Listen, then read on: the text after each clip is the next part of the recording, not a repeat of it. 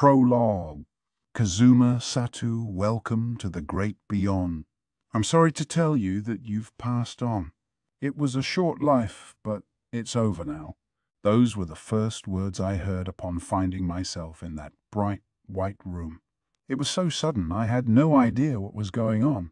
There was a little desk and a chair, like you'd find in an office, and sitting in the chair was the person notifying me of the end of my life. If there are such things as goddesses, the woman in front of me certainly qualified. She was more than just cute like the pop stars on TV. No human could match her beauty. She had long hair, the translucent blue of the sea on a clear day. It gave her a soft, gentle aura. She looked to be about my age. Her light purple clothes fit perfectly, not too revealing, but not hiding anything. She was wearing what we would call a feather dress, divine raiment like the ones in Japan's old stories. This beauty stared at me with eyes the same light blue as her hair, blinking at my inability to understand what had happened. I thought back on the last thing I could remember. Normally I stay locked in my room. Don't even go to school. But today, for once, I left the house. I wanted to get the limited day one edition of a popular memo that was coming out today, so I was up earlier than usual to claim my spot in line. Yeah, I'm what people like to dismiss as a hikikomori, someone so intensely introverted they've withdrawn from society, living a life of isolation and never leaving their room. Others call me an emo junkie. Whatever. I secured my game and was heading home to try it out, spirits high. Then it happened. A girl was walking ahead of me, playing with her phone. Judging by her uniform, she was enrolled at the same school as me. The traffic light turned green and she stepped into the crosswalk without even glancing left or right. I saw the shadow loom over her. It had to be a truck bearing down on her at high speed. I shoved her out of the way before I could think. And then, with a calm that surprised even me, I said quietly to the beautiful woman before me, "Can I just ask one thing?" She nodded. Of course. That girl, the one I pushed out of the way, is she alive? That was important to me. It was the first and last cool thing I'd done in my life. If it turned out I'd been too late, that I hadn't saved her, that would be awful. Sure, she's got a pretty bad broken leg, though. Thank goodness. That meant my death wasn't in vain. I was able to do something worthwhile with my life, even if only at the very end. The beautiful girl cocked her head questioningly at my look of relief. Although, if you hadn't pushed her, she wouldn't have been hurt at all. What did she just say? That tractor would have stopped before hitting her. Obviously, it's a tractor. It doesn't even go that fast. Your dumb heroics were totally uncalled for. Poofed! She sure knew how to make a good first impression. No, I guess it would be rude to smack her, but I really want to. Never mind that. There was something more important to ask. What did you say? A tractor, not a truck. Yes, that's right. A tractor. You think that girl wouldn't have noticed if some huge truck was coming right at her? She would have gotten out of the way. Wait, so I died getting run over by a tractor? No, you died of shock. You were convinced a truck had hit you, and your body failed. I've been doing this a long time, but you're the first person I've met who died in such a weird way. I was at a loss for words. Incidentally, you soiled yourself when you thought you were going to be hit by that tractor. They took you to the nearest hospital, and all the doctors and nurses were like, "Wah! What a loser!" Lo! And you died of a heart attack without even waking up. I threw my hands over my ears. Stop, Please, no. I don't want to hear it. I don't need to hear how pathetic it was. She drew close to me and, with a smirk, whispered in my ear, "Your family got to the hospital just this minute, and before they could even grieve, they heard the cause of death and burst out laughing." "Stop, stop. You're making this up, right? No one's ever died in such a pathetic way." She stood above me and giggled as I knelt on the ground, my head in my hand. "All right. I guess I've let off enough steam for today. Nice to meet you, Kazuma Satou. My name is Aqua. I'm a goddess who gives guidance to those in Japan who die young. Now then, regardless of how amusing the circumstances of your demise may be, you have two choices. This damn woman. All right, forget it. I had to let it go, or we'd never get anywhere. Option 1. Be reborn as a human, starting a completely new life. And Option 2. Live like an old geezer in a heavenly place. Talk about lose-lose. Hang on, what do you mean, heavenly place? And what is living like an old geezer, anyway? Honestly, heaven isn't as great a place as you humans imagine. The dead don't need to eat, and nothing is ever produced in the afterlife. So even if you wanted to cook something, there'd be no ingredients. Sorry to disappoint you, but heaven's actually a real drag. No TV, no manga, no video game. Just a bunch of dead people. And since you're dead, you can't even hook up with anyone. I mean, you don't really have a body, right? It's just you and a bunch of spirits sitting around sunning yourselves and making small talk for all eternity. Wow. No paradise, no video games. That's not heaven. That's hell. I could start over as a baby. Hang on, are those seriously my only choices?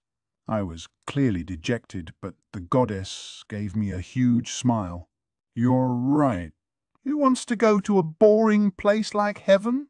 And being reborn isn't so hot either.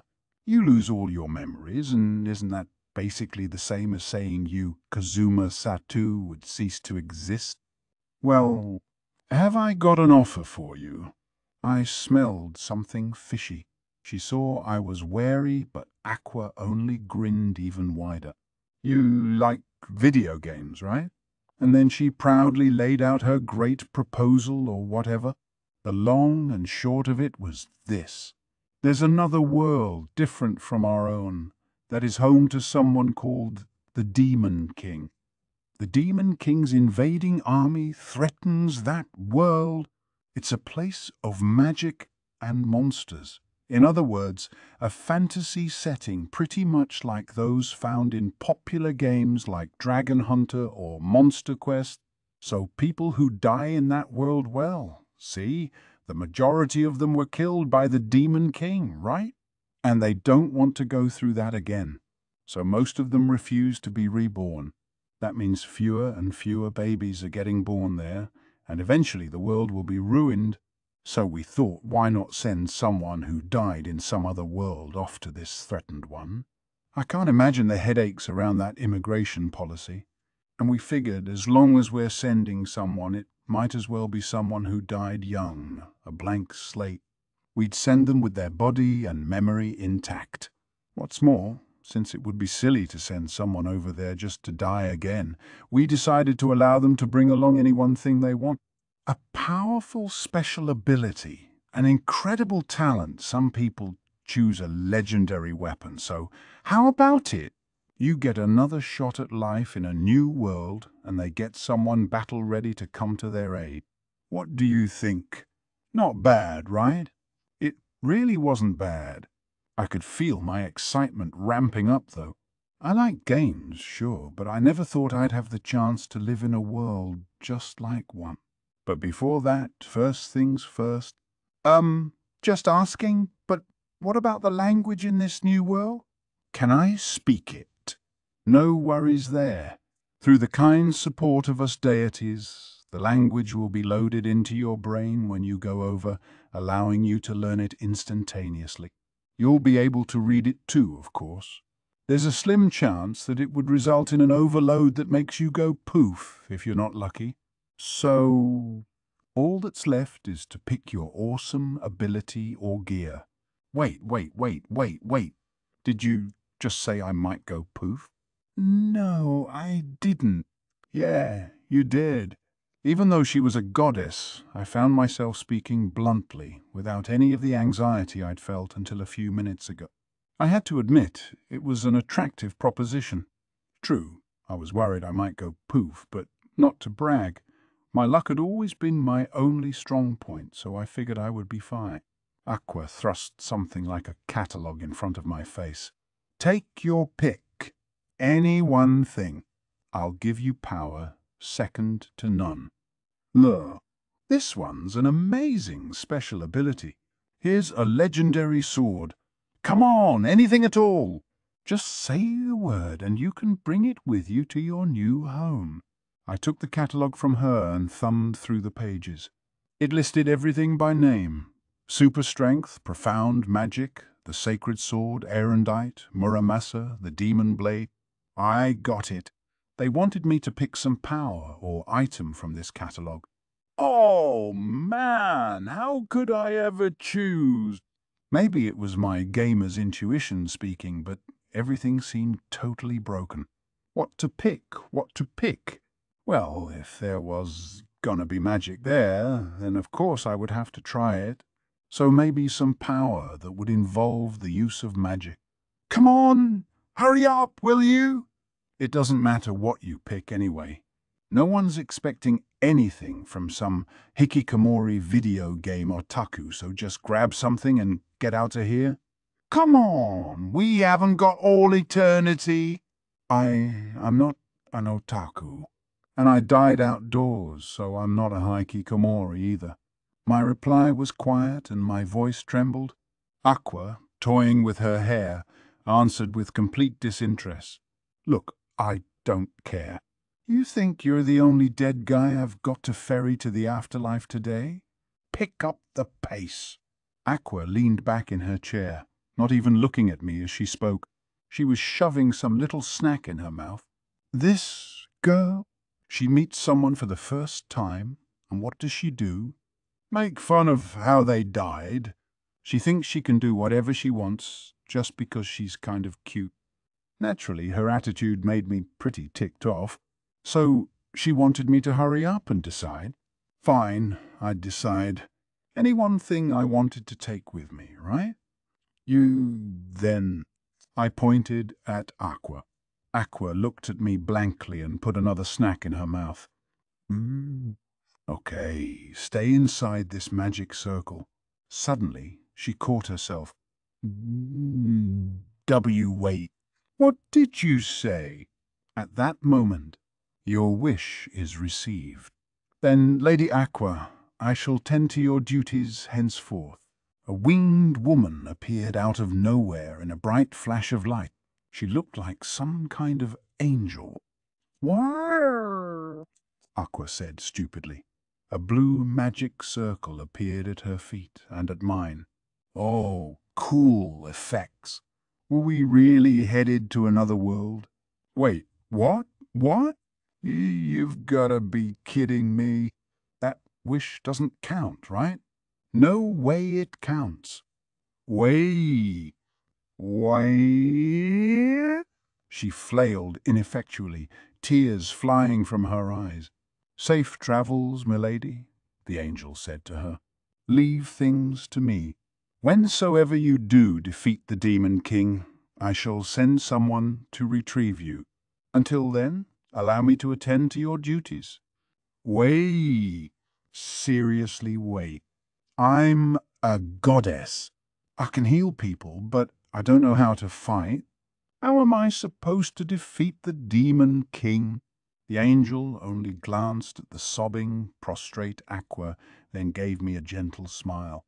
Mr. Kazuma Satou, I will now send you to this new world as one of the candidates for the hero who will defeat the Demon King.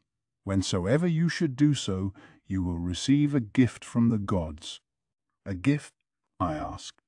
Yeah, one commensurate with the worth of a world saved. The gods will grant any one thing you should ask. Cool!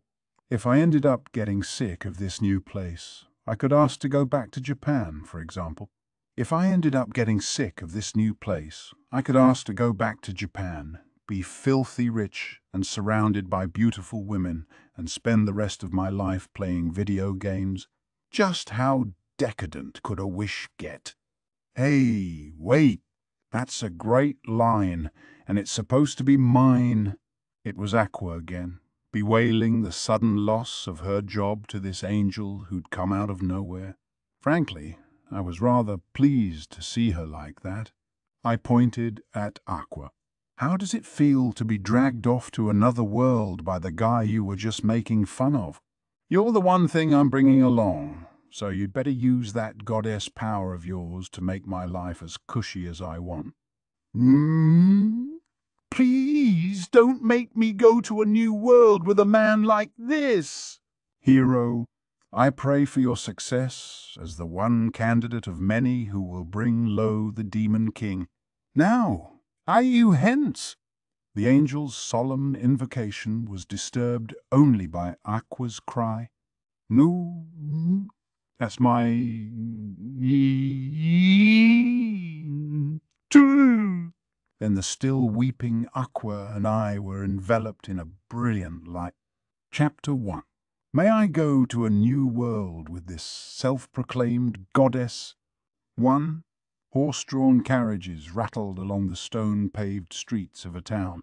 It's a parallel universe. Look around. We're in an actual other world. Am I really here?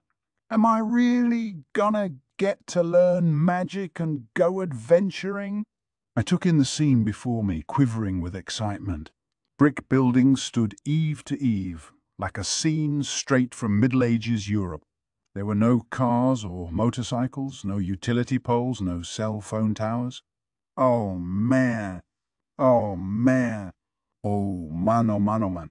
My eyes darted everywhere, watching the people passing by. He's got animal ears, real ones. And there's an elf. Real elf? She's got to be an elf. She's so beautiful. Goodbye, modern-day hermit life. Oh, fantasy world! Now, this is a place where I could see actually going outside, getting a job, and stop being a NEET. W-A-A-A-A-A-A-A-A. W-A-A-A-A-A-A-A-A-A-A-A.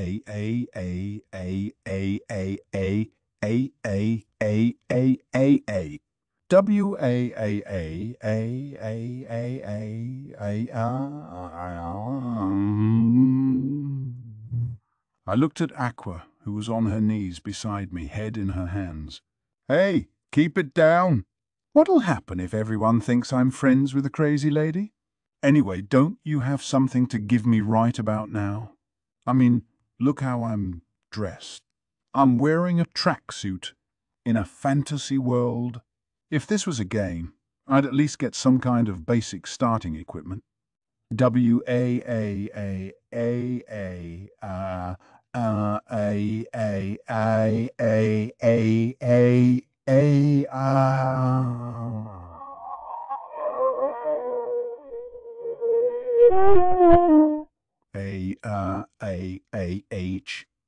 H. The goddess grabbed hold of me as she cried. Oh, what are you doing? Stop it. I get it. I'll handle the starter gear myself. I mean, I'm sorry. If you hate it that much here, then fine. Go home. I'll manage somehow. My hands brushed Aqua's as I tried to free my neck from her grip. To my surprise, her hands were shaking. What are you talking about? She wept, holding her head and dancing back and forth. I can't go home. That's the problem. What am I gonna do? Oh, come on. What am I supposed to do now? She shook her waist-length hair, and I realized she would be a real beauty if she'd just shut up, but as it was, she came across as a diva. Frankly, I could barely bring myself to look at her. Hey, goddess, calm down. At times like this, you have to find the tavern. Start there, gather information. That's how role-playing games work. Well, I thought you were supposed to be some shut-in video game otaku. When did you get so reliable? By the way, Kazuma, my name is Aqua. It's sweet of you to call me goddess, but you should probably use my name while we're here. If people knew who I really am, we might attract a crowd, and then how would we get to the Demon King? This may be a different world, but I am actually worshipped here. With that, Aqua pattered along behind me. I, for my part, was feeling quite confident. Now, there had to be a group of adventurers resisting the Demon King, or an adventurers guild that handled fighting monsters or something. Actually, come to think of it, Aqua's a goddess. Why not ask her? Aqua, how about an adventurers guild? Know where it is? I said, but she just stared at me blankly. Sorry, I'm sure I don't know. I know only the most basic things about this world, not every little detail of its towns. Think about it. This is just one world among millions, and this town is just one insignificant settlement out of all the towns in this world. Why should I know anything about it? This girl is totally useless. The conversation wasn't getting us anywhere, so I stopped a middle-aged woman on the street. It was better than asking a guy who might turn out to be trouble or asking a young girl. My anxiety would have driven the difficulty of that quest through the roof. Excuse me, Mom. May I ask you something? Is there anything like an adventurers guild around? A guild? You mean you don't know? You must be new here. I relaxed at her words, knowing there had to be a guild here somewhere. Yes, ma'am. We've come from quite a ways off. We just arrived a little while ago. Oh my, if you've come to this town, you must be looking to become adventurers. Welcome to Axel, the town for novice adventurers.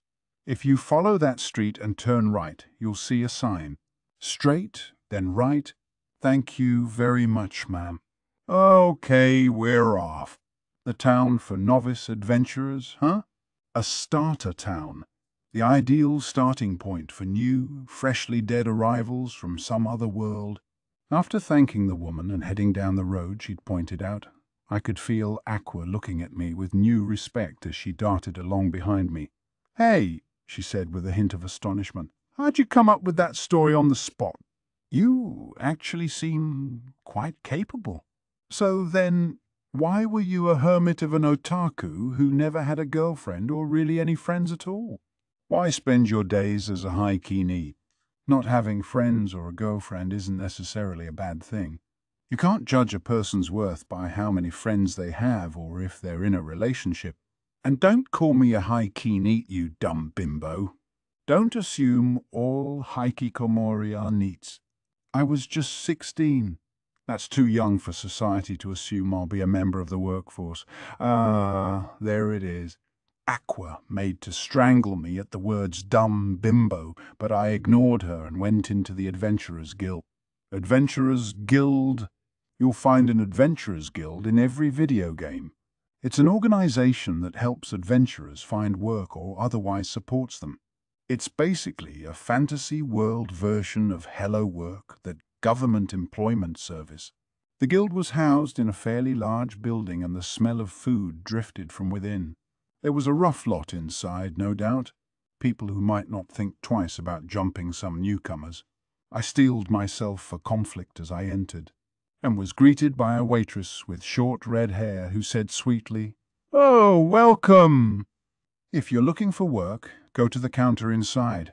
If you're here for a meal, please take any open seat." The dim interior looked to be home to a tavern. People in armor wandered here and there, but no one seemed especially out to cause trouble. We did seem to be getting a lot of attention, though. At first I thought maybe they didn't get many newcomers here. Then it dawned on me. "Hey, I don't like the way they're looking at me," Aqua said. "I know. It's the goddess aura I exude. They've figured out who I really am. Everyone, was checking out the goddess who stood beside me, spewing inanities. It made sense that she would attract attention. After all, she would be really beautiful if she could keep her mouth shut. I decided to ignore the stares and pursue my original objective. Listen, Aqua. Once we register, the guild will give us some tutorials, teaching us how to survive as new adventurers. They should lend us enough money to go on an adventure and get us work that'll keep food on the table even though we're just starting out. Maybe they'll let us know where the best inns are. Most games start this way. Normally I'd say it was your job to make sure we had the basic necessities for life in this world, but never mind. Today, let's just get registered, make sure we've got enough money for starter equipment, and find somewhere to sleep. I don't know what you're talking about. My job is to send dead people to this world. But fine. I don't know anything about video games, but I take it this is how you get started in this kind of world. I just have to register as an adventurer, right? That's right. Let's go. I pulled Aqua along toward the counter. There were 4 receptionists. 2 were women. I went to the prettier of the 2. Hey, we could have gone to any of the other 3 and not had to wait in line, Aqua said from behind me. Why'd you pick this one? Wait, I get it. It's because she's the prettiest, isn't it? Sheesh, just when I think maybe I can count on you for something. She doesn't know anything. I turned to her and said in a whisper, Lesson 1, be on good terms with the girl at the guild. Lesson 2, the pretty ones always have a backstory. There's got to be an event flag waiting. Someday we'll find out that girl used to be a renowned hunter or something. Come to think of it, I've seen that sort of thing in comic books too. Sorry. I'll just stand in line here. The receptionists at the open windows all glared at us for deliberately lining up at this one, but I ignored them. Finally, it was our turn. Hello, how can I help you today? The receptionist seemed very gentle and was certainly very beautiful. Her wavy hair and generous bosom gave her a mature look. We'd like to become adventurers, but we just got here from the countryside and don't have any idea what to do. If I dropped in a bit about being from the sticks or some other land, the receptionist would presumably take the initiative to tell us what we needed to know. I see, well, a registration fee is required. Will that be all right? There you go. A tutorial, just like that. Now we just had to do what she'd told us and registration fee. Hey, Aqua, you got any cash? What do you think? As if I had time to grab my wallet when you dragged me off here. What were we going to do? Maybe we could get a loan for starters or postpone the fee? Aqua and I stepped away from the window to plan our strategy. What are we gonna do now? We've been at this for 5 minutes and we've already hit a roadblock. In a game, you usually just start with some basic equipment or at least a little money. Gosh, what happened to that manly confidence you had a few minutes ago? Oh, well, I guess it can't be helped. You are a hikikomori. Fine, my turn. You just watch. I'll show you what it means to be a goddess. A man was sitting nearby in what seemed to be priests' vestments, ratty and worn though they were. Aqua boldly strode up to him. You priest? State your denomination. I am Aqua. Yes, Aqua, she who is venerated by the Church of Axis. If you be among my followers, it would really help if you could lend me some money. I couldn't tell if she was commanding or begging. I'm afraid I'm of the Eris sect. Oh, is that so? Sorry to bother you then. I guess he wasn't one of her followers. Aqua turned dejectedly and made to leave, but the priest called out to her. Oh, miss, you're a follower of the Axis sect. In the old stories, the goddesses Aqua and Eris were said to be senior and junior to each other. It must be fate that brought you to me. I saw you didn't have enough money to pay the registration fee. Here, let me give you enough for that. Call it Eris's blessing. But, miss, however devoted a follower you may be, you shouldn't call yourself a goddess. Oh, right. Sorry. Thank you very much. Aqua took the money and came back wearing a look that reminded me of a dead fish.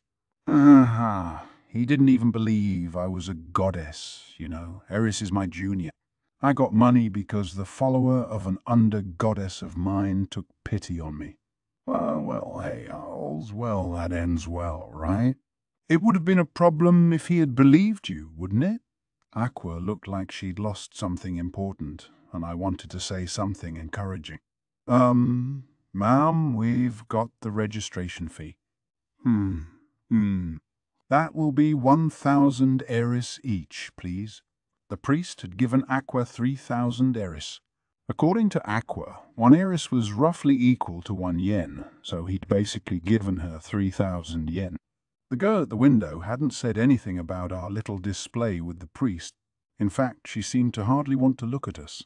So much for lesson 1. Now you said you want to become adventurers, so I assume you have some idea of what's involved. But just in case, please allow me to explain. First of all, adventurers are those who fight the monsters, that is, creatures who do harm to people outside town. However, they are also jacks of all trades.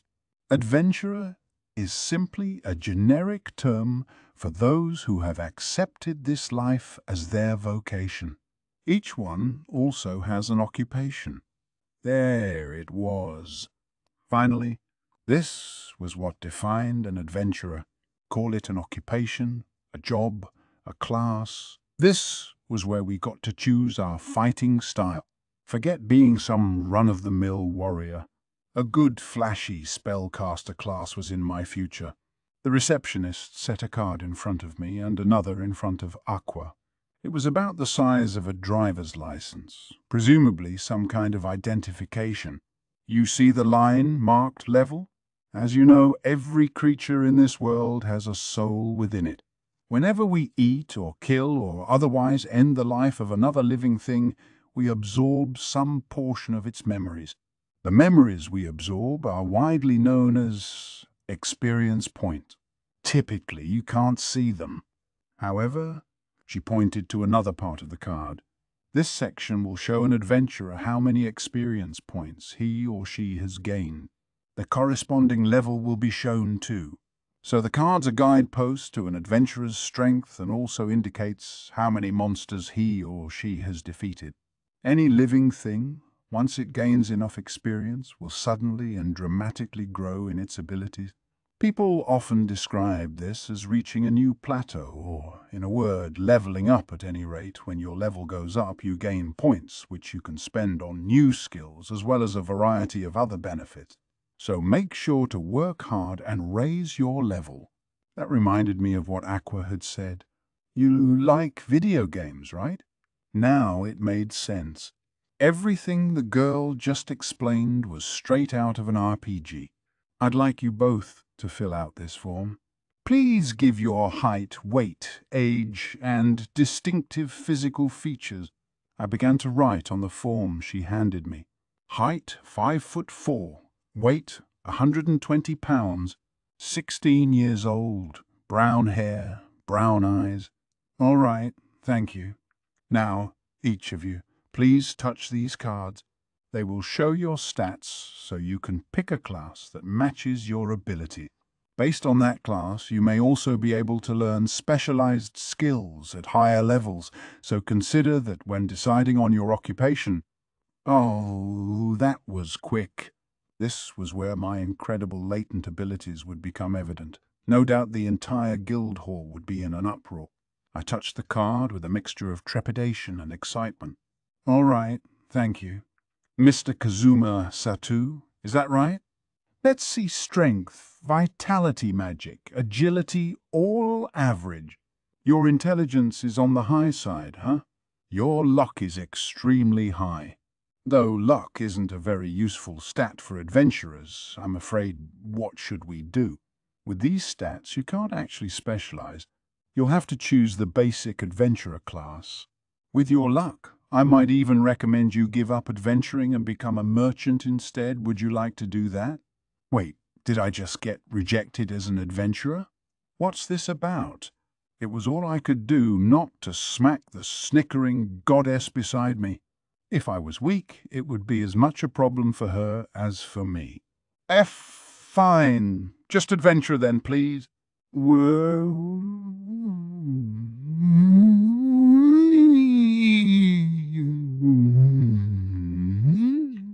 And notice how the adventurer class shares its name with the word that refers to everyone who goes on adventures. It's a sort of general occupation. Just because it's a starter class doesn't mean it's bad. People with the adventurer job can learn and use skills from any class. The trade-off is that skills take tons of points to learn, and you can't expect them to be anywhere near as effective as when someone of the proper class uses them. Jack of all trades, master of none, leave it to Aqua to rain on my parade. I wondered if I could just lose her somewhere. Anyway, starter class or general occupation, it looked like I was stuck as an adventurer, the weakest class of all, but it didn't matter. The weakest adventurer was still an adventurer, and I was just as poised to take on a world out of my video games. It was with no small stirring of my heart that I took the card with my name and the word adventurer. Ooh, whoa, wow. Where did these numbers come from? Besides your below-average intelligence and your abysmal luck, all your stats are vastly above average. Your magic is the most amazing of all. Who or what are you, ma'am? The receptionist could barely contain herself as she looked at Aqua's card. The building filled with excited murmurs. Wait, wasn't that supposed to happen for me? Really? So I'm amazing or something? Well, I guess I am me after all.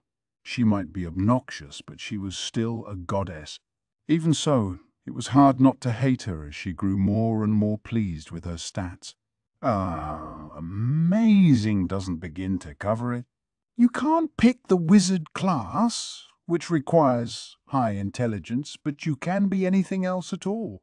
You could be a crusader, a knight famed for impenetrable defense. Or you could be a swordmaster with unparalleled attack power. You could be an archpriest, the most advanced of the priest classes. You can start in some of the most advanced occupations available.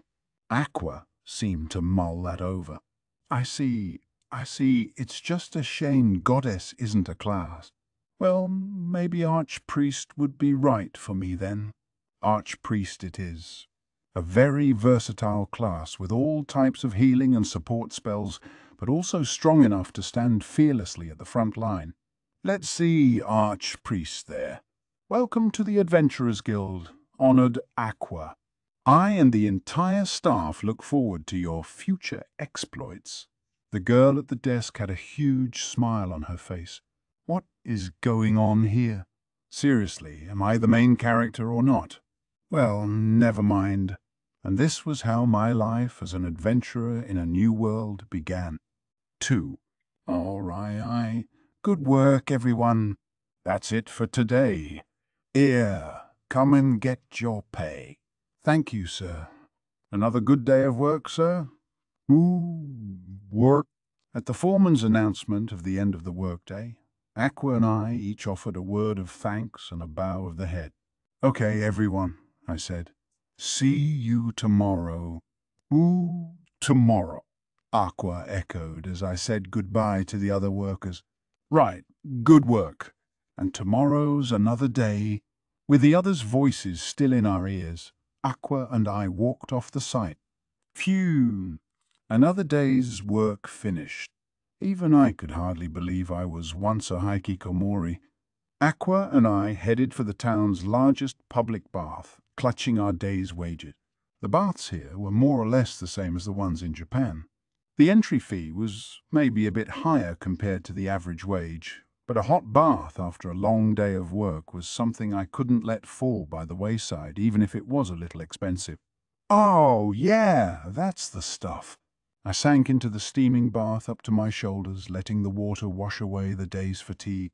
This world looked a bit like the Middle Ages, and I'd always assumed baths would be a luxury in a fantasy world, but apparently I'd been wrong. And, thank goodness, Aqua left the bath and waited for me at the entrance. I guess it's not very chivalrous to make a woman wait while you finish soaking, but then again, maybe that's just a bath-loving Japanese person for you. What do you want to eat today?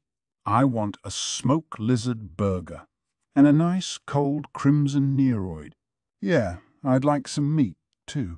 Well, how about we get the guy at the inn to whip us up a couple of his smoked lizard hamburger combo meals? No objection. Aqua and I wolfed down our meals, and then, with nothing special to do, we went back to the stable we were staying at. I picked the hay that smelled the least like horse poop to make my bed and lay right down. Aqua was curled up nearby as though it were the most natural thing in the world. Good night. Night. Man, we really did some work today. And so I began to drift off into a deep, satisfied slumber. Wait, hold on a minute.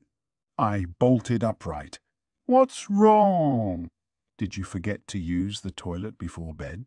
It's dark outside. Want me to go with you? No, that's not it. Why are we doing manual labor every day? Yeah, Aqua and I had spent every day of the last 2 weeks working on an expansion to the town wall. Doing construction work. This was a far cry from the adventuring I'd expected when I came here. Come to think of it, how had Aqua adapted so uncomplainingly to this life? She's a goddess, isn't she? Well, it's 'cause if you want to eat, you have to work. Don't you like construction? Sheesh. This is why you're a hikey NEET. You could hawk goods in the shopping district if you'd rather. That's not the point. I came here for heart-pounding battles with monsters, okay? I thought the Demon King's invasion was threatening this place. But you couldn't find a more peaceful world. There's no demons. There's hardly any kings. What did we come here for? Our voices got louder as our tempers flared until we heard shouts nearby. Hey you, shut up. People are trying to sleep. Oh, sorry. So sorry. Novice adventurers are poor, okay? They don't have the money for a room at the inn every night. Usually they pool their resources with other adventurers and sleep in one big dormitory-style room. But right now, all we could afford to rent was a haystack in the stable. Yeah, definitely not living up to how I'd envisioned the adventuring life in a fantasy world. Staying at the inn was sort of like if you slept in a hotel every night back in Japan. Not a lifestyle for those without a steady income, like us, for example. Video games normally feature some simple starter quests like harvesting herbs or hunting some monsters near town. No such thing here. Plus, monsters don't just spew money when you defeat them either. The monsters that lived in the forest near town had been wiped out long ago. And who'd pay money for someone to gather herbs in a perfectly peaceful forest? No one, obviously. Even children left the town's walls with impunity.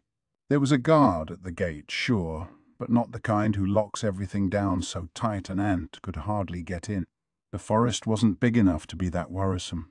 If anything dangerous showed up, the people just went out and got rid of it. I guess it made sense when you thought about it, but it was all a bit too real-worldy for my liking. In a game, a fresh-faced adventurer could go out in the woods, spend half a day picking easily distinguishable plants and herbs, and make enough money to pay for 3 square meals and a soft bed, too. But when in real life has there ever been such easy money? Think about it. Even in a rich country like Japan, have you ever met a laborer who spends every day of his life in a decent hotel? Minimum wage. Labor laws. Wow! Whoa! Are they tasty? Welcome to your RPG fantasy. I know all that. This is the farthest town from the Demon King's castle. He'd never bother attacking all the way out here, especially a town with nothing but greenhorns. So, Kazuma, you're telling me you want to go on a real adventure? Before you've even gotten any gear together? In the face of Aqua's blunt analysis, there was nothing I could say. It was true. Aqua and I lacked even the most basic provisions for adventuring. We'd taken our nice, safe construction jobs in hopes of saving up enough to buy some equipment. I'm getting pretty tired of construction. I didn't come all the way to a land of swords and sorcery just to work with my hands. I came here to adventure, no computers or game consoles needed. I was sent here to drive out the Demon King, wasn't I? For a moment, Aqua looked at me as though she couldn't understand what I was talking about. Then she exclaimed, "Oh, that's right. We did mean to do something like that, didn't we?"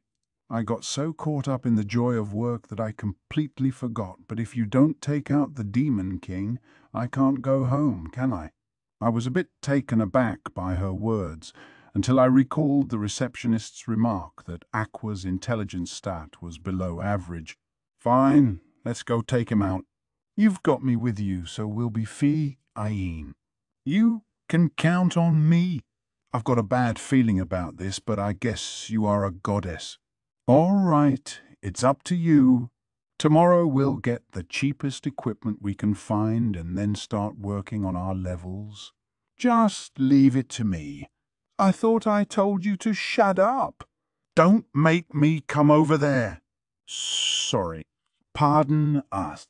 Even as we apologized to the other adventurer, my heart was dancing in my chest, and soon I was asleep. 3. There wasn't a cloud in the bright blue sky. Help me. Aqua, help me. Puff! Yeah! This is great. Kazuma, your face is so red. The tears, the desperation. I love it. Right. I'll bury her in the ground on my way home.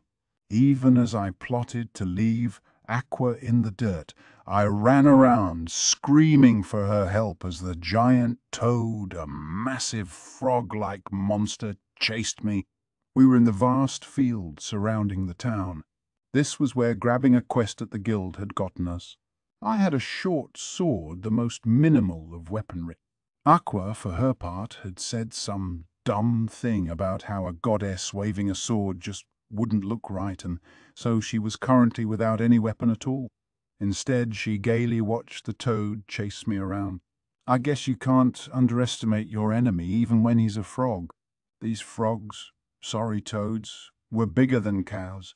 During mating season, they needed strength to lay their eggs and so would migrate to human towns, where there was plenty of food as in the local farmers' goats, which the toads would swallow whole. Since Aqua and I hardly weighed more than a couple of goats ourselves, we were both pretty concerned by this revelation. As a matter of fact, it turned out that every year, around giant toad mating season, a number of farmers and even children would go missing from the town. On the outside, these monsters looked just like huge frogs, but they were far more dangerous than the weaklings that had been cleared out of the area so long ago. Incidentally, their meat, while a little tough, was light and mild-tasting and was considered a delicacy. We'd heard that their thick layer of fat protected them from physical attacks. Then again, we'd also heard that because giant toads hate metal, if you wore even just a tiny bit of armor, you could avoid being eaten, so they weren't so hard to deal with after all. That's why experienced adventurers enjoyed hunting them. We, however, Aqua, don't just stand there laughing. Help me! Maybe you could start by showing me a bit of respect.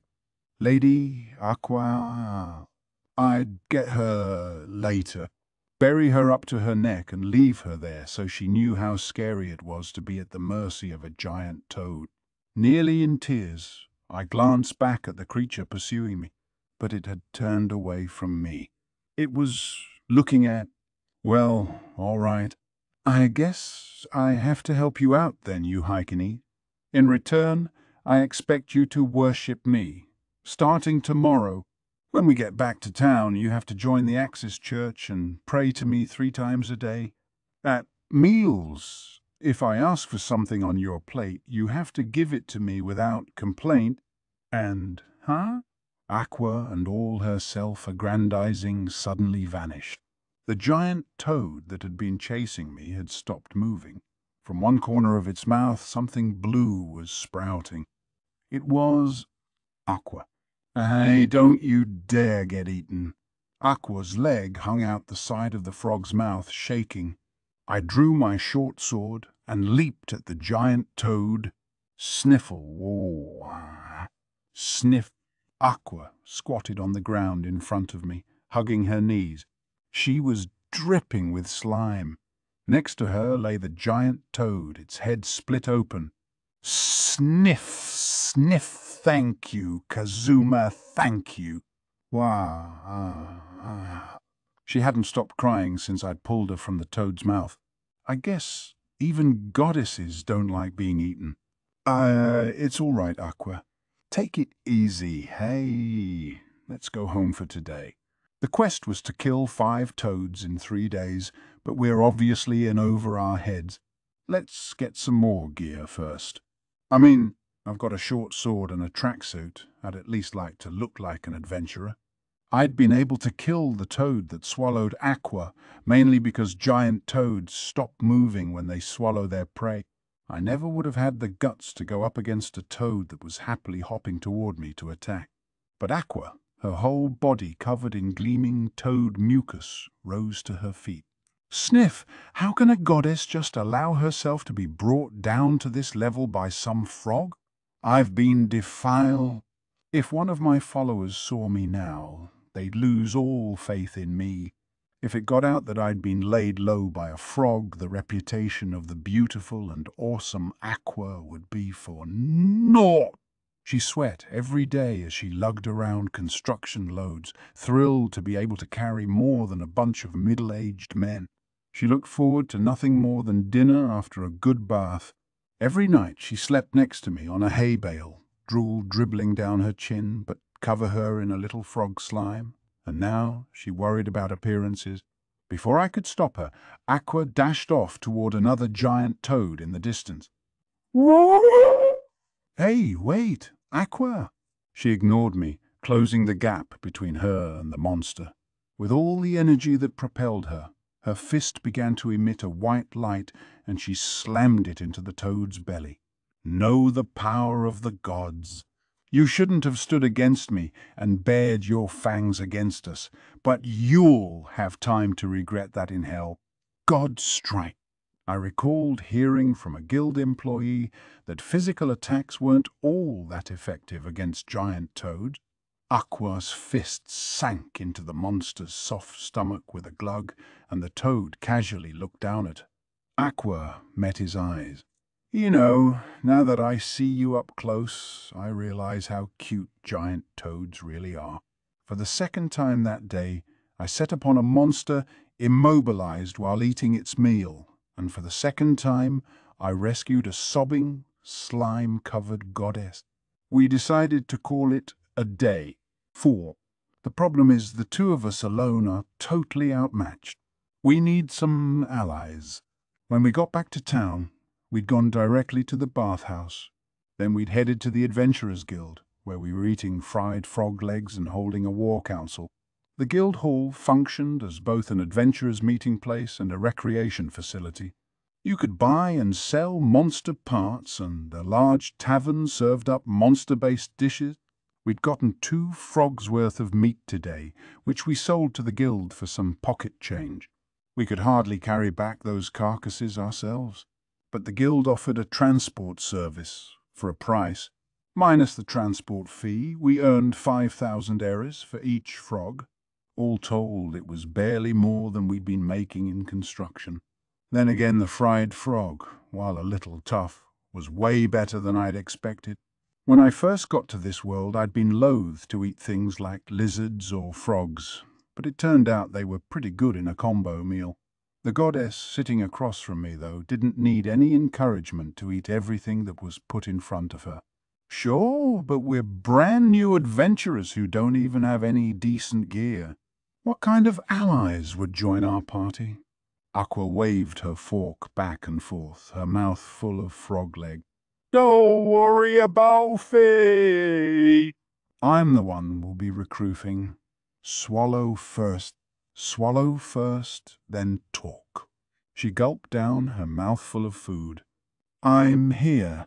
When word gets out we want party members, they'll come. I'm an archpriest, you know, an advanced class. I can use all kinds of healing magic. I can cure paralysis and poisoning, even revive the dead. What party wouldn't want me? I might not have anywhere near my full power, thanks to you dragging me down to the mortal realm, but, I'm the great Aqua, aren't I? Pretty soon they'll be knocking at our door. Please, let us join you. They'll say, "Get it! Now pass me another fried frog leg." With that she grabbed a leg off my plate, and I looked at this self-proclaimed goddess with a sinking feeling. 5. At the Adventurers Guild the next day. Where are they? Aqua groaned.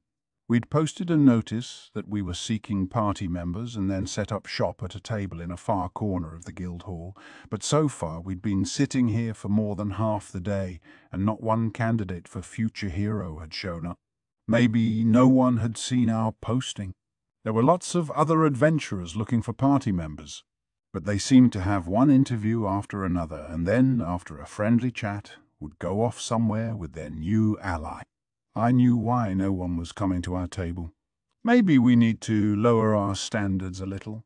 I get that we're trying to defeat the Demon King here, but the part that says only those of advanced classes need apply is probably putting people off. But the class system in this fantasy world included what were called advanced classes. Aqua's class, Archpriest, was an example. It was a stage normal people would never reach. Heroes of legend, if you will. And obviously, most everyone with that kind of talent had already found parties. Aqua was probably just looking to get the most powerful people we could to help us take on the Demon King. But at this rate, no one's going to show up. Anyway, you might be an advanced class, but I have the lowest job there is. How can I hold my head up if my entire party's full of elite characters? Let's cast a wider net, please. As I spoke, I made to stand up. But then I saw the notice seeking adventurers of advanced classes. Is this the right place? I met a red eye that looked oddly, almost sleepy. Full black hair that just barely reached the shoulders. The girl who'd spoken to us was the very image of a spellcaster. Black mantle and black robe, black boots, a staff, even a pointy hat. She had doll-like features, one of those Lolita types. I knew it wasn't unusual in this world for children to work, but this girl couldn't have been more than 12 or 13. She was short and wore a patch over one eye, and suddenly she threw back her mantle and declared, "I am Megumin. I am of the occupation Archwizard, one who wields the most powerful of all offensive magics, explosion. Are you messing with us?" I am not." She didn't seem to expect me to dismiss her self-introduction. And what was with that name anyway? That red eye.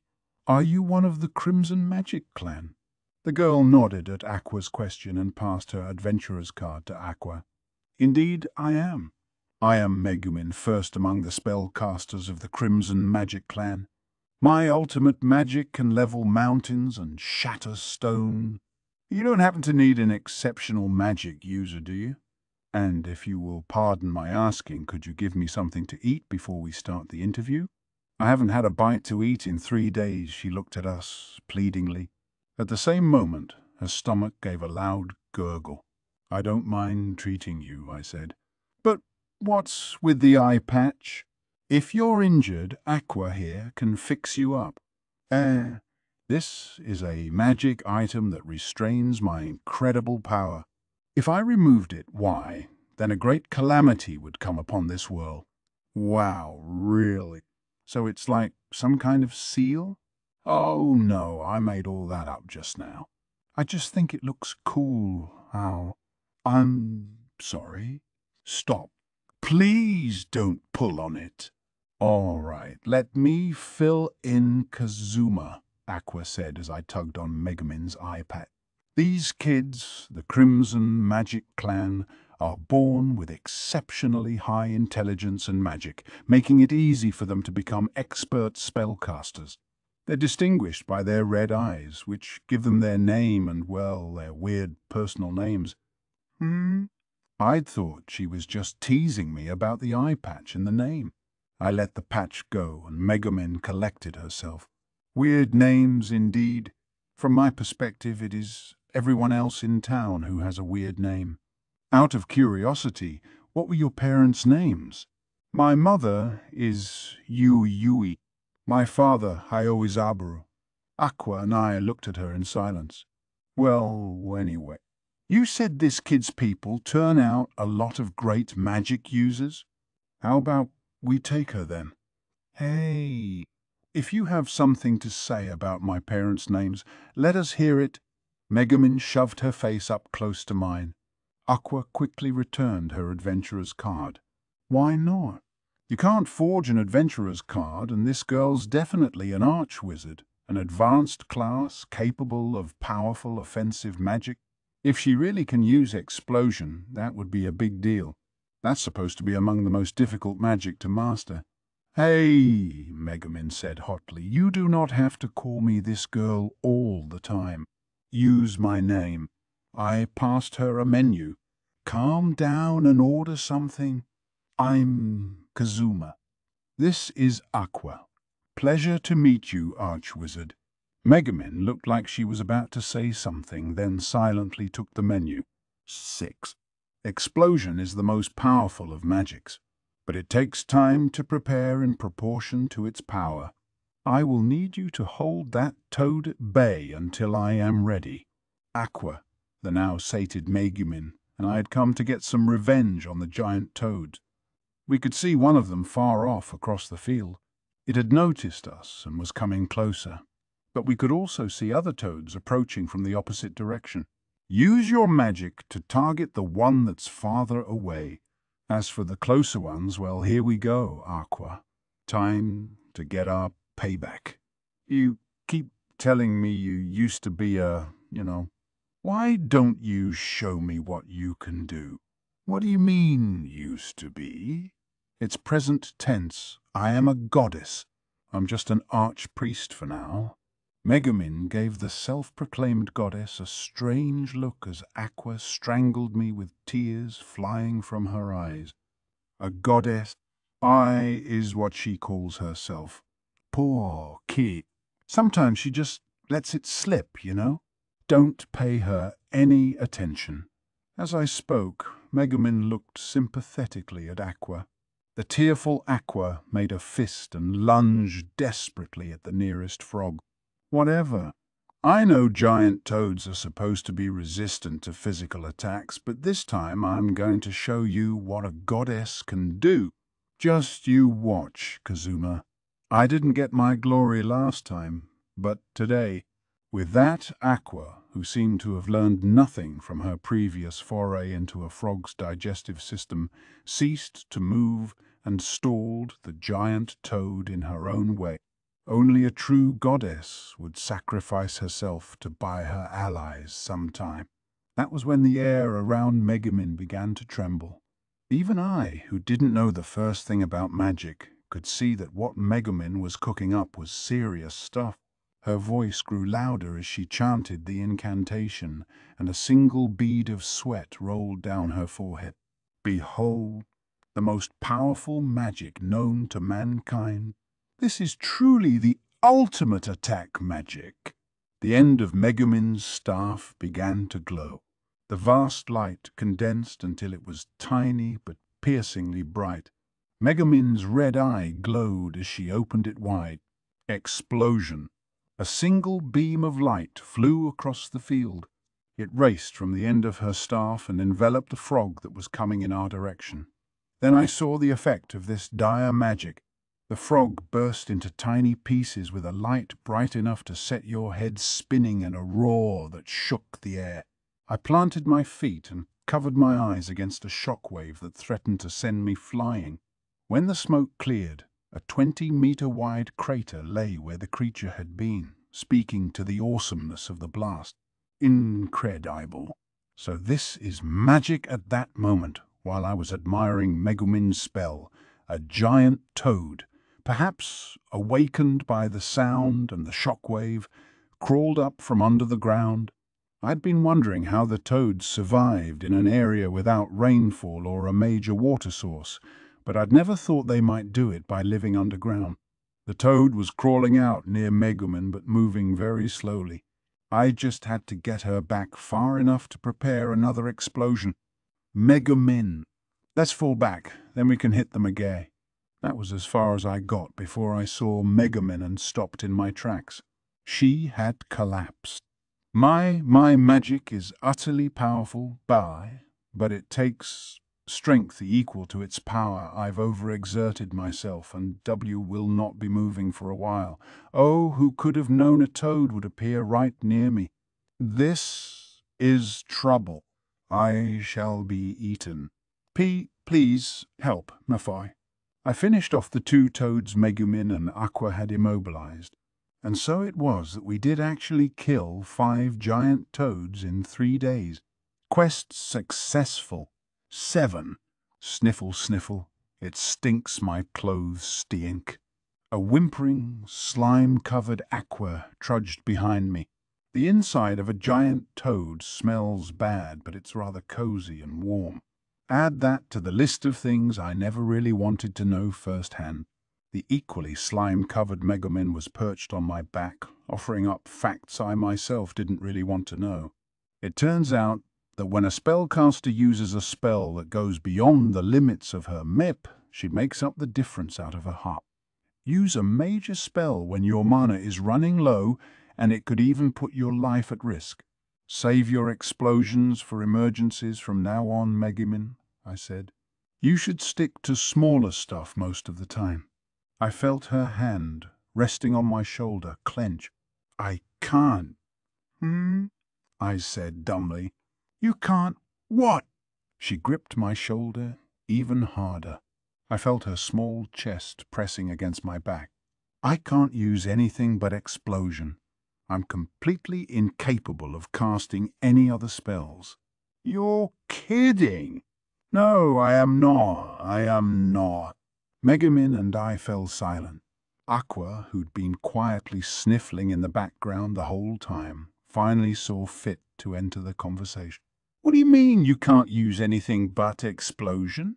If you have enough skill points for that, surely you have enough to learn other spells too. Skill points.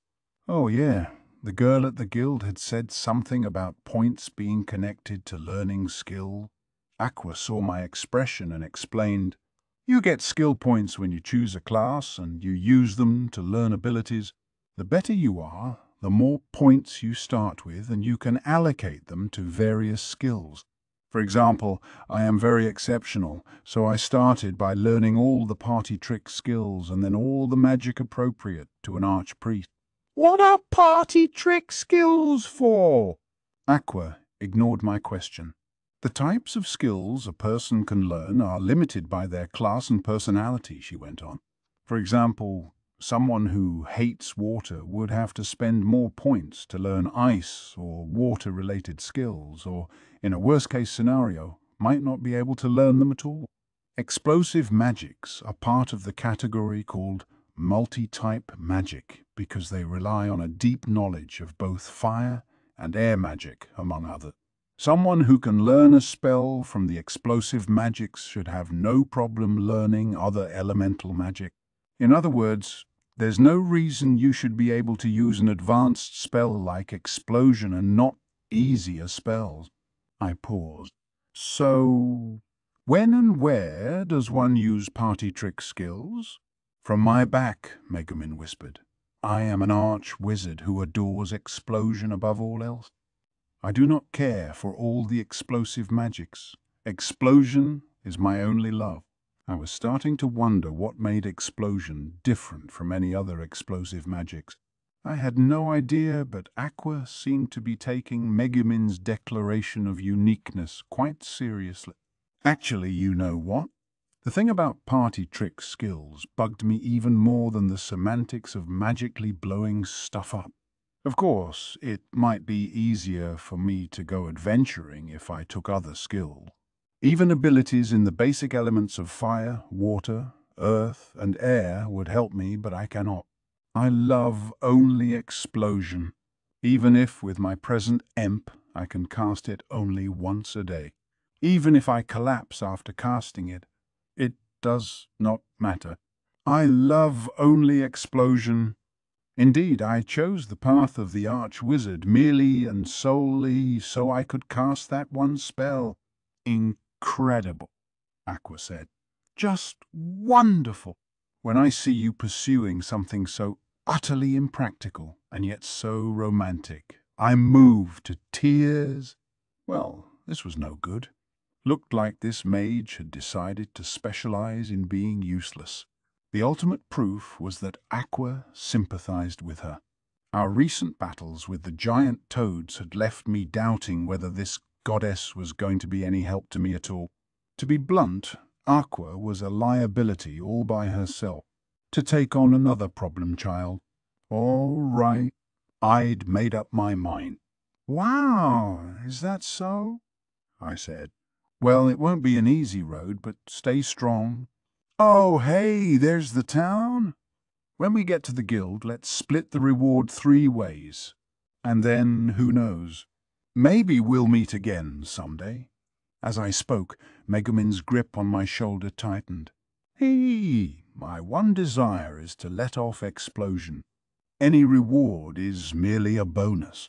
I do not need an equal share. Give me enough for a meal and a bath and some necessities, and I will ask nothing further. Yeah, you can have me, an arch-wizard, for hardly more than the price of a meal. Could you do anything other than take me on long-term under such conditions? Oh, we couldn't. Such phenomenal power would be wasted on a small fry party like ours. Pearls before swine, you know? A regular spellcaster would be plenty for a couple of novices like us. Look at me. I'm the lowest possible class.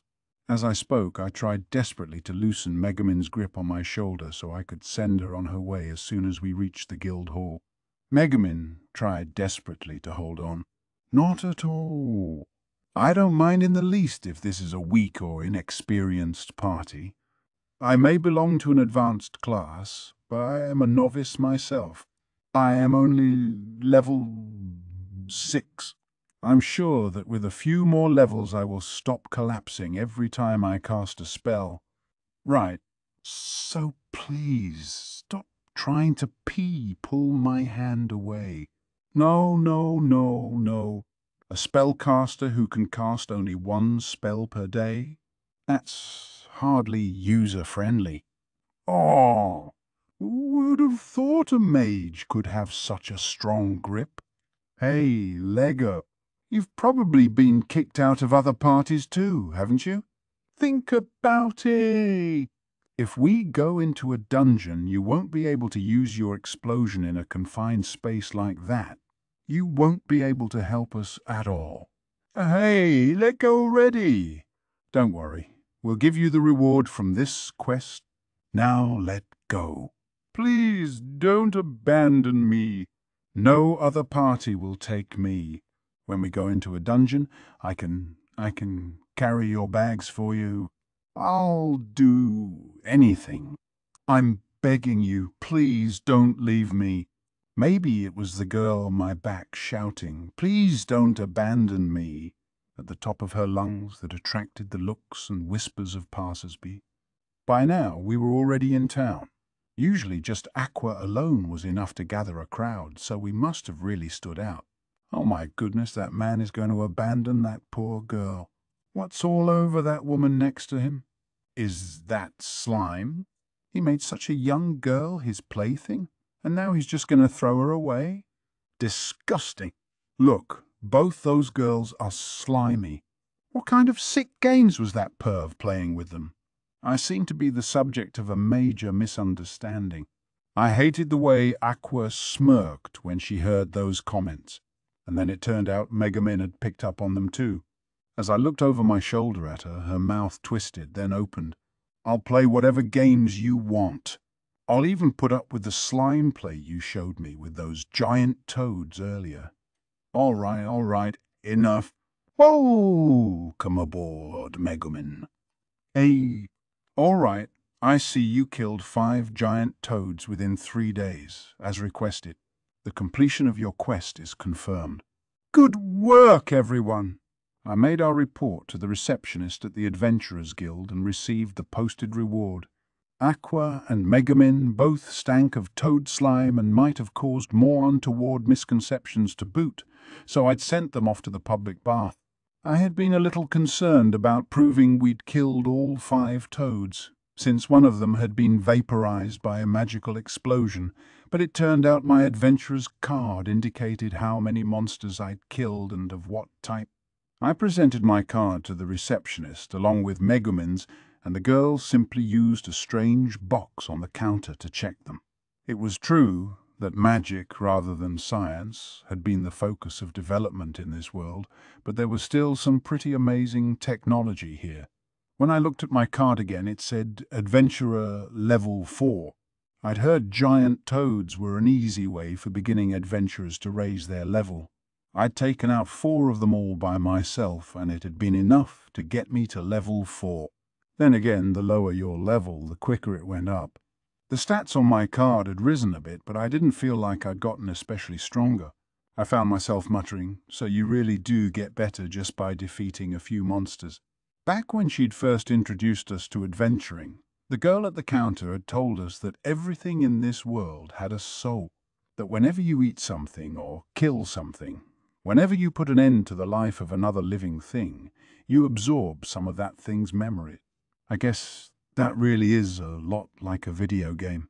When I looked more closely at my card, I found the word skill points along with the number 3.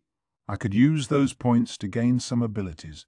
Now then, we're buying 2 giant toads from you, along with the quest completion award that comes to 110,000 eris. 110,000. Minus the cost of transport, each of those frogs was worth 5,000 yen. The reward for actually completing the quest was another 100,000. According to Aqua, most parties had 4 to 6 people when they attempted a quest. So think of an average party of adventurers risking their lives in pitched battle for a day or 2 and coming home with 5 frog carcasses. Along with the completion award, they would make 125,000 yen. In a 5-person party, each party member would come away with 25,000 yen. That was so not worth it. You'd be talking about a rate of 25,000 yen a day if the quest took only 1 day. That might sound like a pretty good deal to the average person, but remember, we were putting our lives on the line here. If even 1 more toad had popped up today, for example, I might have been eaten too, and there would have been no one to help us. Party white. The hairs on the back of my neck stood up just thinking about it. I took a look at the other quests on the board. Cut down eagle trees, causing trouble in the woods. Reward by volume. Please help me find my lost pet white wool. Seeking swordsmanship tutor for my son. Note, only rune knights or sword masters need apply. Do you want to be part of my magical experiments?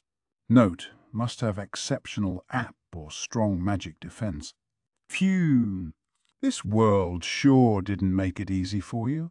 I'd been an adventurer for only 2 days, and I already wanted to return to Japan. Pardon me, may I have a moment?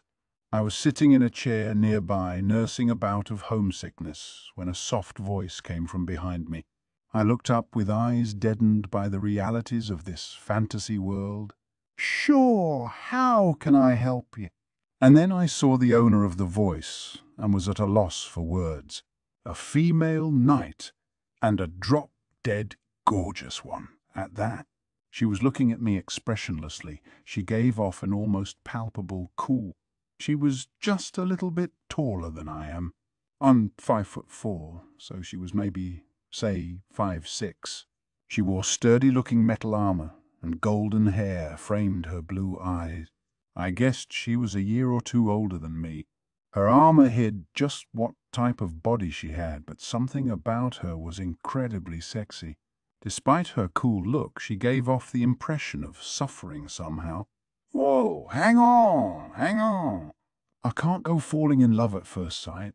Yes, what can I do for you? I could deal with someone younger than me, like Megumin, or someone who was, or at least looked, my age, like Aqua, but my voice cracked a little with nervousness as I talked to this obviously older woman. That's what I get for being a lifelong hikikomori. Tell me, was it your party that posted this for recruitment? Are you by any chance still recruiting? The female knight held out a piece of paper. I'd forgotten we hadn't taken down the recruitment notice since adding Megumin. Oh, that. Yes, we're still looking for more members, but to be perfectly honest, I can't recommend it. Please, oh, please let me be in your party. I'd been trying to put her off gently, but the knight suddenly grabbed my hand. Ooh, hold on. I should warn you, we have a lot of problems. Neither of the other members is even slightly capable, and I'm in the lowest class. In fact, just a little while ago, both my friends wound up covered in slime. Ow, ow, ow. She'd squeezed my hand extra hard the moment I said covered in slime. I knew those were your companions I saw earlier with all that goop on them. How did they end up like that? Please, let me get covered in. What did she just say? Wait, let me try again. What I mean is, how could I, a knight, overlook two tender young women in such a state? How about it? I'm a crusader, an advanced class of knight. I believe that fits your requirements. What was with this girl? She was giving me the crazy eye. She'd seemed so calm just a moment ago. A red flag went up in my mind.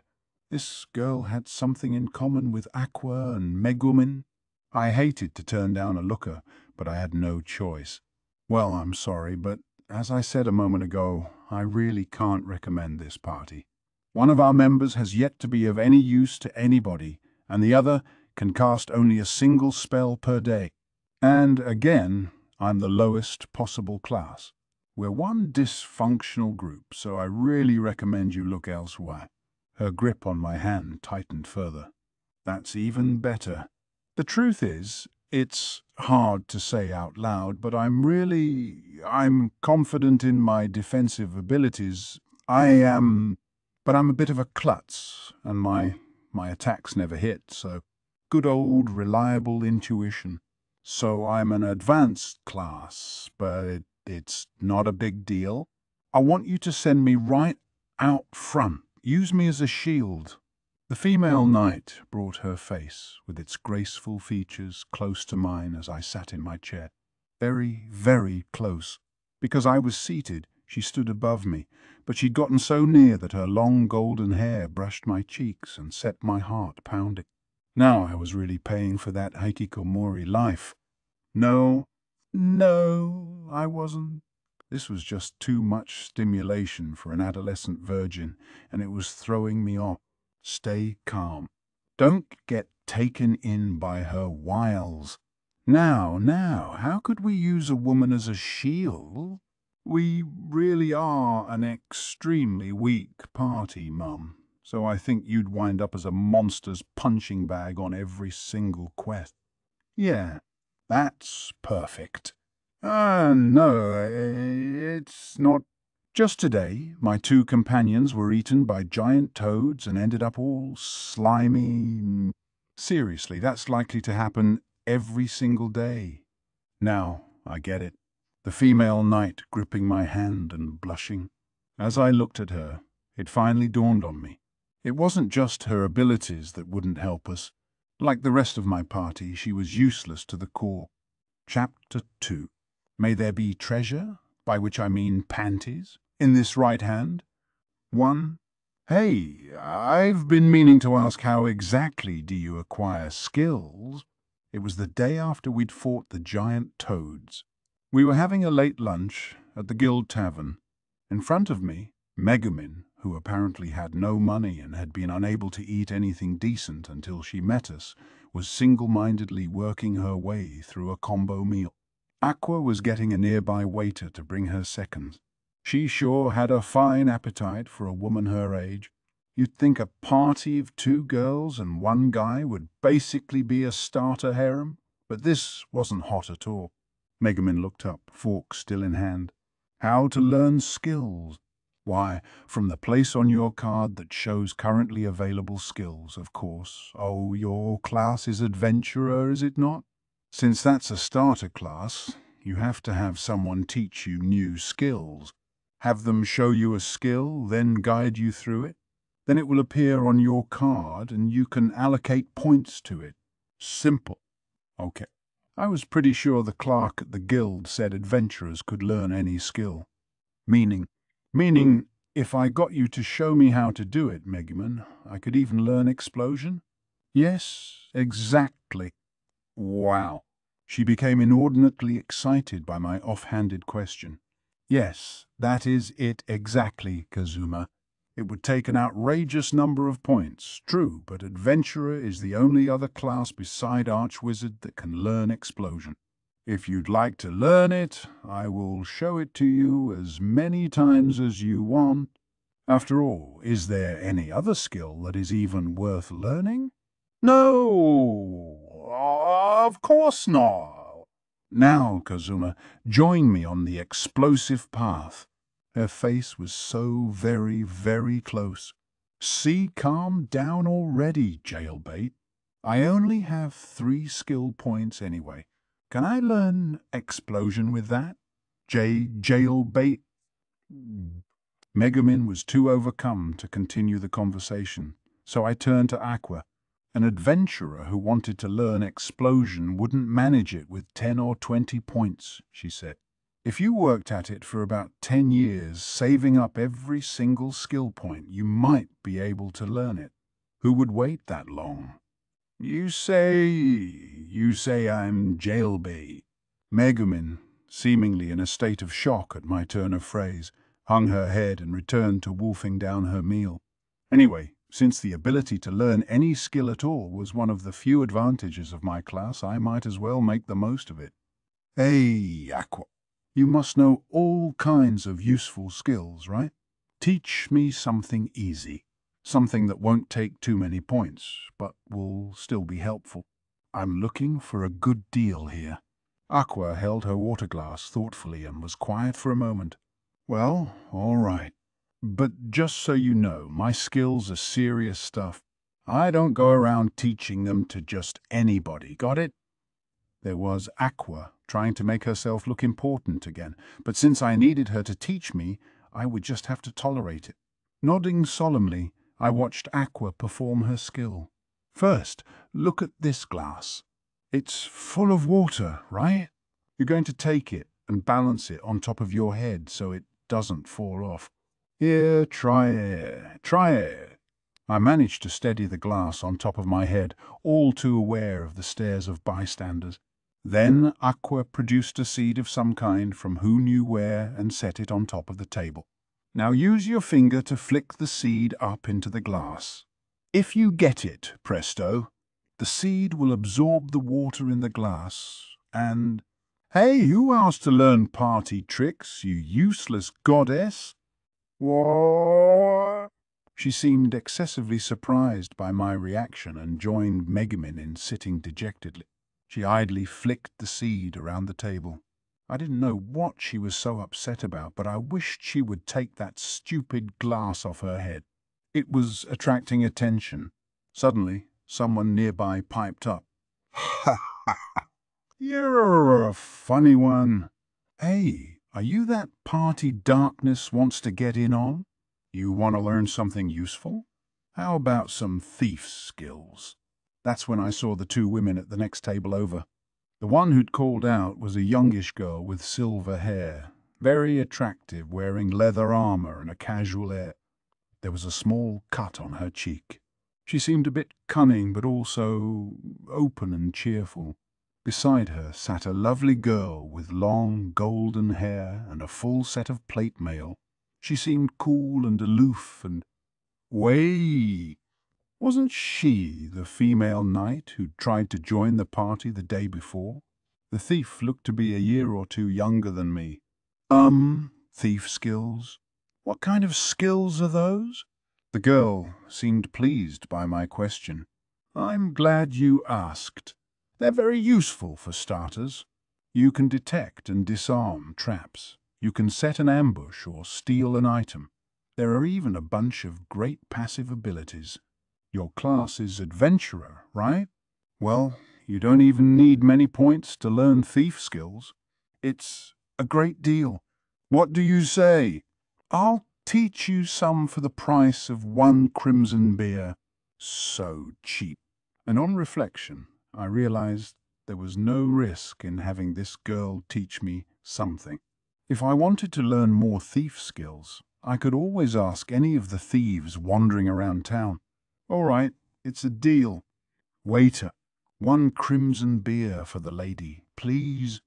2. Maybe I should start by introducing myself. I'm Chris. I'm a thief, as you can see, and this ball here is Darkness. I think you've already met. She's a crusader, so I don't know if she'll have that many skills you'd want to learn. Great. My name's Kazuma. Nice to meet you, Chris. The three of us were all but alone in the square behind the Adventurers Guild. I'd left the other two to mope back at our table. All right, maybe we should start with sense foe and ambush. We'll have to take a rain check on disarm traps since there aren't many traps around town. Let's see Darkness. Turn around for a second, would you? All right. She turned her back as she'd been told. Chris hopped into a barrel a short distance away so that only her upper body was visible. Then she pitched a stone at Darkness's head and ducked down into the barrel. Was that supposed to be the ambush? Without a word, Darkness strode towards the only barrel in sight. Sense foe, I can sense Darkness's rage approaching. Hey, Darkness, you know I'm only doing this to teach the guy some skills, right? Right. Be gentle. Stop it. Chris shouted as Darkness turned the barrel on its side and sent it rolling away. Can I really learn anything this way? Oh, okay then. How about you try my #1 recommendation, Steel? It snags a single item from the target. Doesn't matter if it's a sword they're clutching or a purse buried deep in their pack. 1 random item. The success rate depends on your luck stat. It can do some pretty great stuff. Maybe you're facing down a fearsome enemy and you grab his weapon or you nab some hidden treasure he's got and then make a break for it. Chris had collected her wits after her ride in the barrel, and she was filling me in on the finer points of the Steel skill. It certainly did sound useful. And if it was really based on your luck, I finally had a chance to make use of my 1 good state. I'm going to use it on you now, okay? Chris said, ready. She held out her hand, shouted Steel, and suddenly she was holding a small object. It was my wallet. Hey, not that there was much in it. Oh, score. That's how you use Steel. Here's your wall. Chris stopped as she was about to hand the wallet back to me, and a smile crept over her face. Hey, she said, how about a little contest? Learn Steel right now, then steal any 1 item from me. My purse, my weapon. It's all fair game. Whatever you get, it's got to be worth more than this ratty thing. She gave my wallet a shake. So I'll keep this wallet, and whatever you get from me, you keep it in exchange. What do you think? Wanna give it a try? She sure came up with some strange ideas, but I stopped and thought about it. I had high luck, and I could steal any one thing from her. In other words, even if the skill failed, I probably wouldn't walk away empty-handed. Why not give it a try? A bet like this seemed like the sort of thing only a couple of crazy adventurers could get up to anyway. I loved it. For the first time since I got to this world, I'd found something that made me feel like a real adventurer. When I checked my adventurer's card, I found a new field, available skills. When I touched it with my finger, 4 skills appeared. Sense foe 1 point, ambush 1 point, steal 1 point, the wonders of nature 5 points. The wonders of nature? Was that the seed in a glass party trick Aqua had shown me? That was some name for a parlor trick. It took more skill points than everything else combined. I admit I was intrigued by the party trick, but I took in the other skills on my card, sense foe, ambush, and steal, that used up my 3 skill points, so the available points field now showed 0. So this was how you learned skills around here. All right, I've learned it. And you're on. No matter what I steal, no complaining, right? I stuck out my right hand. Strangely, Chris was smiling. Good. I like a man who doesn't back down from a challenge. I wonder what you'll get. You might just recover your wallet. First prize is this enchanted dagger. It won't sell for less than 400,000 Eris. And I even have a consolation prize. These rocks I picked up earlier to throw at darkness. Hey, that's a dirty trick, I said, looking at the collection of pebbles in Chris's hand. I wondered why she seemed so confident. I guess carrying around a bunch of junk items was one way to thwart steal. Call it your tuition fee. No skill is all-powerful. With a little imagination, you can come up with a counter to anything. Lesson learned. Now, go for it. Damn it. Lesson learned, all right. Seeing Chris grin at me, I even felt like a bit of an idiot for letting her game me like that. This wasn't Japan. This was a world of survival of the fittest. It was my own fault for being gullible. Anyway, my odds might have been lower, but the contest wasn't over yet. All right, here I come. Luck's always been the only thing I've ever had on my side. Steal. As I shouted, I found myself grasping something tightly in my outstretched right hand. First try. Good luck really was my one gift. I opened my hand and took a close look at what I'd snatched. The heck is this? It was a single piece of white cloth. I held it up to the light. Yahoo! This is even better than first prize. Oh, no. Gimme back my panty! Chris shouted tearfully, holding down her skirt. 3. When I got back to the guild tavern after learning my new skills, I found it in an uproar. Milady Aqua, do it again! I'll pay. Show us the wonders of nature again. You idiot. Our dear Aqua doesn't want money, she wants food. Right, my dear. I'll treat you. So show us the wonders of nature again. For some reason, a crowd surrounded Aqua. She looked more than a little annoyed. This is art. It's not something you can do just any old time someone asks. A great man once said, a good joke is only good once. I'm not some third-rate street player who'll do the same thing over and over just because it's a little popular. In fact, I'm not a performer at all, so I'm hardly interested in making money from my art. That's the very least someone can commit to when they seek to refine their skills. Anyway, the wonders of nature was never something I intended to show to you lot, and hey, Kazuma, you're finally back. No, it's your fault this has happened. Say, what's with her? Aqua had noticed the wet-eyed, sulky Chris who accompanied me as I pushed my way through the crowd. Darkness opened her mouth before I could explain. Chris is upset because not only did Kazuma take her panties, but then he held them for ransom.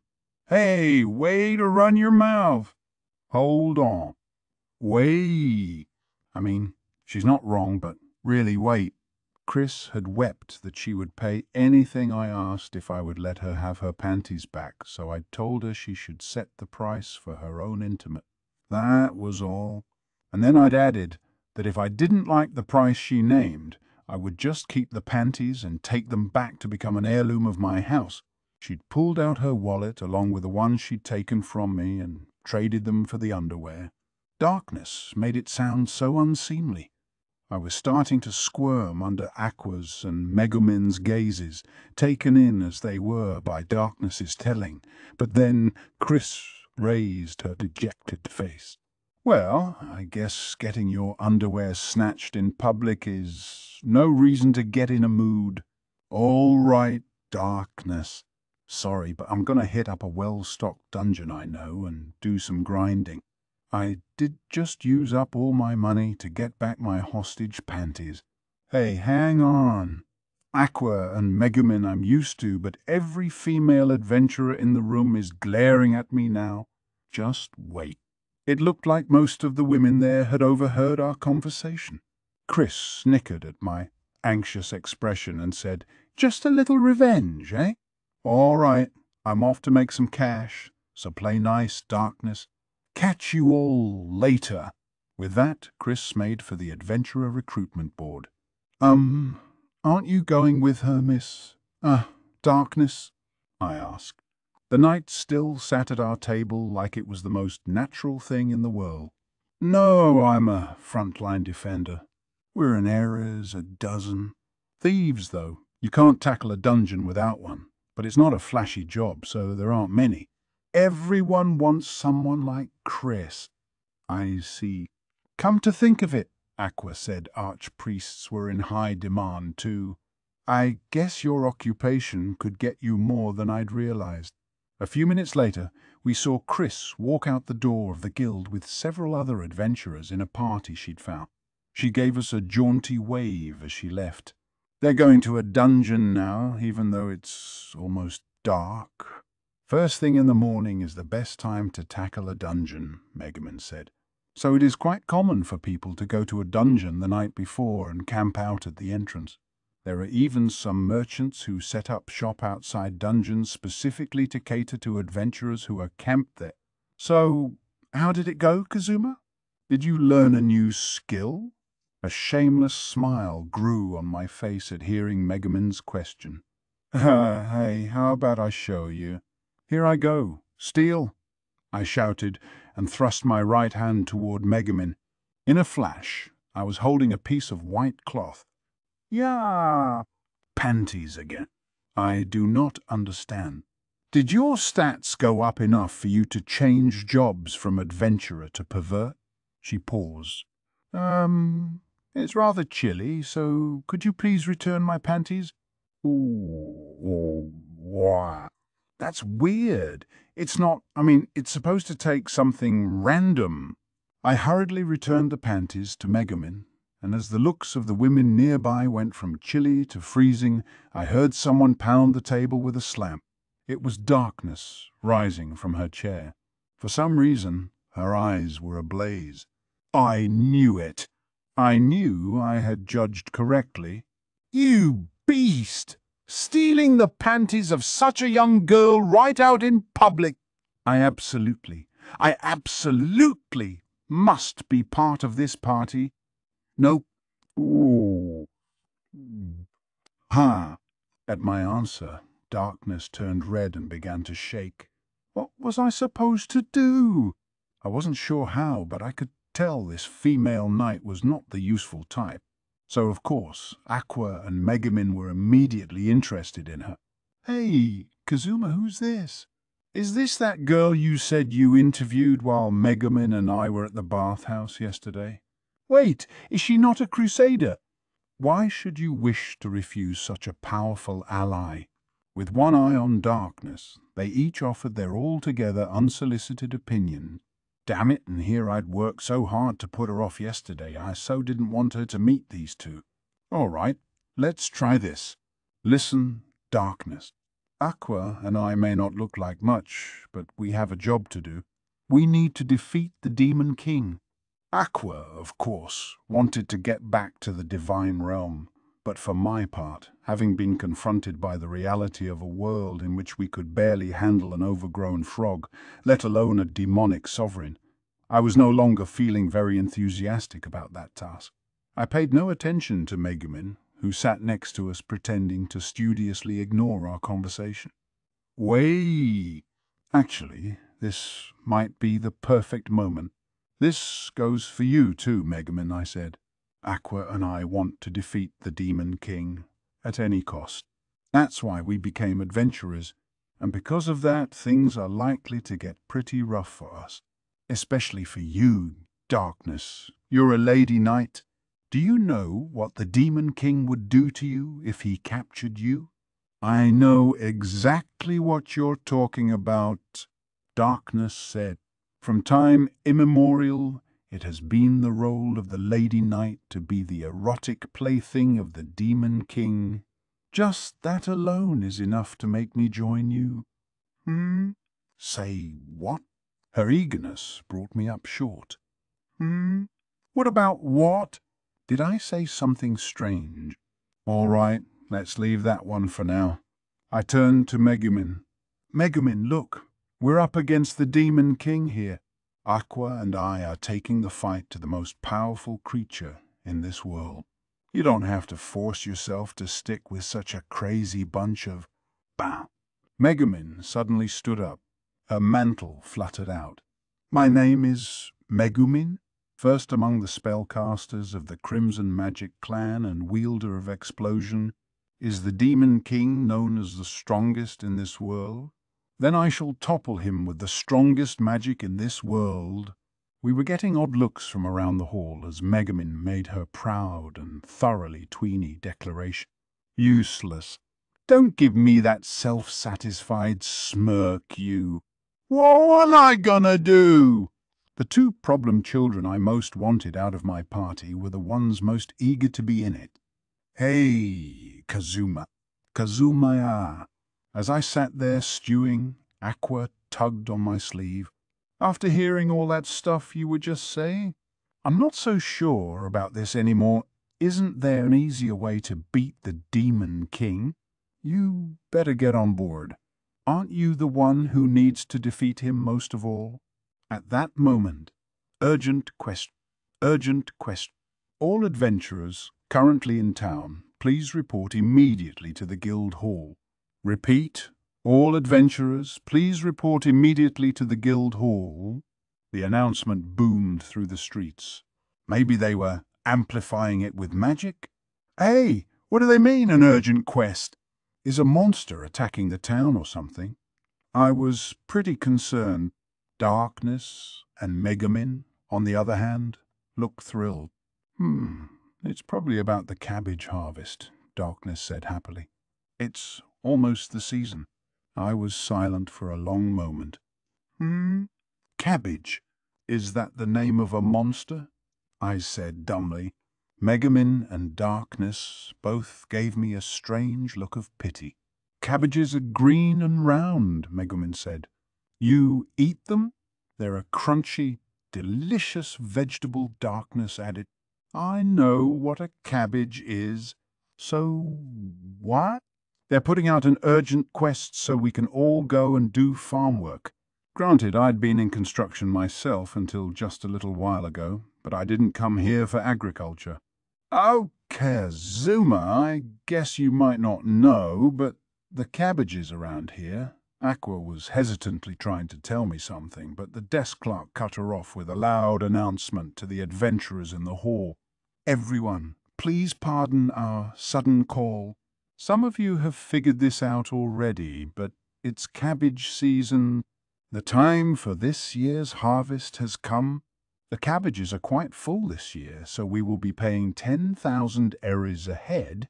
We have already instructed the townspeople to evacuate their homes. Please catch as many cabbages as you're able and bring them back here. Please take care so their counterattacks don't hurt you. Finally, because of the large number of people involved, we will pay out the reward at a later date. Wait, what did she just say? A cheer went up outside the guild hall. I followed the crowd to see what was going on and saw a bunch of round green objects floating nonchalantly around the street. As I stood there trying to take it in, Aqua appeared beside me and said solemnly, "The cabbages here can fly. They get more flavorful as the harvest approaches, but they don't have any intention of ending up on the menu without a fight. They make a run for it through the towns and fields and head out to sea. It's said they cross the ocean and spend their days quietly in a place no one knows where they can live out their lives without being eaten. But if we can catch even one, we'll get an awfully good meal out of it. I wonder if I could just go back to the stable and hit the hay," I muttered dimly. Next to me, a couple of adventurers braver than I were joining the chase with a shout. Their manly fervor seemed to be stoked by the cabbage's own desire to survive. As the adventurers threw themselves into combat with the vegetables, I had only one thought in mind. How sad is it that I have to fight to the death with some leafy green? I want to go back to Japan. 4. I tried a bite of the stir-fried cabbage they were serving up at the guild. I don't get it. How in the world can a regular cabbage stir-fry be this good? It makes no sense. The harvest was safely over, and all around town people were trying out different recipes using the stuff. In the end, I had forced myself to be part of the cabbage hunt because the money was good, but I felt a twinge of regret. I didn't come all the way to a fantasy world to fight with a bunch of vegetables. Way to go, Darkness, Aqua was saying. You really are a crusader. Those vegetables didn't stand a chance against your iron defense. Oh, no, Darkness replied. I'm just tough. I'm clumsy and not very quick, so I can hardly hit anything with a sword. Acting as a human wall to protect my party is my only real talent. She paused. That's why Megumin impressed me so much. She's the one who brought down in one magnificent explosion all those monsters who'd followed the cabbages into town. You sure took all the adventurers there by surprise. None can stand against my explosion spell. Megumin took a breath. Really, though, Kazuma was remarkable. After I'd collapsed from my spell, he rushed out, collected me, and brought me back. True, Darkness said. When I was surrounded by monsters and cabbages all making me their punching bag, it was Kazuma who appeared and harvested the vegetable. You saved me, Kazuma. Thank you. I saw him hide with his ambush skill, track their movements with sense foe, and finally hit them from behind with a powerful steel attack, Megumin said. It was like watching a master assassin at work. Finally, there was a clink as Aqua set down a plateful of the conquered cabbage. The useless goddess had spent the entire harvest running this way and that by herself, just going after whatever cabbage was nearest, accomplishing nothing. Now she wiped her lips daintily. Kazuma by my name, I hereby give you the title Beautiful Cabbage Thief. Oh, that's ridiculous. If anyone ever calls me that, I'll pop 'em right in the mouth. How did things come to this? I leaned on the table with my head in my hands. This was an emergency. Anyway, my name is Darkness. My class is Crusader. I carry a two-handed sword, but please do not expect too much from me in battle. I'm so clumsy my attacks rarely land, but I'm very good at being a human shield. I look forward to adventuring with you all. That's right, I had another new party member. Aqua, looking quite pleased, said, He. Our group is starting to look pretty impressive, huh? There's me, the arch-priest, Megumin, the arch-wizard, and Darkness, a crusader who specializes in frontline defense. How many parties are there where 3 out of the 4 members are from advanced classes, huh? Kazuma. "You are so lucky. You ought to be grateful." "Sure, lucky. I've got a spellcaster who can use only one spell per day, a frontline fighter whose attacks never hit, and the world's dumbest, unluckiest archpriest who, by the way, still hasn't done a single useful thing." Aqua and Megumin had really hit it off with darkness during the cabbage hunt, and all of a sudden they'd invited her to be in our party. Normally, I'd have no reason to refuse. I mean, she was gorgeous. But darkness, when she said her attacks never land, she meant it. Like, never. She really is gorgeous, though, because she put every one of her skill points into defensive abilities. She'd never learned things like two-handed sword. In other words, the offensive skills that give you basic competency in the use of a weapon. What a waste for a girl who was so cool and so hot at the same time. This crusader of ours also had a weird habit of jumping right into the middle of a horde of monsters. I appreciated that a crusader whose whole duty was to protect the weak would want more than anyone to leap into the fray and help others, but when those cabbages and monsters were beating me up, I could hardly stand it. It looks like I'm the only frontline defense this party has, so don't hesitate to offer me up as a hostage or use me as a human shield. If you decide you must sacrifice me to an awful fate to save yourselves from danger, please feel free to do so. Jay, just imagining it has me shaking with excitement. Her cheeks had turned a pale red and she was shivering a little. Wait, I get it. She's just a garden variety masochist. Now, when I looked at her, I didn't see a hot girl, just a sexual deviant. So, Kazuma, I might. No, I'm sure I will. Be an albatross around this party's neck at times, so when I am, please punish me mercilessly for it. I look forward to working with you, an archpriest who knew every healing spell, an archwizard who could use the world's strongest magic, and a crusader with an impenetrable defense. It sounded perfect on paper, and yet right now, the only feeling I had about the future was a bad one. 5. My adventurer level rose to 6. In other words, I went up 2 levels after the cabbage hunt. I hadn't even defeated them, just captured them. So why did my level go up? For that matter, why in the world were cabbages worth so much XP? There were so many questions, but thinking about them made my head hurt, so I decided to just let them go. You couldn't let the ifs and ands of this world overwhelm you. Cabbages were worth 10,000 errors a head.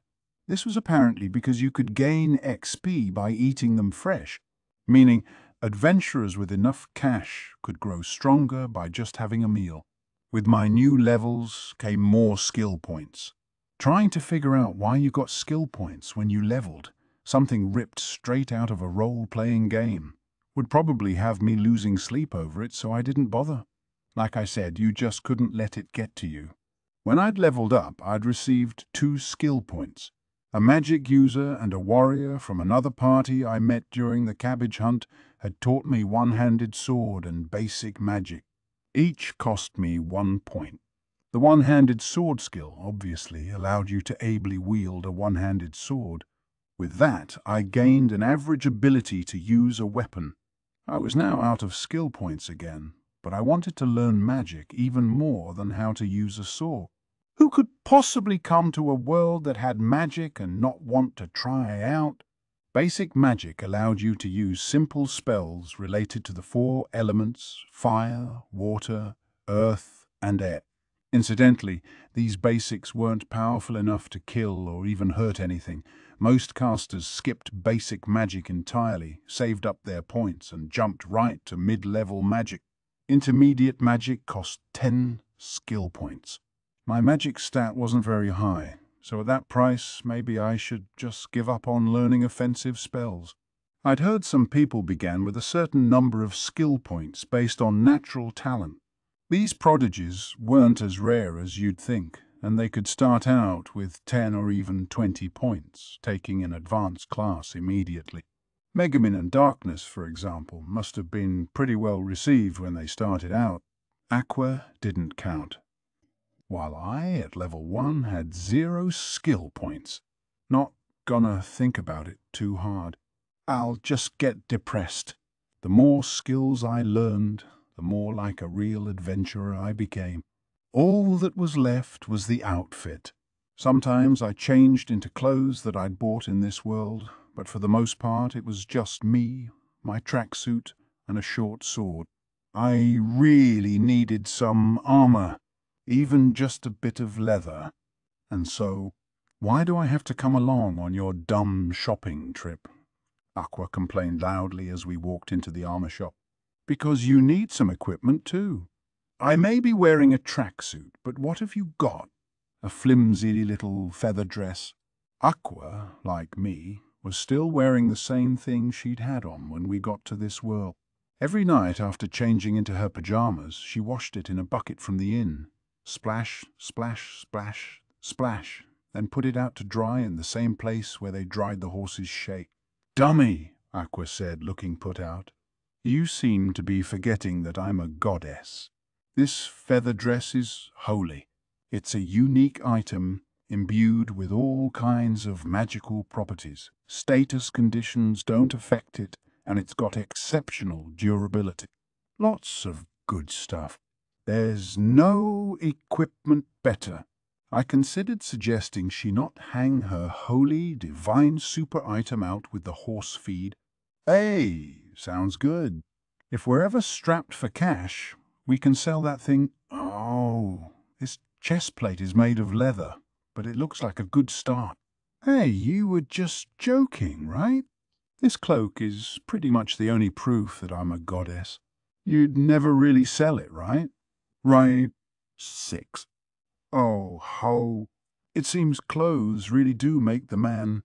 Indeed, Kazuma at last looks the part of an adventurer.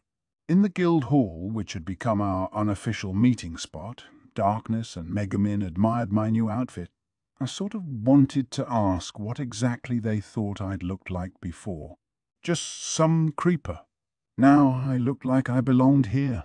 I had a leather chest plate, metal gauntlets, and metal greaves. Aqua had said that my tracksuit alone killed the immersion around here, so the day before I'd bought several sets of appropriate clothes. I'd been told that magical skills usually required a free hand, and since I'd gone out of my way to learn some magic, I decided not to carry a shield.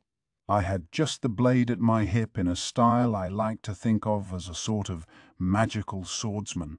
I'd used up most of the money I'd made off my little steel contest with Chris, but there was enough left over from that to put food on the table for another week or two.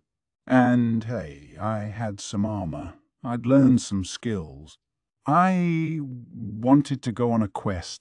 When I told everyone about it, Darkness firmly nodded. It's mating season for the giant toads, and many of them are near town. We could. No more toads? Megumin and Aqua interrupted in unison. Why not? They're easy to stab with a bladed weapon, which makes them easy to kill. Their only attack is to try to grab you with their tongue. You can sell the carcass as a consumable so you can make good money on them. You might get eaten if you're wearing only thin armor, but they hate metal, so I assume Kazuma wouldn't be targeted the way he's dressed now. As for you two, Aqua and Megumin, I'll act as a shield for you. Oh, these two were traumatized when toads ate them a while ago. They wound up covered in slime from head to toe. It's all right. Let's find something else. For some reason, Darkness's cheeks had gone a light red at my words. Don't tell me that thought excites you. It does not. She looked away bashfully, but I had a bad feeling. She wasn't going to disappear on a one-woman frog chase the minute I took my eyes off her, was she? Not counting that urgent cabbage hunt, I said. This will be the first quest for the 4 of us together. It'd be nice if we could just take it easy. Megumin and Darkness went over to the board to see if there were any simple quests posted. Aqua rolled her eyes at me and said, "What can you expect from a high-key-need introvert? Kazuma, you're in the weakest class, so I can see why you'd want to be cautious, but think about the rest of us. You've got a party full of advanced adventurers. Why not take on some tougher quests, make some real money, raise our levels, and then it's goodbye, Demon King. What I mean is, let's pick the most difficult mission we can find."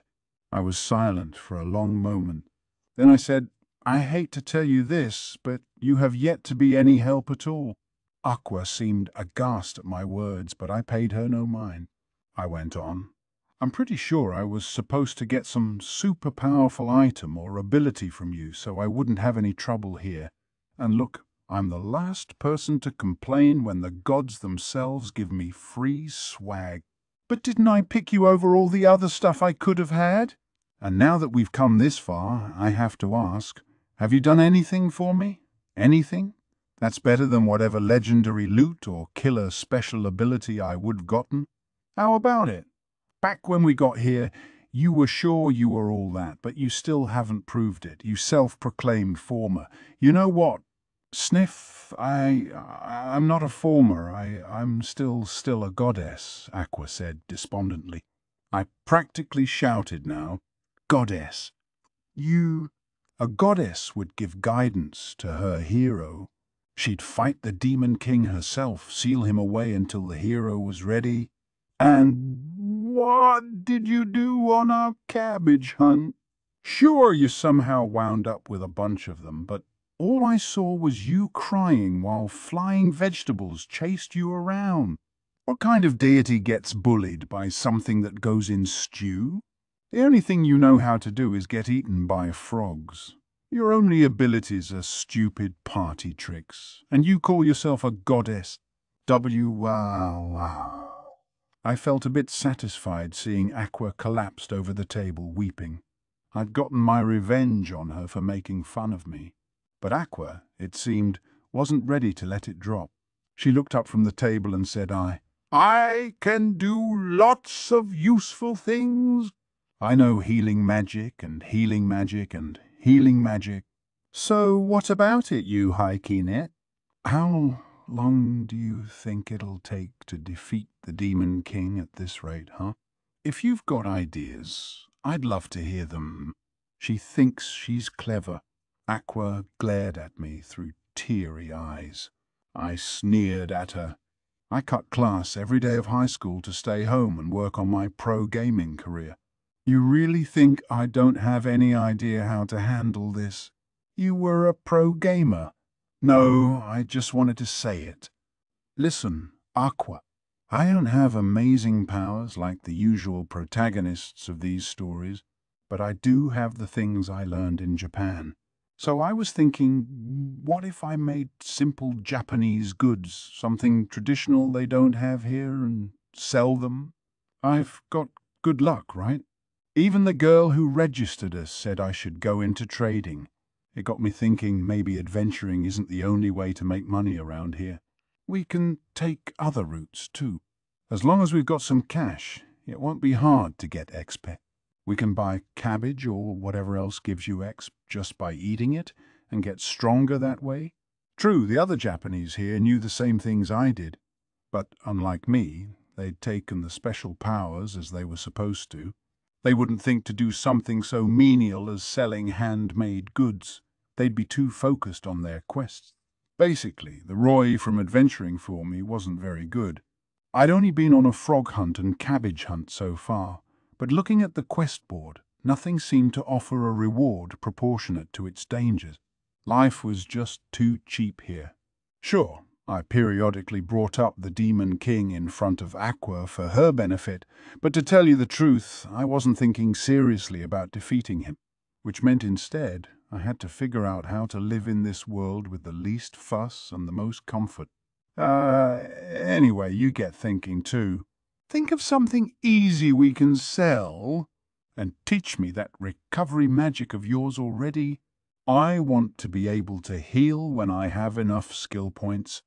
No, not my healing magic. I'll lose my reason for existing. You don't need to learn those spells. You have me. No. She flopped on the table and began weeping about me taking away the one thing that gave her existence any value. That was how Megumin and Darkness found us when they came back. What have you been up to? Megumin asked. You can be rather cruel, Kazuma. You could probably make any girl cry if you told her how you really feel. Darkness said. If you need to let off some stress, why not leave Aqua alone and insult me instead? She paused. After all, it is a crusader's duty to stand in harm's way for others. Both of them looked at Aqua, who was still crying. She seemed to realize everyone was staring at her and buried her face in her arms, peering out periodically from between her limbs to glare at me. It was kind of annoying. Look, just ignore her. But Darkness, I glanced at her. I didn't know you were so svelte under all that armor. Darkness was wearing only a black tank top, a tight black skirt, and leather boots. She still wore the great sword across her back, making her look less like a knight than a simple warrior. Apparently her armor was in the shop, having been damaged when she took that beating from the cabbages. I found myself unexpectedly speaking more gently to the unprotected Darkness. She was firm where a woman ought to be firm and had a very shapely form. Frankly, she was turning me on. Standing next to Megumin only highlighted how developed Darkness was. I started to think that for a face that lovely and a body so smoking I could maybe overlook some personal quirks. Oh, she cried out. Did you just say, how dare this pig have such a hot body? No, I didn't. I glanced at Megumin and Aqua. You know what? I take it back. It doesn't matter how hot she is. Personality trumps all. Then Megumin exclaimed, Hey! Explain the meaning of that glance you just gave me. There's no meaning. I was just thinking, thank God I'm not into jailbait, is all. Start a fight with someone of the Crimson Magic clan, and she will always finish it, Megumin said, tugging on my sleeve. Let us step outside and, anyway, Darkness broke in. If we're going to do a quest, how about one that will help Aqua gain some levels? What do you mean? I said. Is anyone offering one that's convenient? And Aqua had learned pretty much every skill there was for her to learn with her starting points anyway, so I didn't think she needed to be too worried about leveling up. As a rule, it's hard for priests to level up since they lack real offensive capability. They can't run out and just kill something like a warrior can or rush in with a blast of magic like a wizard. So priests prefer to hunt the undead. They're immortal monsters that have turned against the laws of the gods. The power of the divine has an opposite effect on the undead. Hit them with healing magic and it actually destroys them. Now that I thought about it, that sounded familiar. It was pretty similar in most video games. Recovery magic works as an attack against undead enemies. I dunno though. Would a few levels even help this useless goddess? Then I had a flash of inspiration. When my level went up, so did my stats. Would it be the same for Aqua? She was still slumped over the table, crying crocodile tears and peeking at us every once in a while to see if we were paying attention. If this idiot's level went up, would her intelligence stat rise a little bit too? That would be the most efficient way to make her more useful in battle. Hey, that's not a bad idea, I said. But Darkness, your armor isn't back from the shop yet. Darkness crossed her arms and proclaimed, Ahem! Not a problem for me. I didn't specialize in defensive skills for nothing. Even without armor, I'm tougher than an Adamanmoisi. Plus, I prefer the feeling of being hit without any protection. Did you just say you enjoy being hit? No. Yes, you did. Did not. Silence. So, Aqua, want to try it? She looked at our archpriest, whose face was still hidden in her arms. Hey, don't just sit there blubbering. Say something. We're talking about your level here. I reached out and was about to smack her on the shoulder, but that's when I noticed. Snoo! She'd tired herself out from crying and fallen asleep. Was she a goddess or a toddler? 7. We were on a hill outside town. It was a communal cemetery for those who died poor or without anyone to bury them. Interment was the custom here. No coffin, just straight in the ground. Our quest was to deal with the undead monsters that were plaguing the graveyard. It was almost dusk. We'd pitched camp nearby and were waiting for dark. Hey, Kazuma, I had dibs on that meat. We've got some perfectly good grilled vegetables right here. Eat some. That cabbage hunt kind of killed my interest in vegetables. I'm always afraid they're going to fly away or jump out of the fire while I'm trying to cook them. We'd set up a small grill off the cemetery grounds and were making dinner while we waited. It might seem like a lax thing to do when we were ostensibly hunting monsters, but this time our mission was on a low-level creature called a zombie maker. They were a kind of evil spirit that controlled zombies. The zombie maker commanded the best corpse and had several undead lieutenants. We took the quest because we'd heard even novice parties could take on zombie makers. Maybe it would be less risky for the unarmored darkness as well. My stomach pleasantly full, I took some powdered coffee and dumped it into a mug. I used a simple magic spell called Create Water to fill it up, then another called Kindle to start a fire to heat it. These were functions of the basic magic I'd learned from a wizard at the cabbage hunt. Kindle, as the name implied, was used to start fire. You couldn't hurt anyone with it, but it was sure more convenient than a lighter. Megumin held out her empty mug with a perplexed look. "Could I have some water too, please?" "I am surprised, though, Kazuma. You know even more spells than I do. Most people skip over basic magic, but you make it look rather useful." I chanted Create Water over Megumin's cup. I thought that was what basic magic was for. "Oh, yeah. Create What's this one do?" I held out my palm, which was full of fine soil. Basic magic encompassed spells relating to all 4 elements, but only the earth spell left me without any idea what to do with it. "Oh, I have heard it is especially rich soil in which to grow things." "That is all," Aqua piped up at that. "Growing things, huh? How about it, Sir Kazuma? Planning to switch jobs to a farmer? You can make your own fields and do your own irrigation. Why, you were practically born for it." "Poofed! Hee hee!" I pointed my soil-filled right hand at Aqua and made a gesture with my left. "Wind breath." "Yeah." "G Gaia." My eyes. A gust of wind blew the dirt straight into Aqua's face. The goddess and her sand-filled eyes writhed on the ground. So that's how you use it?" No, it isn't. That is not how you are supposed to use it."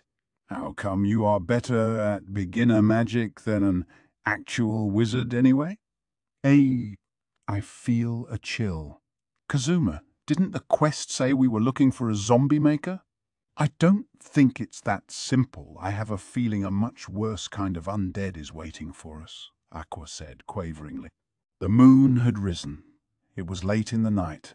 "Hey, don't say that. You'll jinx us.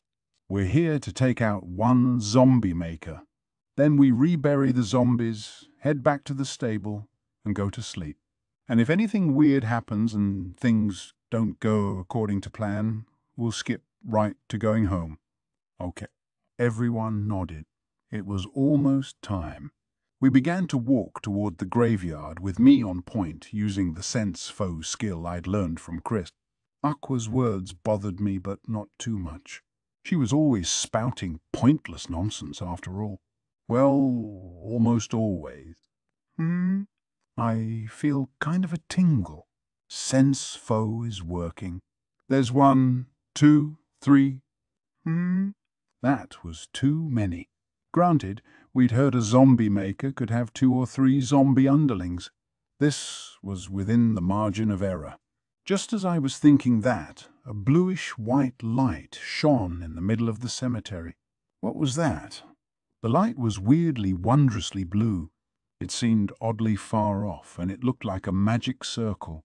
And standing next to the circle was a black-robed figure. "Odd, I do not believe that is a zombie maker," Megumin whispered uncertainly. Several human forms milled about near the robed person. "Do we go in? It may not be a zombie maker, but anyone in a graveyard at this time of night is an undead for sure. So as long as we've got our archpriest with us, we'll be fine." Darkness was fidgeting, holding her great sword against her chest. "Calm down already, you." Then Aqua seemed to lose it. She screamed suddenly, and then, before I could figure out what she was thinking, she leapt up and dashed toward the robed figure. "Why?" "Hey, wait!" She didn't seem to hear me. Instead, as she neared the mysterious character, she pointed a finger at it accusingly.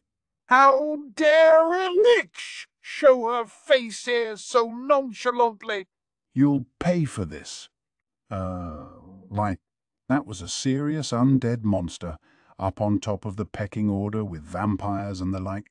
They were known as no-life kings, mages who'd mastered the very limits of magic and then abandoned their natural bodies through arcane ritual. Unlike the average undead who got that way because of an enduring grudge or powerful attachment to this world, leashes were unhallowed beings who deliberately twisted the laws of nature. Basically, you might expect to see them as a final boss. And here we were, looking right at one. Stop. "Who are you, Mom? And why are you trying to break my magic circle? Stop it. Please stop. Shut your undead mouth. You're up to no good with this circle, I'm sure." "Spit it out!" Confessed. Our enemy, the fearsome foe, the final boss, was clinging tearfully to Aqua's legs, trying to keep her from stomping all over the magic circle. The undead that the lich was controlling did nothing to intervene, just stared blankly at the two of them. "So, what now?" I guess we didn't have a zombie maker on our hands at any rate. Aqua kept shouting about a lich, but the supposedly powerful monster looked more like a girl getting bullied by some punk. "Stop it. Stop, please. This circle helps lost souls find their way to heaven. Look, you see all those souls ascending from the circle, right?" It was true. Bluish-white, human-like figures were appearing from out of nowhere, entering the circle and floating up to the sky in the bluish light. "You put on a pretty good nice girl act, Lich. But how about you sit back and let an archpriest handle the good guy stuff? Why bother with a silly magic ring when I can take care of this whole cemetery at once?" "Wow. Wait. Stop." The leash grew ever more panicked at Aqua's pronouncement. Aqua ignored her. She spread her arms wide and cried, "Turn undead." A white light spread out from Aqua and engulfed the entire graveyard. No sooner had the light touched the lich's zombies than they vanished. When it reached the human souls who'd gathered in the circle, they too disappeared. And then the light reached the lich. I'm vanishing." "Stop. Please stop. I'm going to disappear. I'm not ready to move on yet." "Ah. Foolishly. Defier of the laws of nature. Undead abomination, turning your back on the will of the gods. Soon I'll erase you without a trace." "Hey, leave her alone already." I gave Aqua a bop on the back of the head with my sword hilt. "Oh, ow. What's the big idea?" The knock on the head must have broken her concentration because the white light vanished. Aqua turned on me with her hand to her head and tears in her eyes.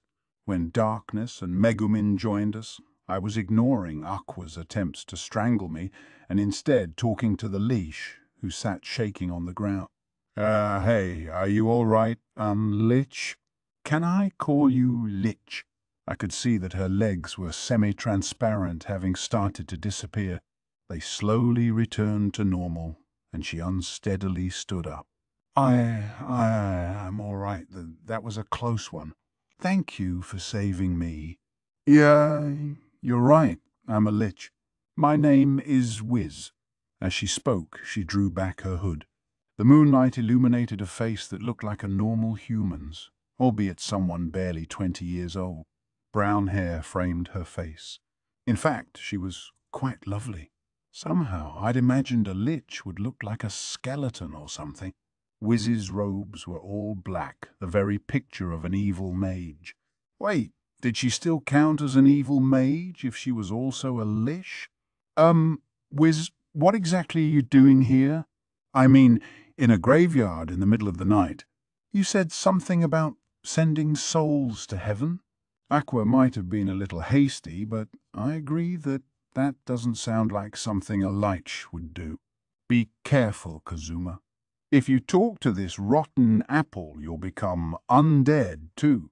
Let me cast Turn Undead on her. Aqua angrily jumped to her feet and made to cast a spell on Wiz. Wiz ducked behind my back, looking both frightened and dismayed before saying, Yeah, I'm a lich, as you can see. A no-life king. Because I'm a ruler among the undead, I can hear the cries of wandering souls. This is a communal graveyard. Most of the people here were too poor to receive a proper burial. Now they drift among the graves every night, unable to reach heaven. Since they are under my authority, I come here regularly to help all the little ones who wish to ascend to heaven. Gosh, this really pulls on my heartstrings. She was actually a good person. Other than some shopkeepers, maybe the first really decent person I'd met since getting here. I mean, I guess she wasn't a person in the strictest sense. That's really admirable, but isn't that something you should leave for the town's priests to take care of? Well, Aqua aside, Wiz glanced uncomfortably at Aqua's frustrated expression before replying, Well, you see, the priests in this town, they really care only about money. The poor go forgotten. No wonder she looked uncomfortable with an archpriest. Aqua, at that, standing right there. Followers of the almighty Eris, eh? I said. I guess they wouldn't be caught dead holding services in a graveyard for the poor, if you'll excuse the expression. Everyone looked at Aqua in silence, who awkwardly avoided our collective gaze. Well, no changing that, I guess, I went on. But do you think you could stop summoning all these zombies? We came here thinking we were on the trail of a zombie maker, you know? Wiz seemed uneasy at my words. Oh, I see. But I don't exactly summon them. When I come here, the spirits who still have bodies simply react to my magical power and come out on their own. If I knew someone was helping the lost souls, though, I wouldn't need to keep coming here a long pause. Oh, isn't there something we can do? 9. We were on our way home from the cemetery. I cannot accept this. Aqua was still angry. The sky was already brightening. Sorry. She was so sweet. How could you want to destroy her?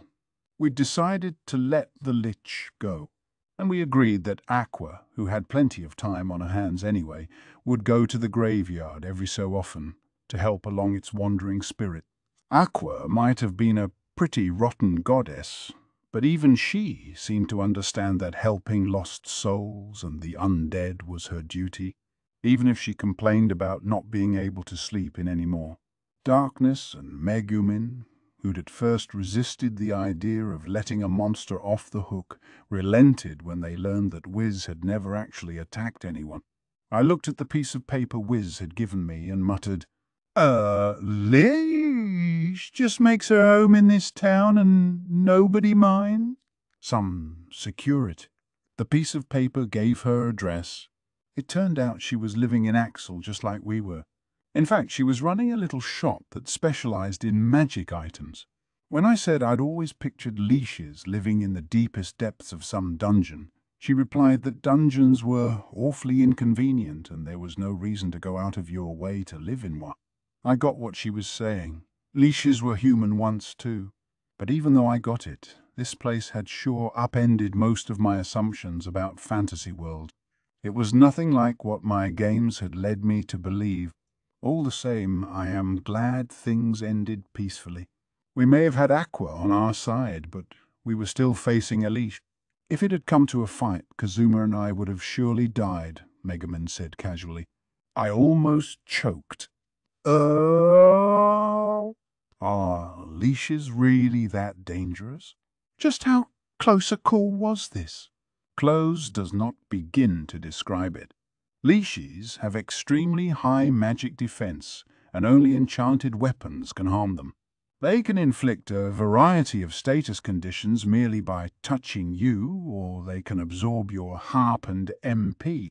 Truly, they are legendary foes. Indeed, what I find perplexing is that Aqua's turn undead spell worked on her at all. Good point. Leashes were at the top of the undead heap after all. I was happy to take her business card because she said she would teach me some lich abilities, but when I went to see her, I figured I'd be sure to bring Aqua with me. Kazuma, give me that business card. I'm gonna get to her house before she does, and place a holy barrier around it. That'll show her. Lay off it, would you? On second thought, maybe I'd leave her at home. Darkness interrupted my thoughts with a question. Where does this leave our zombie maker quest? With a sigh, all of us said at once, oh, quest failed. Chapter 3. May the self-proclaimed goddess have her first pressing at this lake. 1. Hey, did you hear? They say one of the Demon King's generals moved into that castle on the hill outside town. I was in a corner of the guild tavern. All afternoon I'd been drinking and shooting the breeze with the guy sitting next to me. Well, drinking, yes, but not alcohol. My beverage of choice was Neroid fizzes as I chatted with the guy. What's Neroid, you ask? And fizzes, for that matter? It was a favourite here among those who didn't drink much, so out of curiosity I'd decided to give it a try. But if someone were to ask me if it was any good, I'd have to answer, I don't know. But at least I'd figured out what fizzes was. The sensation of drinking it was very fizzes. It wasn't carbonation. I had no idea what fizzes actually meant, but it was definitely the right word. I drank the last of my Neroid and set it on the table. One of the Demon King's generals. That sounds like a pain, but it doesn't have anything to do with us. Damn straight. He chuckled at my disinterested, unconcerned response. There was a surprisingly large number of people just hanging around the Adventurers Guild chatting, and you could hear a lot of interesting things. A dangerous monster had been found in such and such place, so you'd better avoid doing quests there for a while. That monster hates the smell of citrus, so if you rub some citrus juice on yourself, it won't attack you. That kind of thing. Actually, since I'd gotten to this world, I'd had my hands full just trying to make a living. This was the first time I'd done any intelligence gathering like this. In a video game, getting information was one of the most important ways to learn about news story beats. Being part of conversations in the tavern like this made me feel like a real adventurer, and it was terrific. The man across from me said, well, anyway, you'd better stay away from the old castle to the north. I don't know what the Demon King's general wants out here. This ain't the capital or anything. Seeing as he's a general, you suppose he's an ogre or a vampire, or maybe an archdemon or a dragon, whatever. I'm sure he'd wipe out any of our parties in a second. Just steer clear of that castle, for your own sake. I thanked the man and stood, then turned toward where my own party was sitting, but why are you all looking at me like that? Aqua, Darkness, and Megumin were gnawing on vegetable sticks resting in a glass on the middle of the table and watching me. No reason, Aqua said with an uneasy shift of her eyes. I mean, obviously we're not worried that you might join another party or anything. Look, getting information is adventuring 101. I sat down at the table with them and reached for a vegetable stick. The stick dodged out of my reach. Sheesh. What are you doing, Kazuma? Aqua gave the table a good smack, causing the vegetable stick to jump in surprise. She grabbed the temporarily immobilized snack and popped it in her mouth. You seem to be enjoying yourself. Were you enjoying yourself, Kazuma? You sure looked like you were having a good time talking to that guy from that other party. Megumin slammed her balled-up fist on the table, snatched one of the startled vegetables, and ate it. What is this strange new feeling? Seeing Kazuma so friendly with another party, it gives me a little flutter. A sensation I don't understand. Is it the feeling of being cuckolded? Our resident perv kept up this weird chatter as she flicked the rim of the glass and grabbed one of the sticks. What's with you guys? I thought every adventurer tried to catch the latest gossip. As I spoke, I struck the table, then reached out for sproing. Gaio! Stop. Stop it. What are you doing to my vegetable sticks? Don't waste food like that. Having failed to catch the vegetable stick, I'd instead grabbed the whole glass and was about to fling it against the wall, but a panicked Aqua grabbed my hand. You think I'm gonna let a vegetable stick beat me? And why do the vegetables always run away, huh? Can't they bring us something that's already dead? What are you talking about? Vegetables are just like fish. The fresher, the better. You know how in Japan they sometimes serve fish still alive? It's the same thing. No, it's not. These are vegetables. I gave up the idea of eating these. Fine. Forget vegetables for now. There's something I want to ask you guys. I've been thinking about what skill to learn when my level goes up next time. Frankly, this party is totally unbalanced, and since I can learn anything, I'd like to try to fill some of the holes in our makeup. I paused. So, what kinds of skills do you guys have? If you wanted to complete quests efficiently, it was important to make sure your party members' abilities complemented one another. That was why I'd brought this up. I have physical resistance and magic resistance, as well as resistance skills for every status condition. Oh, and decoy too. You don't want to take something like two-handed sword and up your accuracy a bit? Nope, not to brag, but I have high hop and strength. If I were able to actually hit monsters most of the time, I might defeat them before they ever got a chance to hit me in return. I could hold back and let them attack me on purpose, but it's not the same. It's like to go in there swinging my sword as hard as I can, but it's just not enough, and they overpower me. That feels so good, you know? No, I don't. That's enough out of you. He asks me for my opinion, and then he shoots me down. Darkness was blushing, and she'd started to breathe heavily. I ignored her. When I turned to Megumin, she cocked her head quizzically. I have explosion-related skills, obviously. The spell Explosion, plus skills that boost the power of explosive magics along with high-speed incantation and so forth. Everything I need to release the most powerful magical blasts. That is all that has ever guided my choice of skills and all that ever will. And I don't suppose you have any intention of learning intermediate magic. No, so she wasn't going to be any help either. Let's see, I have. Don't care. Wow. I shut down Aqua before she could begin listing her skills. I was sure it was just party trick, party trick, party trick. Sheesh. This party is completely uncoordinated.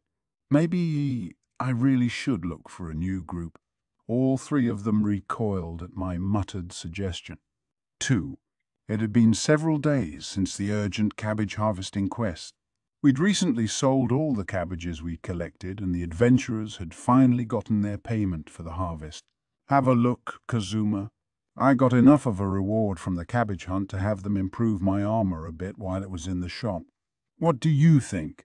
Amid the commotion of every adventurer in the guild hall trying to claim their cabbage payout, darkness nearly glowed as she showed off her armor. All I could say was, that thing looks like it was tricked out for some rich kid who wouldn't know armor from a hole in the ground. You never say anything nicely, do you, Kazuma? You know, even I just want to hear a kind word every once in a while. She looked uncharacteristically unhappy. Well, how was I supposed to know? More important, I don't have time to coddle you right now. There's a bigger problem on our hands. You need to do something about that freak over there. She's turning out to be worse than you. Oh, I can't stand it. This manatite staff is just throbbing with magical power. Oh, Megumin was rubbing her cheek up and down the new staff she'd had made.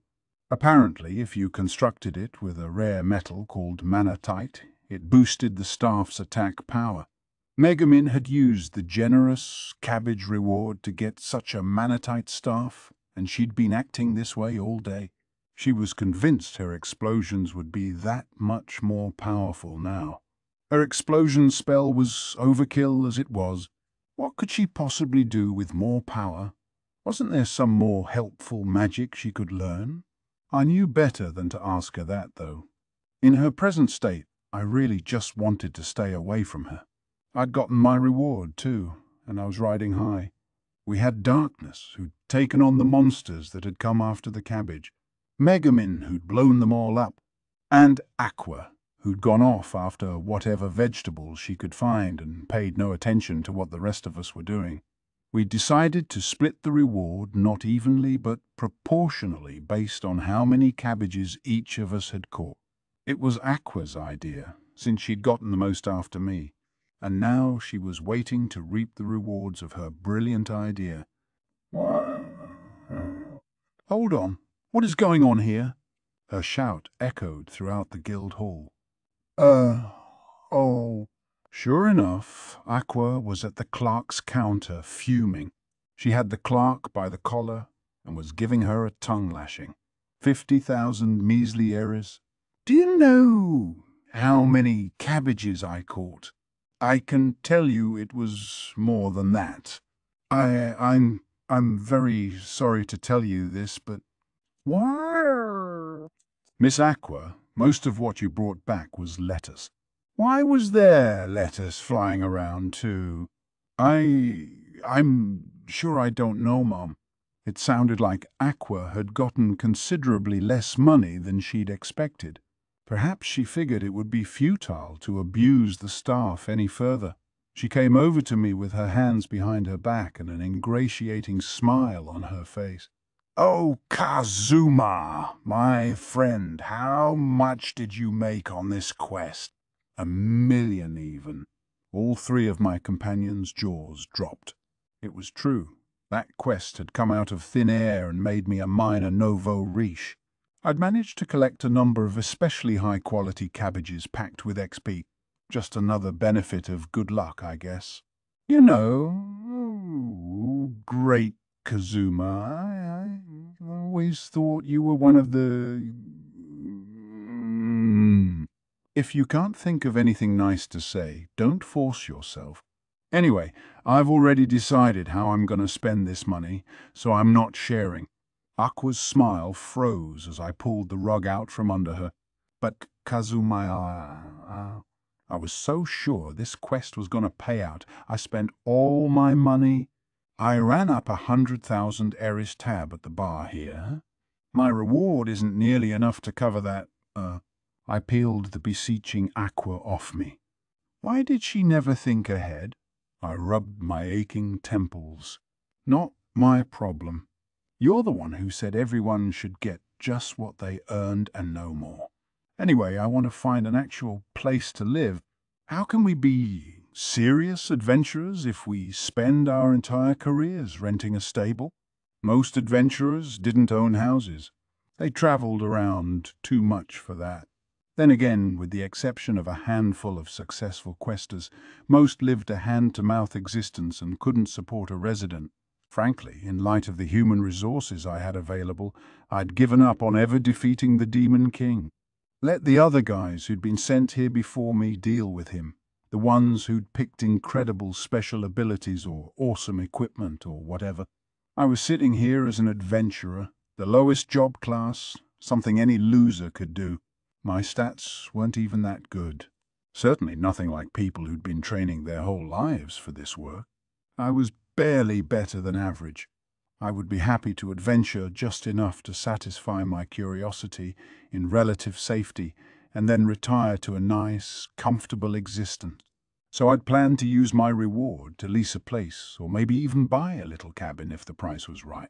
Aqua had attached herself to me, looking ready to burst into tears. "No, Kazuma, pleasey. Lend me some money, just enough to pay my tab." "Look, Kazuma, I know you're a boy, and I can hear the rustling from your side of the stable in the middle of the night sometimes, so I know why you want to hurry up and get a place where you can have some privacy. But please, just 50,000? 50,000 is plenty. I'm begging you. Gee! All right, 50,000, 100,000. I don't care. Just shut up already. 3. Kazuma, hurry, we must find some monsters. Ideally a great many weaklings. I want to try my new staff. Such was the request Megumin suddenly brought me. Sure. I haven't had time to try out the skills I learned since we went on that zombie maker quest. How about we find something nice and easy to do? No, let's do something profitable. I used every heiress I had to pay my tab, so I can't afford lunch today. I say we should find a powerful opponent, something of immense strength whose every crushing blow will feel so good. Sheesh. I knew everyone wanted to do their own thing sometimes, but this was ridiculous. Well, let's see what's on the board first and go from there. At my suggestion, we all crowded around to see the quests. Whoa, what's going on? There's almost no posts here. Usually there was hardly space on the board, but today only a few pieces of paper hung there. And what was there was, Kazuma, I've found our quest. A giant bear called Blackfang has been spotted in the mountains. No way. What's going on here? All these quests are, like, impossible. Everything on the board was wildly out of our league. A guild employee approached us. I'm very sorry about that. A person appearing to be one of the Demon King's generals recently took up residence in a nearby castle, and, well, all the weaker monsters are keeping out of sight, meaning much less work for adventurers. A division of knights will be sent from the capital next month to deal with the emergency, but until then, we expect mostly high-level quests. The penniless Aqua gave a cry of despair at the employee's apologetic words. Ooh, why? For once, I had to agree with her. Oh, why'd that stupid general have to move in now? I don't care what rank he is. If he's undead, then just leave him to me. Aqua grumbled with brimming eyes as she flipped through the classifieds. Everyone else seemed to be feeling the same way. I'd never seen so many adventurers drinking in the middle of the day. The mood was despondent. What did a general of the Demon King want out here anyway? Most of the adventurers in Axel weren't that much stronger than we were. Of course, there were some more powerful parties, but even they weren't all that impressive. Axel was a starter town, a place people came to begin their careers. A general of the Demon King was the sort of enemy you'd expect to encounter at the end of a game, not the beginning. We could barely handle some overgrown frogs. The entire town together probably wasn't a match for whoever was in that castle. 4. Until the knights and do-gooders from the capital arrive next month, we're not going to get any real work done. So it appears. And since you have no quests to occupy your time, why not accompany me? Megumin and I were just outside town. There were no dangerous enemies around at the moment. All the little monsters were off cowering in fear at the presence of the Demon King's general. Megumin and I had gone out for a walk. I couldn't take on any quests, and she had nothing to blow up with her explosions, so we were both feeling pretty down. Megumin made it a daily ritual to fire off one magical explosion. I hoped I wasn't stuck babysitting her every single day for the next month. I had told her to go by herself, but she'd replied that there'd be no one to carry her home. In a spot nearby, I suggested Megumin perform her magic. "How about over there? Just let one off, and we can get out of here." She shook her head.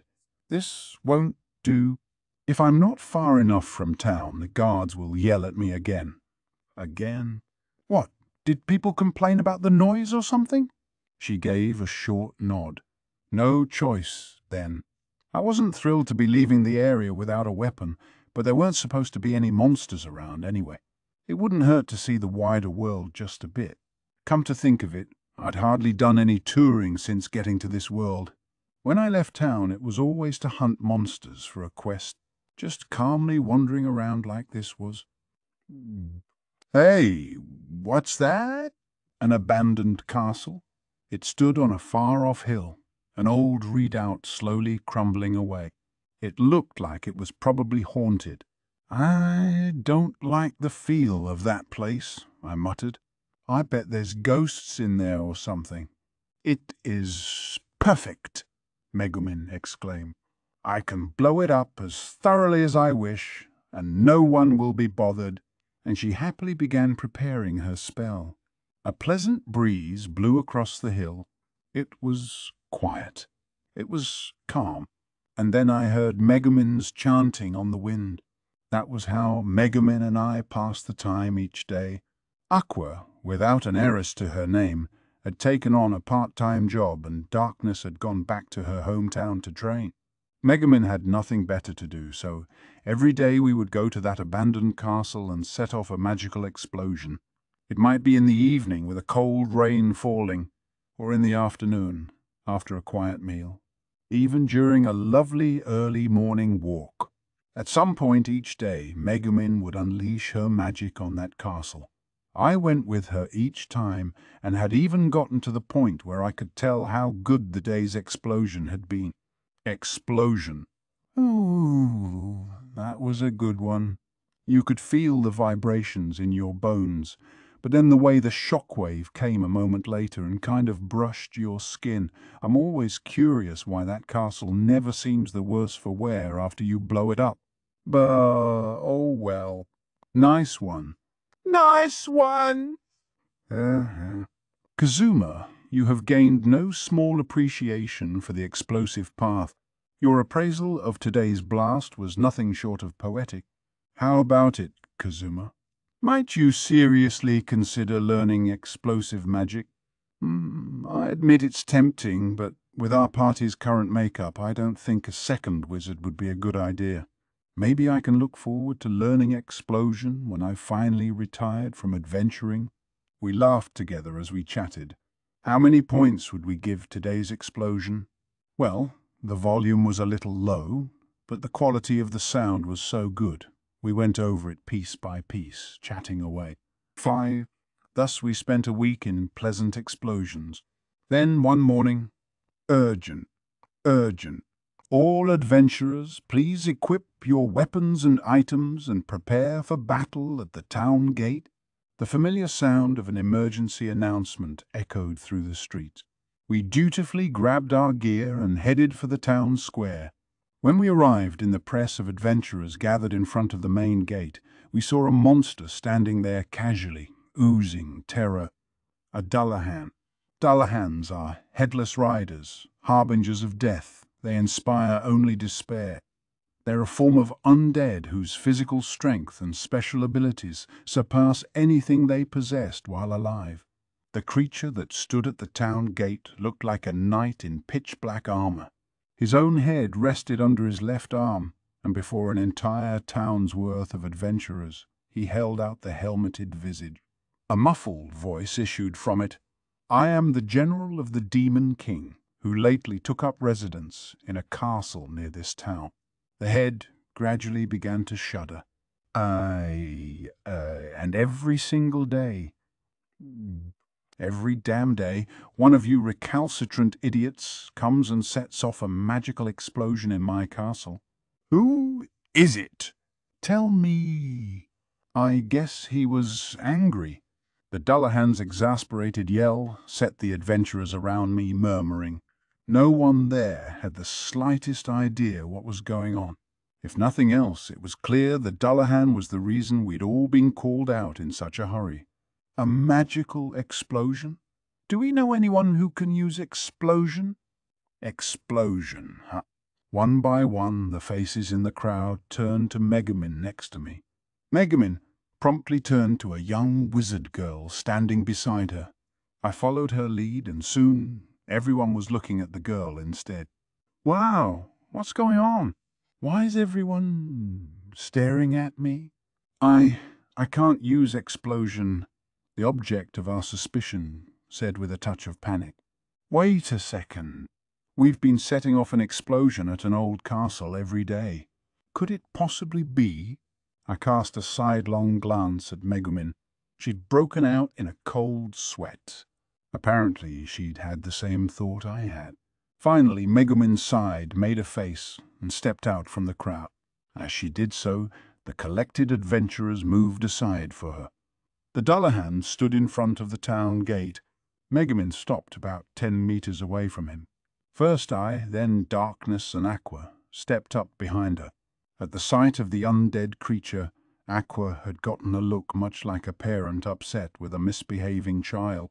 She'd been avidly watching the whole scene. Perhaps an enraged Dullahan was just that rare a sight. "You," he said, "are you the fool who keeps setting off those blasted explosions? If you're looking for a fight with one of the Demon King's generals, then at least have the guts to storm my castle yourself. And if that isn't what you want, stay in your little town and cower. Why resort to petty harassment? I knew this was a town full of fledglings, so I left you in peace, but I see this only invited your arrogance. Boom, boom, boom, boom, boom, boom every day. Are you insane?"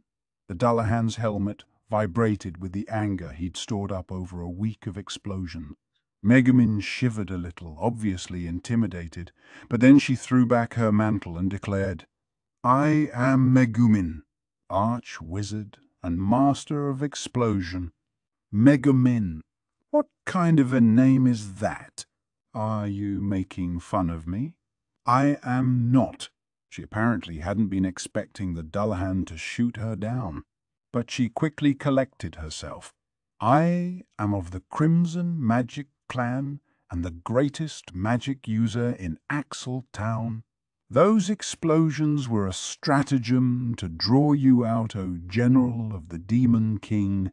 Your luck ran out the moment you came to this town alone. She waved her staff at him menacingly.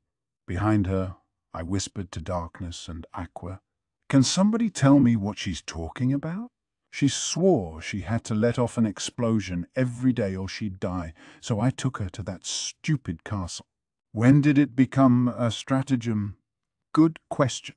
And when did she become this town's greatest magic user? Shush back there. I have not set off an explosion yet today, and an entire crowd of adventurers backs me up. I am in a position of strength here, and I will see to this town's safety. I guess Megumin could hear us whispering, because she blushed a little, even as she stood posted with her staff thrust forward. The Dullahan, for some reason, actually seemed to be taking her at face value. "Oh, ho, a member of the Crimson Magic Clan? I see. So that ridiculous name you gave wasn't just to mock me. Hey, if you have something to say about the name my parents gave me, then let's hear it," Megumin said hotly, but her foe hardly paid her any mind. In fact, he seemed to find the entire crowd barely worth his notice. The general of the Demon King was no more interested in us than a hawk in a gaggle of chicks. Never mind. I did not come to this town to trade barbs with children. I am in this area for research purposes, and I will be living in that castle for the foreseeable future. So desist your magical explosions, you understand? You, sir, might as well order me to die, for we of the Crimson Magic clan perish if we do not let off an explosion every day. Wow. I've never heard such nonsense. If you're going to lie, at least make up something plausible. I didn't know what to do. Honestly, I was kind of enjoying watching the two of them go at it. I could see Aqua, too, looking eagerly at Megumin as she nearly frothed at the monster's insults. The Dullahan placed his head on his right palm and then, rather nimbly, gave an annoyed shrug. So you have no intention of giving up your magic, do you? Though I have relinquished my body to a demon, I was once a knight. Slaughtering the weak holds no interest for me. But if you insist on bothering me in my home every day, well, I have an idea of how to deal with you. Megumin began to back away from the Dullahan, who seemed more and more dangerous. But to my surprise, she was smiling. You, sir, are the one bothering us? Ever since you arrived, we have been unable to work. She smirked. I think you had best escape while you can, for we have an undead specialist among us. Milady, if you please. All that grand posturing, and now Megumin had neatly handed off the whole thing to Aqua. Sheesh. Aqua, clearly pleased to be called Milady, stepped up to face the Dullahan. Looks like it's up to me then. I don't care if you're the Demon King's general or whatever. It's your bad luck you showed up while I was here. An undead who comes in the middle of the day. You're practically begging me to send you to the netherworld. It's your fault we can't get any decent quests around here. Now, prepare yourself. She thrust one hand out toward the Dullahan. The adventurers gathered behind us gave a collective gulp. The Dullahan looked intrigued. He turned his head to face Aqua and held it out toward her. It seemed to be his way of showing he was getting serious. Oh, what have we here? No mere priest, but an archpriest. I am a general of the Demon King. Shall a low-level archpriest in a starter town banish me from this realm? Do you think I have not prepared countermeasures for priests far more powerful than you? But perhaps this will be a good opportunity to torment my little crimson friend. Quicker than Aqua could chant her spell, he pointed with his left hand at Megumin. Then he bellowed, I pronounce death upon you. In 1 week's time you shall die. In the same instant as the Dullahan intoned his curse, darkness grabbed Megumin by the collar and threw the wizard behind her. Why? Megumin cried.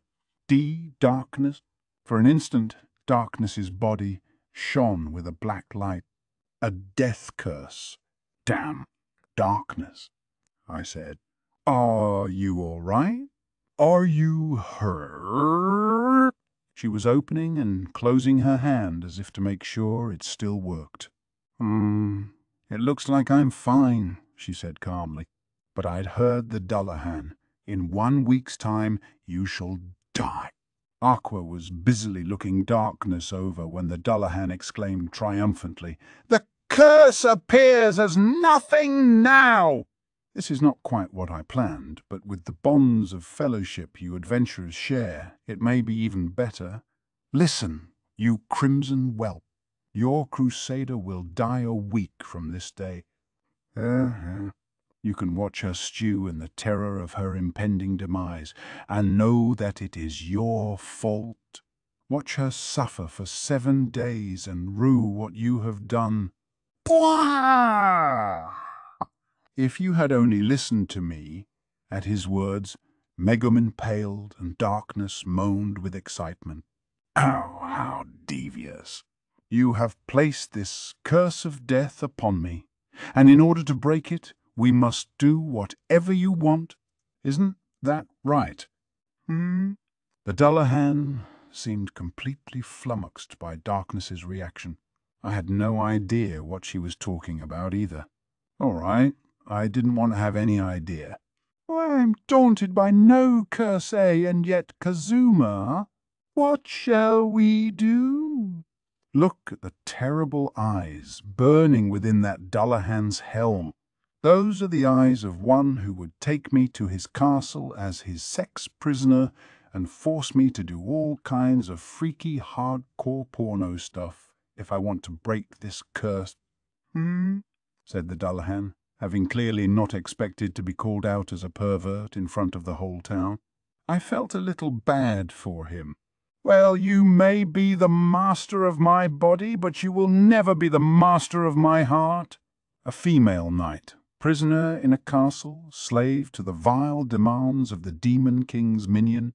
What should I do, Kazuma? Who could have foreseen things would turn so hot? I don't want to go. I cannot bear it. And yet I have no choice. I'll resist him for as long as I can. Don't try to stop me. Farewell now, my friends. Why, stop it already. That's obviously not what he has in mind. I grabbed Darkness's arm and held her back from her headlong dash toward our enemy. The Dullahan was palpably relieved. Anyway, I hope you've learned your lesson and won't blow up my home anymore. And you, magic child, if you want to break that crusader's curse, come to my castle. If you survive to reach my chamber on the top floor, I shall lift the curse. But know this, a legion of undead knights guards my castle. I will be most curious to see if you and your fledgling friends ever reach me. Still cackling, the Dullahan walked out the gate, mounted his headless horse, and rode off to his castle. 6. The crowd of adventurers stood silently, seemingly overwhelmed by the turn of events. I felt the same way. Next to me, Megumin clutched her staff, pale and trembling. Alone, she made to walk through the town gate. Hey, where do you think you're going? What have you got in mind? I grabbed her mantle. Megumin just pulled harder as she tried to walk away. She didn't look back as she answered. This is my fault. I am simply going to go to that castle, let off one good explosion right in that Dullahan's face, and break Darkness's curse. Like she was going to manage anything by herself. Actually, come to think of it, I'm going with you, obviously. By yourself, you'd probably use up your explosion on some piddling guard, and then what? You were too dim to even notice we were blowing up the castle of the Demon King's general. Megumin stared at me for a moment, then her shoulders relaxed as if resigned. Fine, come with me then. But that monster mentioned a legion of undead knights. Your sword is not going to be very effective against such enemies. Today, you must rely on my magic. A slight smile flitted across her face. Undead knights presumably wore armor like their living counterparts. My cheap sword wasn't going to scratch them. But I had an idea. I can use my sense-foe skill to tell where the enemies are.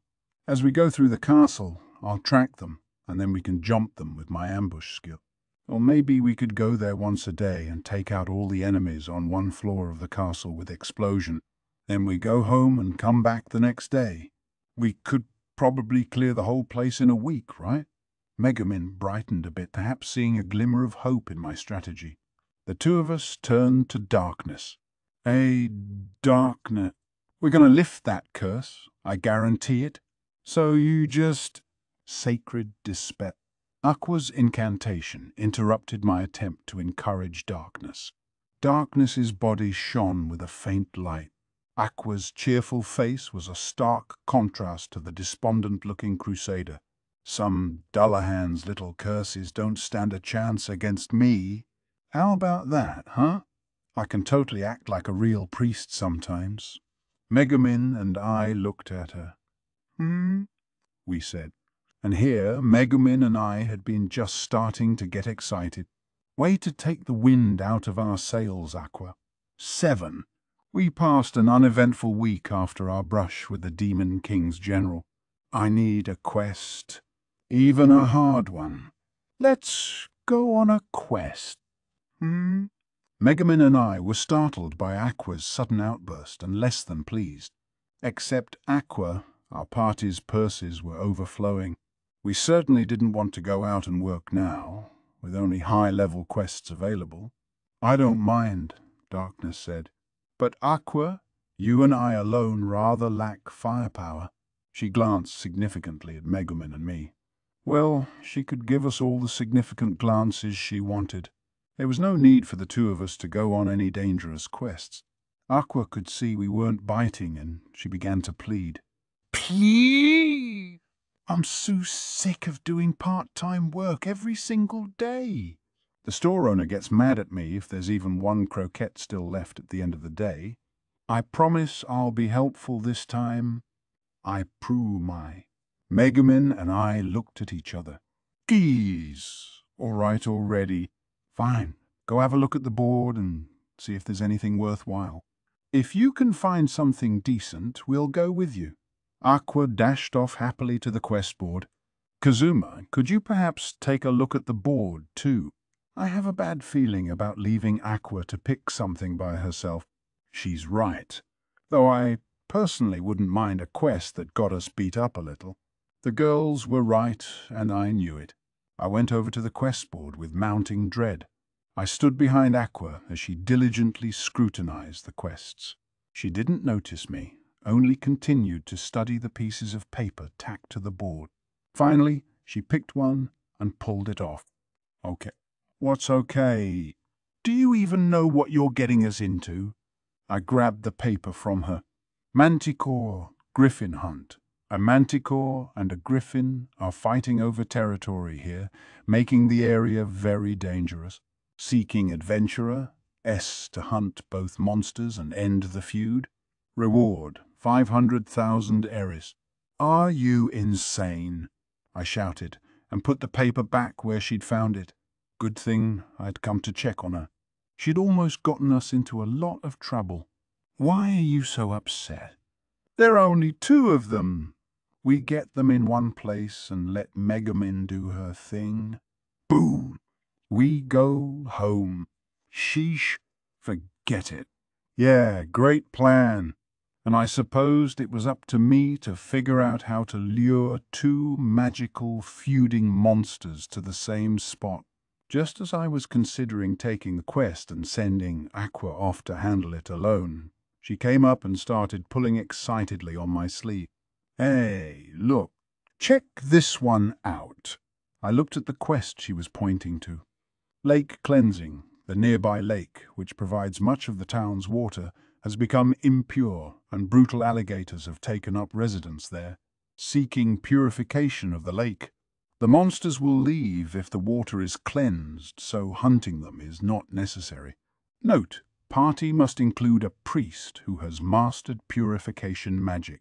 Reward, 300,000 eris. Do you know how to purify water?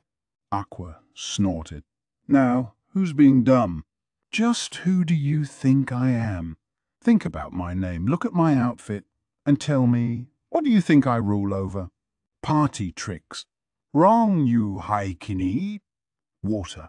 The pale blue eyes. The hair. Do these things mean nothing to you? I guess I can see the connection. 300,000 eris just to clean up a little water.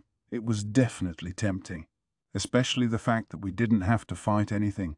Fine, let's take it. Heck, if it's just water purification, you can handle it on your own, can't you?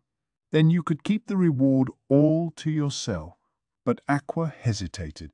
Yeah, I guess I could, but those monsters probably won't just sit by and watch me purify their lake. I need someone to protect me from them until I'm done. But brutal alligators. Presumably they were some kind of alligator, right?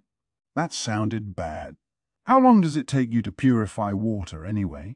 5 minutes. If it was quick enough, we might be able to make do with one good explosion from Megumin. Aqua shook her head. Maybe half a day. It might as well take forever. So we were supposed to guard her for upward of 12 hours against monsters whose name alone sounded like trouble. I made to put the paper back. Oh, please. There aren't any other good quests? Oh, please help me with this, Kazuma. I looked at Aqua, clinging to my arm to keep me from returning the quest, and suddenly thought to ask, how do you do the whole cleansing thing anyway?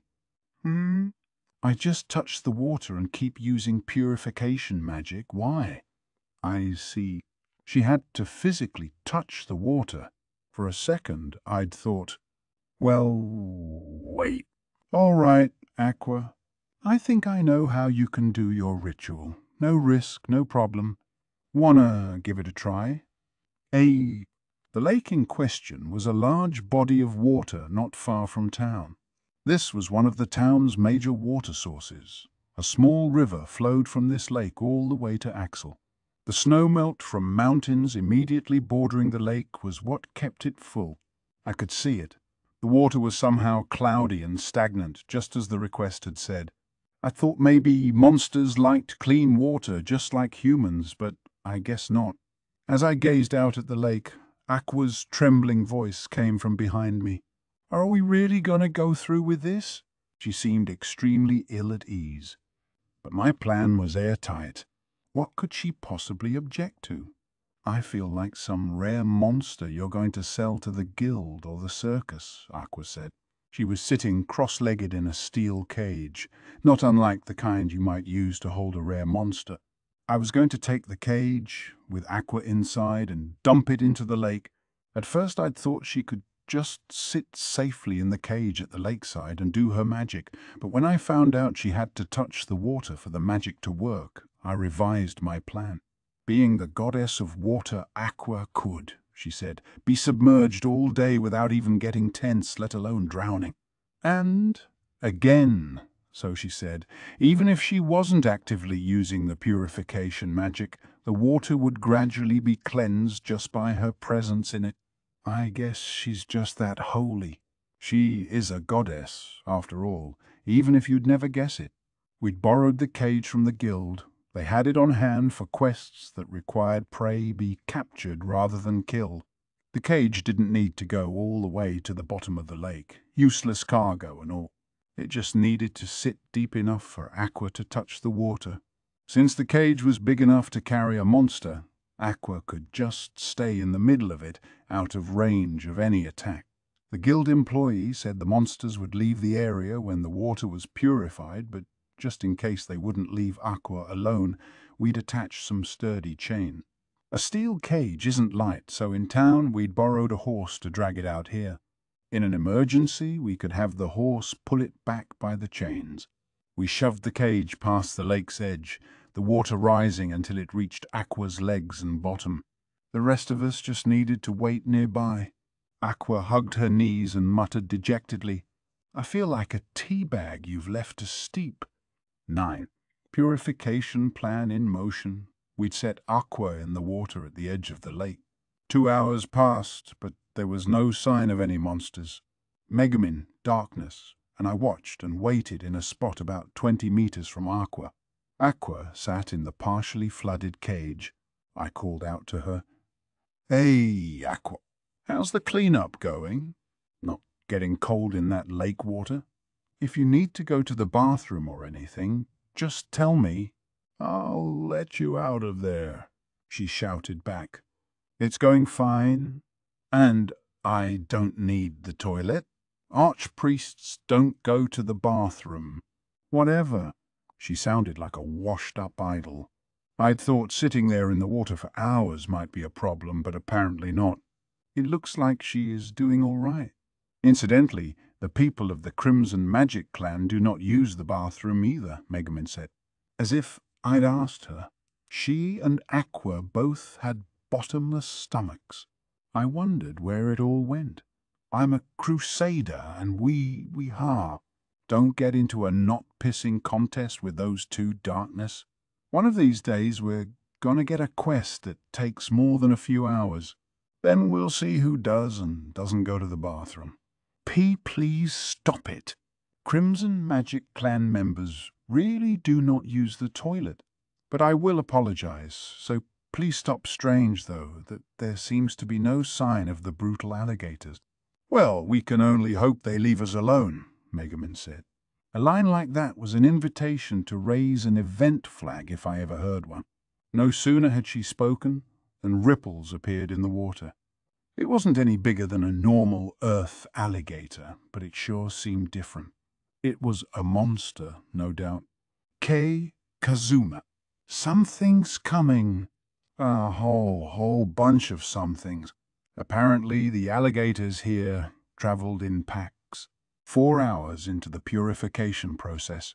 At first, Aqua had simply sat in the water, relying on her divine powers to purify it, but now she was desperately chanting spells to purification, purification, purification. The crowd of alligators surrounded Aqua's cage and began gnawing on it. Purification, purification. You know, my cage is sea creaking. It's squeaking. Something. But there wasn't much we could do. With Aqua right in the midst of the monsters, Megumin's explosion wasn't a sound plan. Aqua, if you're ready to throw in the towel, just say the word. I'll have the horse pull the chains and we'll get you out of there. I'd been shouting similar advice for some time, but Aqua had thus far refused to give up on her quest. And no way. We'll have wasted all this time, and we won't get any reward. Purification, purification. Did you hear that crack? That is definitely not a sound you want to hear from the bars protecting you. The swarm of alligators mobbing Aqua's cage didn't so much as look at us. Darkness took in the scene and sighed. I kind of wish I was in that cage. Don't get any ideas. 7 hours into the purification process, the battered cage sat glumly in the lake. It was covered in alligator bite marks. The alligators themselves had turned tail and headed for the mountains. Maybe because we'd finished purifying the lake, I couldn't hear Aqua chanting her spells anymore. Actually, it had been almost an hour since I'd last heard her voice rising from within the crowd of monsters. Hey, Aqua, you all right? Looks like all the alligators swam off somewhere. The rest of us approached, trying to get a look at Aqua. Ik sniff, wah. If she was going to sit there hugging her knees and crying, she should have just dropped the quest. On the other hand, I guess, for once, I could understand the reaction. Hey, if you're done purifying the place, let's go home. I talked to Darkness and Megumin, and we all agreed we don't need a reward for this one. You can keep the 300 grand all to yourself. Aqua didn't look up from her knees, but her shoulders stiffened. She made no move to leave her enclosure. Come on out of there. The alligators are all gone. Aqua whispered something. And the cage. I paused, perplexed. What did you say?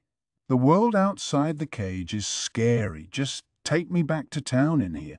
First, frog-related trauma. Now, alligator-related trauma. I guess it was a hard knock life for a goddess. 10. Donna yadu naya. Giz. Aqua. Will you quit it with that weird song already? It's bad enough that we're dragging a girl huddled in a cage through the middle of town. And why are you still in there anyway? We're back. We're back. It's safe now. Come out. No. This cage is my sanctuary. The outside world is scary. I'm gonna stay in here for now. Our horse pulled the cage, where Aqua had apparently decided to take up permanent residence. People tried their best to look at us without looking at us as we made our way through town back to the guild hall. Even with a horse-drawn cage, seeing as Aqua was refusing to walk, our progress was slow. True, One of our number had been severely traumatized, again, but otherwise there was no visible damage to anyone. As eager as we were to try out our gear and our magic, an uneventful quest was still the best quest. For us, it was unusual to have an assignment end so neatly. Maybe it was my fault for thinking something that pretty much begged for another event flag. My lady? My lady goddess, it is you, isn't it? Good heavens! What has brought you to this state? A man ran up and grabbed the bars of Aqua's cage. Those bars had withstood the diligent attentions of a swarm of brutal alligators, but this man bent them easily, extending a hand to Aqua. The stranger cast a sidelong glance at me and Megumin, both of us standing there dumbly. He reached out to the equally vacant Aqua and, "Aren't you being a little forward with my friend?" "Exactly who are you?" "You seem to know Aqua, but she certainly doesn't seem to know you." Darkness moved in on the man as he made to take Aqua's hand. She seemed nothing like the girl who'd looked enviously at the caged goddess being assailed by alligators. Now she was a crusader, a shield, unabashedly protecting her friend. What if I could get her to act this way all the time? The man gave Darkness a look, sighed, and shook his head. His expression said, "I don't want any trouble, but it seems trouble wants me." Darkness, usually so reserved, looked openly angered by the man's attitude. Things were getting tense. I whispered to Aqua, who'd still made no move to get out of the cage. "Hey, this guy's your buddy, right? He knows you're a goddess and everything. Do something about him."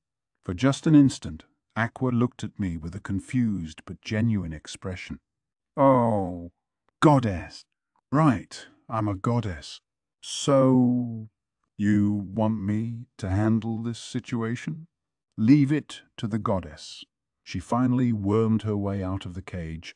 "She didn't really forget she's a goddess, right?" Aqua, now free, gave the stranger a quizzical look. "Who are you? Wait, they don't know each other after all."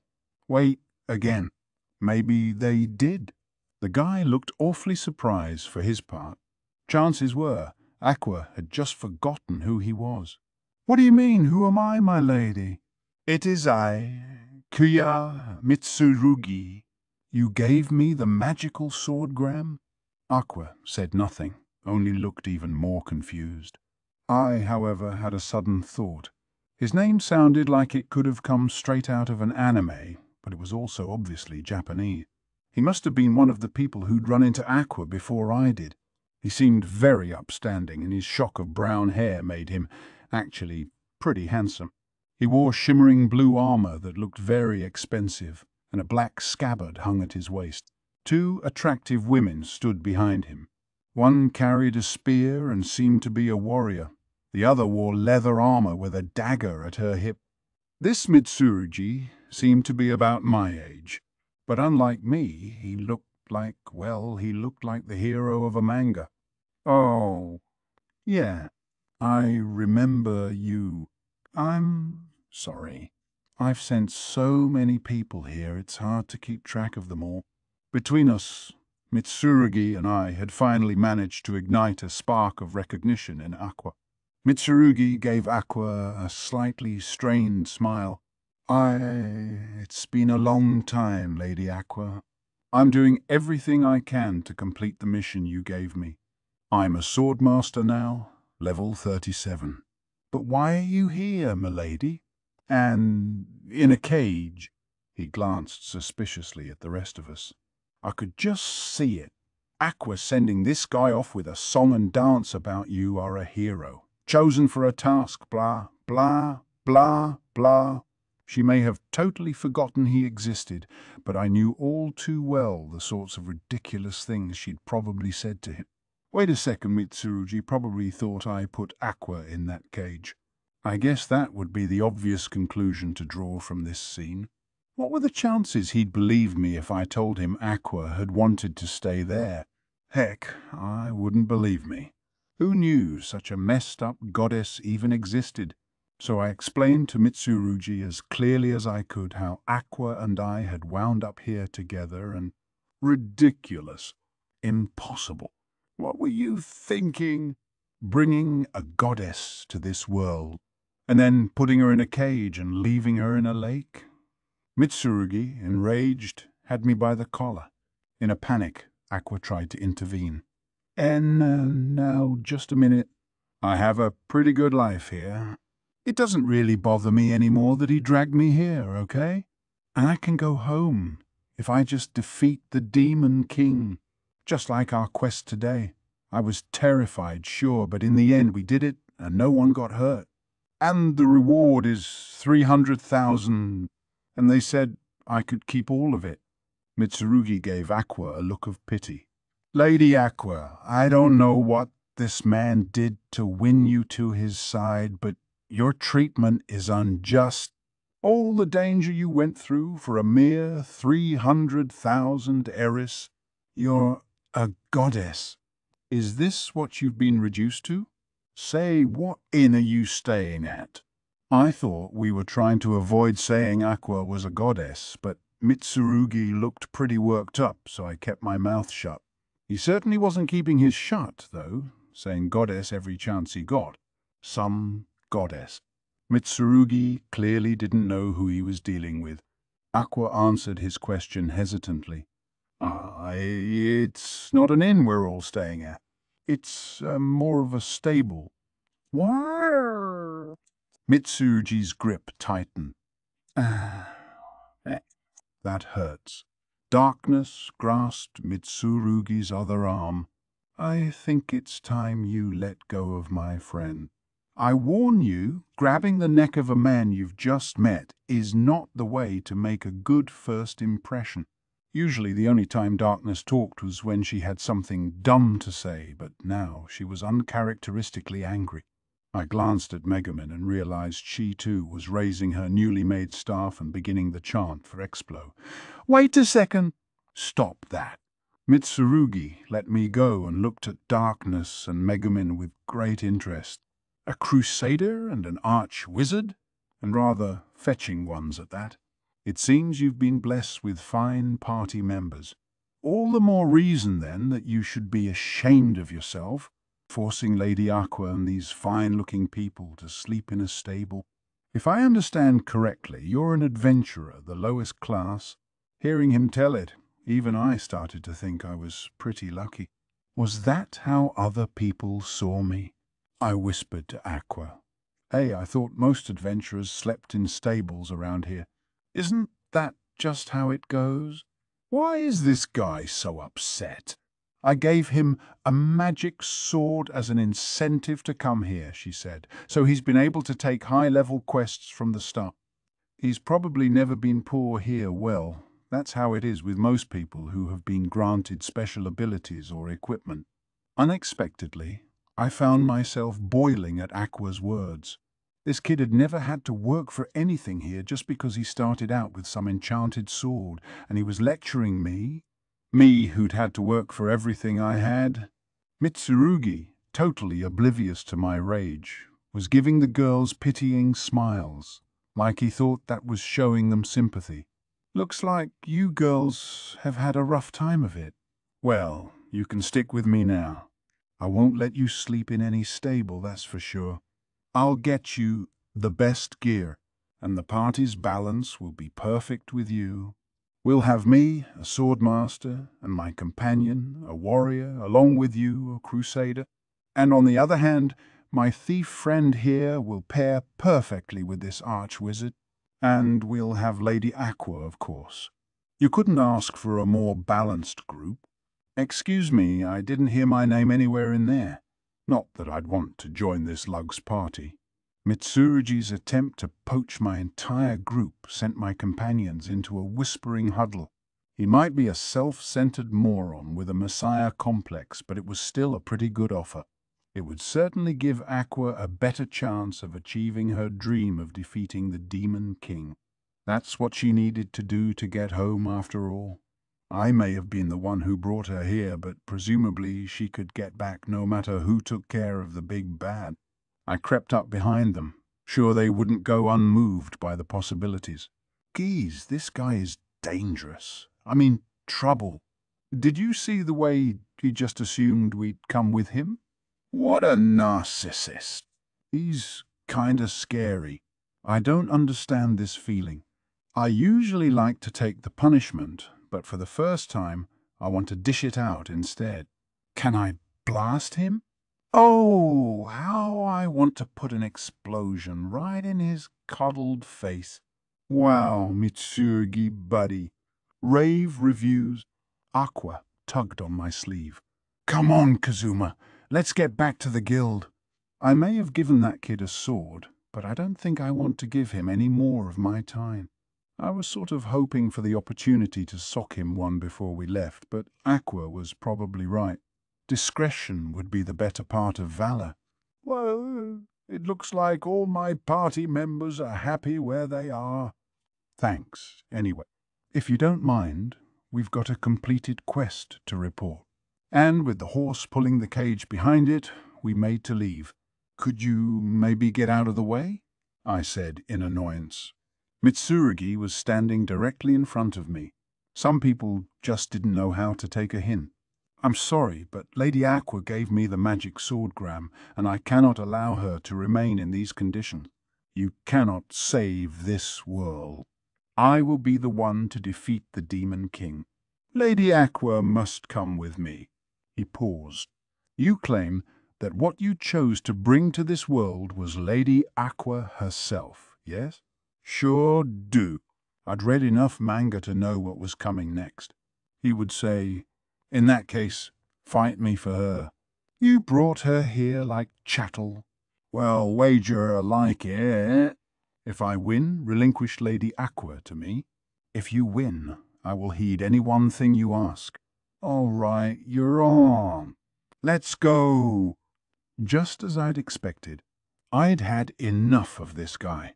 I didn't wait for a countdown or a signal. I flew at him. I held out the palm of my left hand toward him, pulling out my short sword, sheath and all, with my right. Victory goes to the decisive, and all's fair in war. What was dirtier? A surprise attack? Or a high-level swordmaster with a magic blade challenging a cash-strapped adventurer to a duel? I was pretty sure Mitsurugi wasn't expecting me to jump on him even as I answered, "Why?" Wait. Despite his consternation, though, he was still an experienced adventurer. In a flash, he'd drawn his sword and held it up lengthwise to block me. As my short sword rang off his blade, I reached out with my left hand and steel. As I shouted, I could feel the weight of a sword fill my hand. The blade that had been holding back my dagger was suddenly gone from Mitsurugi's hand. Came a chorus of confused voices. I didn't know who they belonged to. Maybe everyone but me. Mitsurugi had no way to answer my steel gambit, and with nothing left between us, I slammed my short sword into his head. That was a dirty trick! You're a dirty trickster. You rotten cheating. You're the worst. You're a low-down, dirty scoundrel. Fight fair. Mitsurugi's two companions were busy berating me, but I only listened to them with amusement. I kept my sword sheathed, but it was a pretty heavy piece of equipment, and Mitsurugi had taken a pretty good whack. He was lolling on the ground, his eyes rolled up to the whites.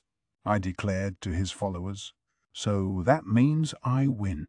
He said he'd do any one thing I asked, right? Well, I think I'm going to ask him to give me this sword, one of the girls said indignantly. Wow. Don't be ridiculous. You can't have that. And anyway, only Kyuya can use that sword. Magic blades choose their own masters, and this one has already chosen Kyuya. It won't help you. Gee, she sounded so sure of herself. I turned to Aqua. Is she right? I can't use this weapon. And here I thought I'd finally gotten a serious item. Sorry to say, she's telling the truth. Gran belongs to that beat-up punk over there. Graham's master can equip it to gain superhuman power, a sword that can cut through stone or steel as easily as butter. But if you equipped it, Kazuma, it'd be just a normal sword. Oh, man. Well, I worked hard for it. Maybe I ought to take it anyway. Okay. Well, when he wakes up, remind him that he started this so he doesn't get to be upset about it. Come on, Aqua. Let's hit the guild and make our report. I turned to go, but Mitsurugi's girls raised their weapons. H, hold it right there! Give back Kyuya's sword. We refuse to acknowledge your victory. I stretched out my left hand toward the two girls, palm out. Fine, I don't discriminate. I'm perfectly happy to beat up a couple of girls. Don't expect me to hold back. For that matter, remember, we're out in public here, and there's no telling what I might steal. The two of them looked at my hand and backed up a little, distinctly uneasy. Perhaps they'd realized how much danger they were in. I could hear my party say together, I admit, I was sorry they had to see me like that. We finally made it back to the guild hall, dragging the borrowed cage. Since we'd decided to give Aqua the whole reward, I let her and the others take care of the report while I returned the horse and dropped off my magic sword somewhere I could retrieve it easily. At last I came to the guild entrance, where— but why? I could hear Aqua's petulant wail. She just couldn't be happy until she'd caused a scene. As I came inside, I saw a tearful Aqua clutching the clerk. I told you I'm not the one who broke your cage. A guy named Mitsurugi did it. Why do I have to pay for it? Oh, yeah. I guess he did break open the cage trying to help Aqua. Now she was left with the bill. After a bit more struggling, she seemed to accept the fact, took her reward, and trudged back to our table. After the price of the cage, the reward is 100,000 eris. They said the cage was made of special metals via an arcane ritual, so it was worth 200,000. I couldn't help but feel for her. She was certainly clear on her feelings about Mitsurugi. If I ever see him again, I'm gonna God strike him so hard. And I'm gonna make him pay me for that cage. Aqua sat and began flipping fiercely through the menu, grinding her teeth. As far as I was concerned, if we ever saw him again, it would be too soon. And then, as Aqua was still muttering angrily, "So this is where you've been hiding, Kazuma Satou." Well, speak of the devil. Mitsurugi and his two hangers-on were standing in the doorway of the guild hall. Mitsurugi, to whom I had not told my full name, strode over to our table and slammed his fist against it. Kazuma Satou. A certain young female thief was only too happy to tell me about you, about how you are a panty-stealing devil, and your predilection for covering girls in slime is known in many quarters. They call you Kazuma the Cur. Wait, who's spreading that stuff around? I had a pretty good idea who the thief was. It was the other rumors I was concerned about. Some people in some shadowy corners were calling me a cur, telling all kinds of stories about me. Mitsurugi approached me, his face serious, but in a single motion, Aqua stood between the two of us. Lady Aqua. I vow to regain my magic blade from this man and defeat the Demon King. So, please join my party. Wow. Kyuya. Without a word, Aqua decked Mitsurugi and sent him flying. Mitsurugi's two companions rushed over to where he lay crumpled on the floor. He didn't seem to understand why Aqua had punched him. Aqua, for her part, briskly walked up to him and grabbed him by the collar. They charged me for that cage you ruined. You had better pay me back. 300 grand? Did you know that cage was made of special metals and arcane ritual? It was expensive. Now pay up. Hadn't she said it was worth 200,000? Mitsurugi. nursing a quickly forming bruise, sitting on his butt after having been punched and overawed by Aqua's onslaught, politely got out his wallet and gave her the money. Aqua took the cash and then opened a menu, looking quite pleased with herself. Mitsurugi had collected himself by that point. Clearly frustrated with Aqua, who was happily holding the menu in one hand and gesturing for a waiter with the other, he said to me in a voice heavy with regret, "Even if your methods were dishonorable, a loss is a loss."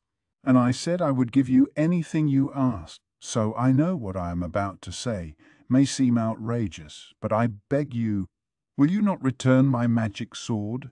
It is of no special use to you.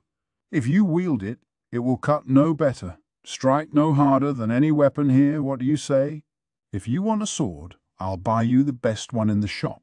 So will you not give back my precious gram? He was right. That was outrageous. After all, as useless as she may be, Aqua was what I'd chosen to bring with me to this world. In other words, she was to me what the magic sword was to him. Was she actually worth as much as a magic sword? Don't ask. What, you think it wouldn't have been inexcusable to wager me against some non-magic sword? Or are you trying to say I'm worth only as much as the most expensive sword here? Some honor. What were you even thinking, asking someone to wager a goddess? I'm tired of looking at you. Shoo, shoo. Mitsurugi paled as Aqua waved the menu at him dismissively. Well, I could hardly blame her for being upset. He was the one who'd come up with the whole idea of a bet to begin with. Lady Aqua? By no means do I undervalue you. Mitsurugi was distracted in his panic by Megumin, who gave a sharp tug on his sleeve. Can I help you, little girl? Megumin pointed at me, specifically at my waist. First, note that he is no longer wearing the magic sword. Noticing for the first time that the sword wasn't at my hip, Mitsurugi almost choked. Kazuma Satou. Where is Gram? What have you done with my sword? He clung to me, sweat running down his face. I had 2 words for him. Sold it. Damn it all! Mitsurugi dashed from the guild hall weeping. Sheesh. What's with him, anyway? It was shortly after Mitsurugi had fled the hall. Darkness approached Aqua, the room's curiosity aroused by the commotion. And he keeps calling you a goddess, Aqua. What does he mean by that? Well, he said it so many times I guess someone was bound to ask. We'd made it this far, though. Maybe it was time to come clean with Megumin and darkness. I looked at Aqua, and she nodded as if she understood. Then she turned to Darkness and Megumin with an uncharacteristically serious expression. Picking up on Aqua's attitude, the 2 of them listened just as gravely. I've been keeping this to myself, but I can tell you too. I am Aqua, the water deity worshipped by the Axis Church. It's true. Even I, am the goddess Aqua. What was this? A dream you had? They responded together. No, it wasn't. Why did you say that in unison anyway? I guess that's about what you could expect. That was when it happened. Urgent. Urgent. All adventurers, please equip your weapons and items and prepare for battle at the town gate. The familiar sound of an emergency announcement echoed through the streets. Again. Sure, seems like we've had a lot of those lately. Did we have to go? I guess we did. It was just such a pain, right after dealing with Mitsurugi and all. I dragged myself up from the table. Urgent. Urgent. All adventurers, please equip your weapons and items and prepare for battle at the town gate. Will adventurer Kazuma Satou and his party in particular please hurry? Why? Oh man, what now? Chapter 4. May there be an end to this useless battle. 1. I rushed to the main square, Megumin, Aqua, and I were all lightly armored and were able to get there quickly. Darkness, with her heavy equipment, brought up the rear. I knew it. Him again. A number of adventurers had already gathered by the time we arrived. A crowd of novices carefully kept their distance from the gate proper, where he stood. That's right, the Demon King's general.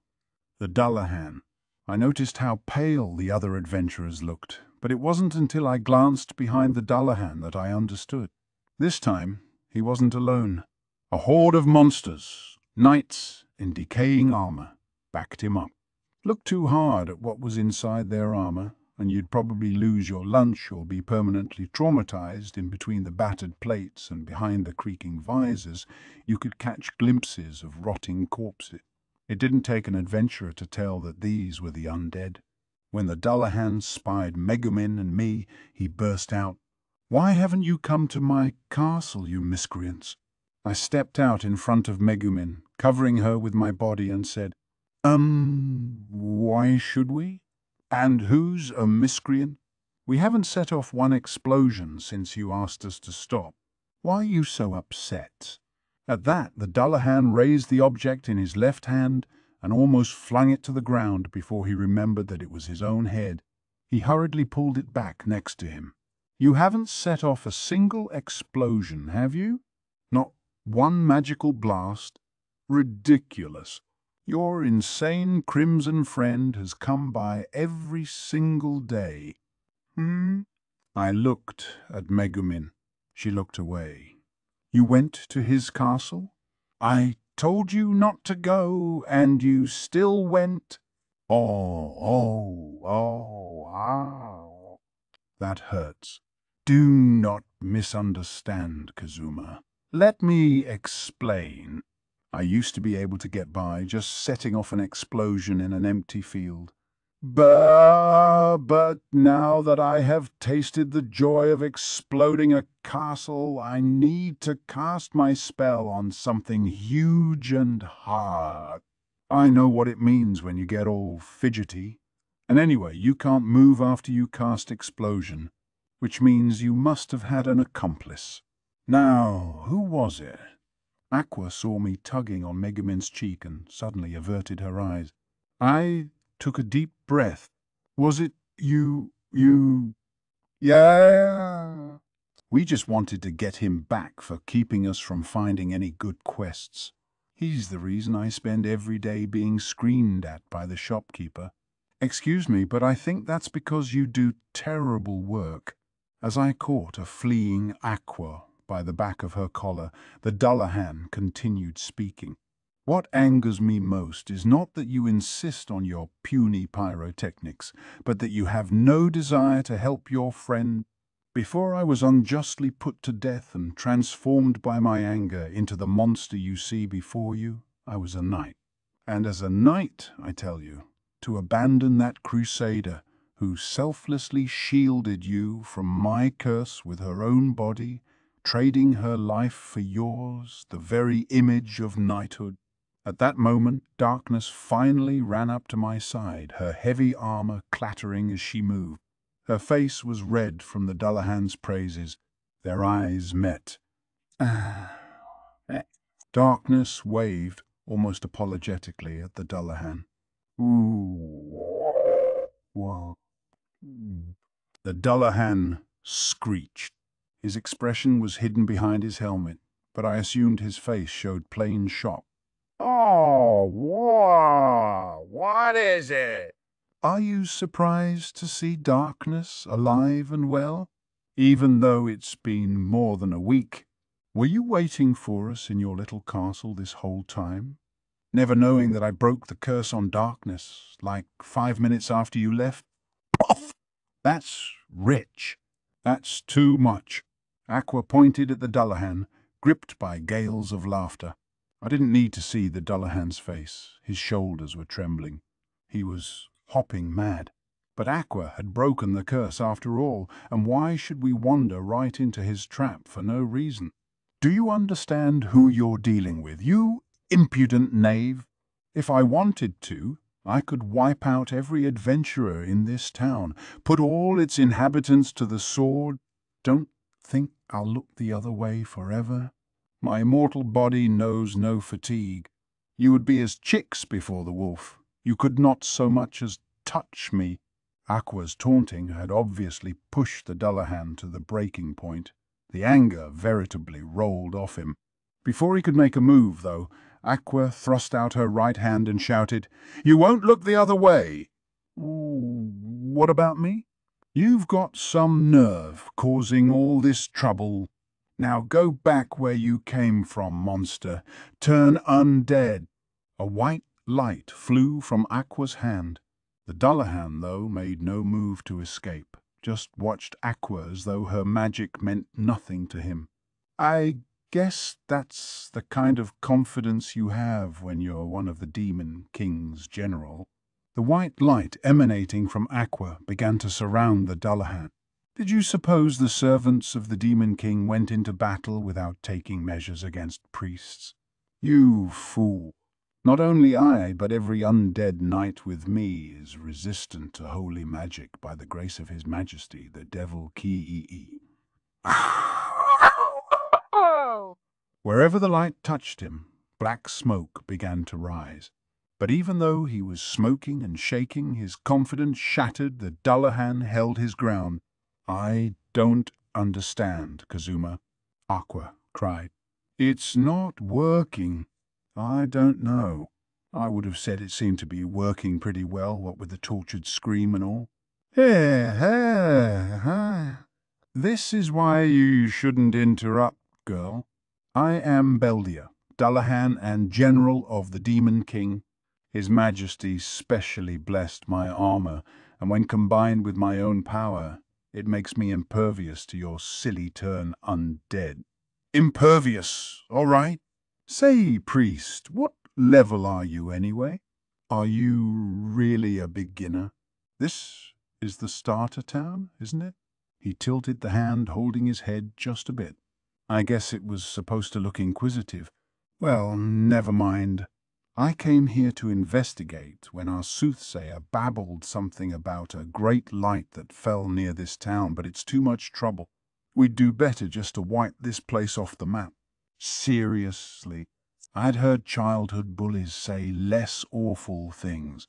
Still clutching his head in his left hand, Beldia raised his right hand high. "I need not even bother myself with you lot. Minion, rain hell upon these disrespectful dogs."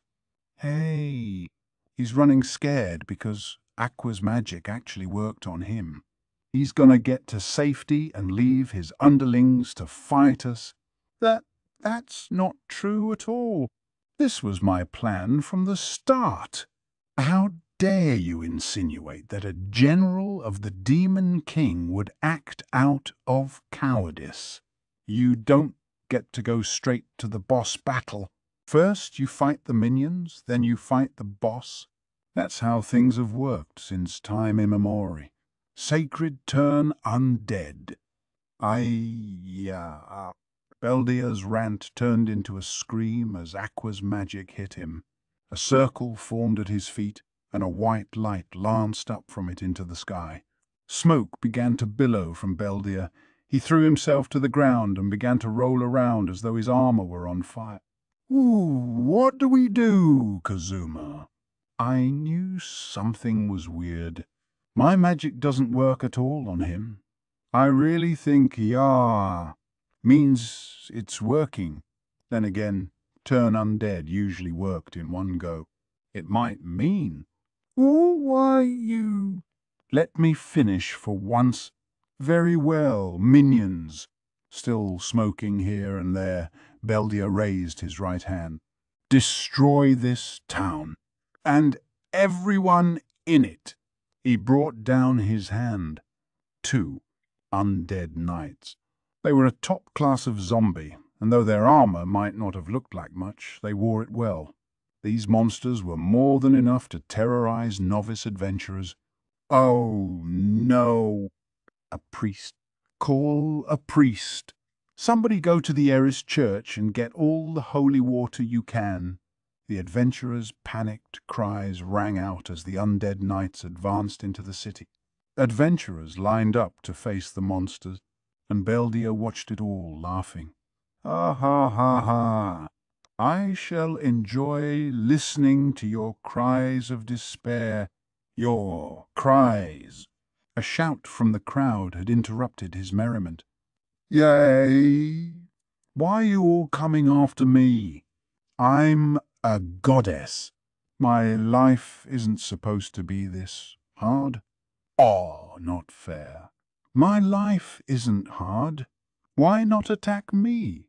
That would be Aqua, shouting some most ungoddess-like things, and Darkness exclaiming in envy. The knights hadn't moved toward the townspeople, but for some reason were heading relentlessly for Aqua. No, you fools. Don't get distracted by one priest. There are other adventurers right there, you know. Townspeople, let's get a bloodbath going here. Beldia sounded more than a little dismayed. Maybe his mindless undead minions were naturally drawn to Aqua, who was a goddess and could bring them salvation. It was just a theory, but it was also irrelevant. The point was now was our chance. Hey, Megumin, think you can land an explosion right in the middle of those undead knights? Why? But we are in town. Think of the collateral damage. Then it happened. Sir Kazuma, great Kazuma. Aqua was dashing toward me, a horde of undead knights right behind her. Why? You idiot. Stop. Stay back. If you turn around, I'll treat you to dinner tonight. I'll treat you. Just do something about these undead. They're not normal. My turn undead skill doesn't make them disappear. Damn it. Was this what Beldia had meant by the grace of the Demon King? No, wait. Wait, just a second. Megumin, get outside the gate and start chanting. Why? Yes, sir. With that, I ran for the gate myself, Aqua and the monsters hot on my heels. I made sure to run right by the few undead knights who were fighting other adventurers, hoping to add as many as possible to our collection. Then, Kazuma, please. The knights, the undead ones, they're right behind me. I looked back and saw a massive army of Beldia's servants following us. Aqua and I passed the town gate. Then the knights went through. And then Megumin now. At my signal, Megumin held up her staff, red eyes flashing. A better moment I could not have dreamed. My thanks, Kazuma. My deepest thanks. My name is Megumin, first among the spellcasters of the Crimson Magic Clan, master of explosive magics. O Beldia, general of the Demon King, behold my power. Explosion. The blast from Megumin's beloved spell landed smack in the center of the crowd of zombies. 3. The magical blast left a vast crater immediately outside the town gate. There was no sign of any of the undead knights.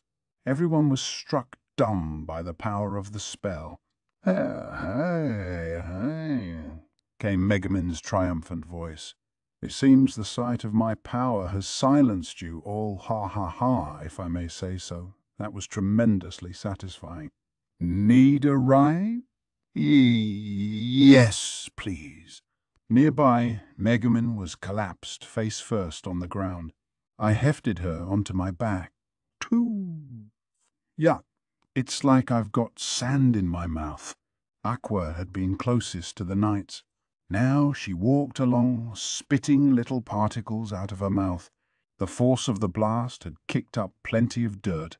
Through the smoke that was still billowing out of the crater, we could hear the adventurers in the town give a cheer. Yahoo! Way to go, you crazy kid. That crazy Crimson Magic Clan girl did it. She's as crazy as her name is weird, but she sure comes through when it counts. You can call me a fan. I could feel Megumin squirming at the town's approbation. "Excuse me, could you please carry me over that way? I wish to dispatch those people with an explosion. You're all out of spells for today. Anyway, you did a really good job. You should be proud of yourself. Stick out your chest and enjoy a break, you've earned it." At that, Megumin settled against me, mollified. Something soft pressed against my back. Something soft. I guess she was sticking out her chest like I'd suggested, but you could hardly tell. "Well, that's jailbait for you, I guess. Crimson Magic clan members have extremely high intelligence," Megumin said suddenly from behind me. "Shall I guess what you are thinking now, Kazuma?" "I was just thinking, I didn't know you were so svelte under all that armor." I was patronizing her, and she knew it. For a second, I thought she was going to choke me. But Beldia was there, at the town gate, looking at us. More precisely, looking at Megumin riding on my back. Gradually, his shoulders began to tremble. We had destroyed all his undead servants. It was only natural that he'd be mad. Or not. Excellent. Wonderful. I never imagined this starter town might be home to someone who could actually defeat all my underlings. Then I shall now keep my promise. Wait a second. Hold it right there. I shall face you in battle myself. With that, Beldia drew a massive sword and leapt at us. Faster than Beldia could reach us, several adventurers moved to defend us, surrounding him with weapons in hand. Beldia took in the situation, and then, head in one hand and blade in the other, shrugged easily. I'm most interested in them, but, I see. Should one of you perchance topple me, no doubt there will be a significant reward to be had. Very well. You adventurers dream of getting rich quick? Well, come and earn it. The adventurers surrounding him grew excited at the Dullahan's mention of a quick buck. One guy, a warrior if I had to guess, called out to those around him, "And I don't care how strong he is, he ain't got eyes in the back of his head."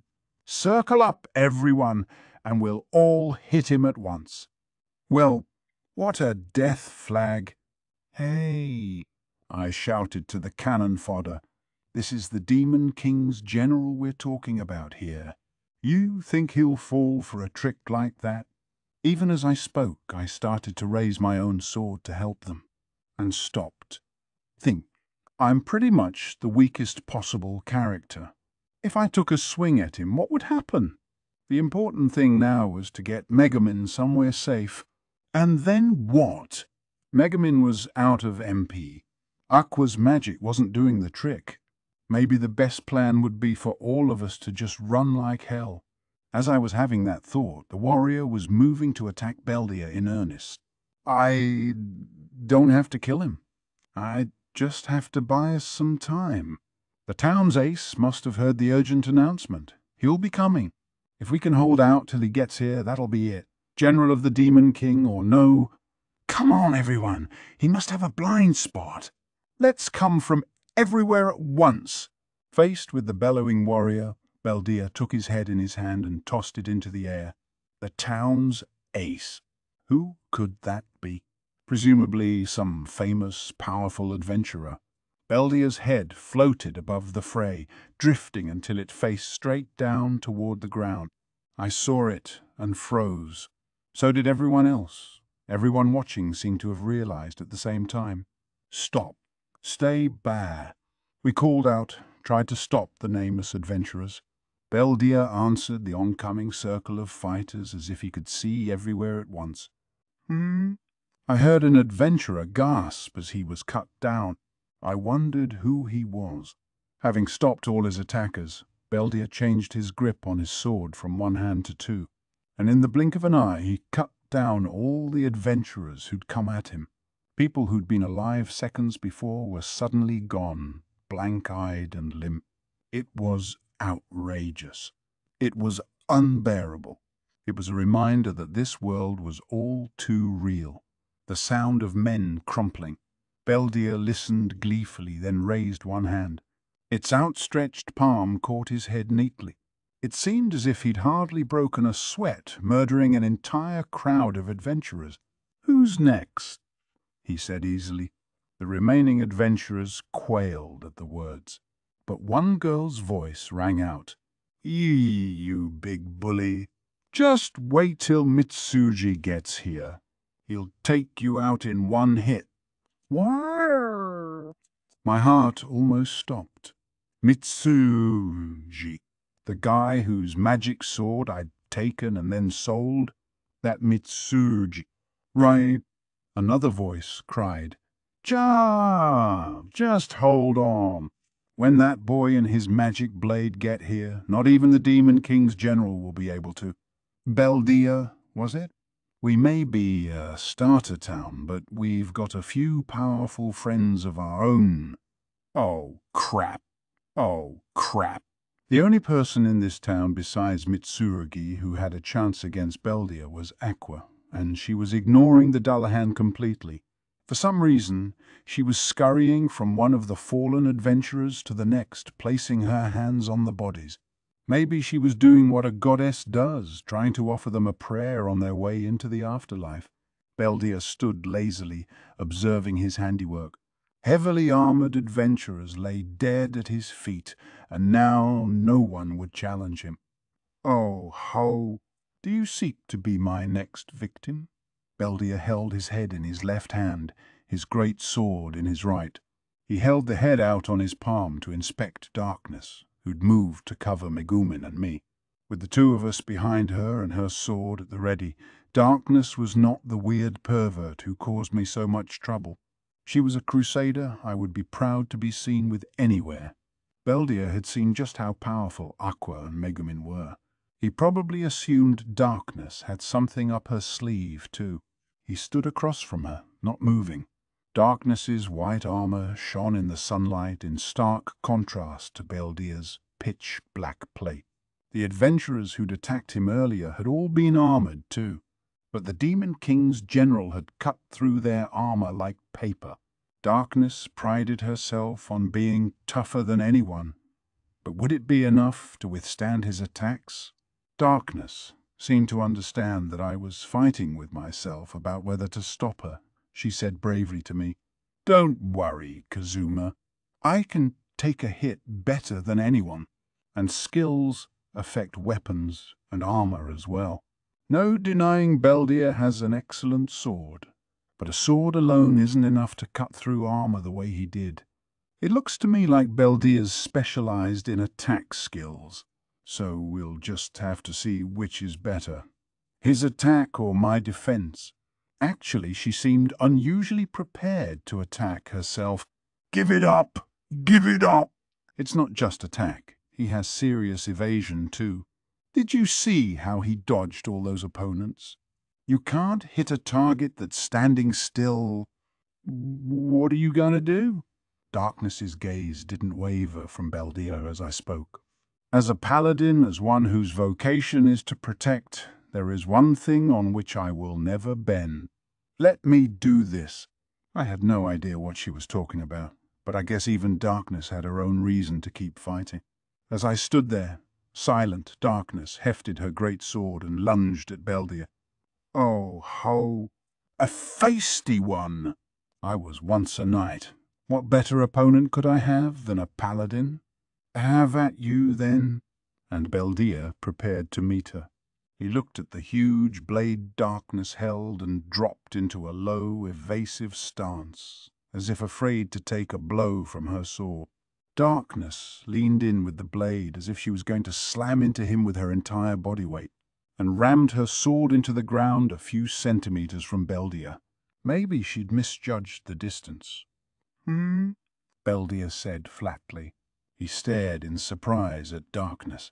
All the other adventurers in the square wore the same expression. Gee! Can't she even hit someone standing still? She might have been my party member, but I mean, gosh.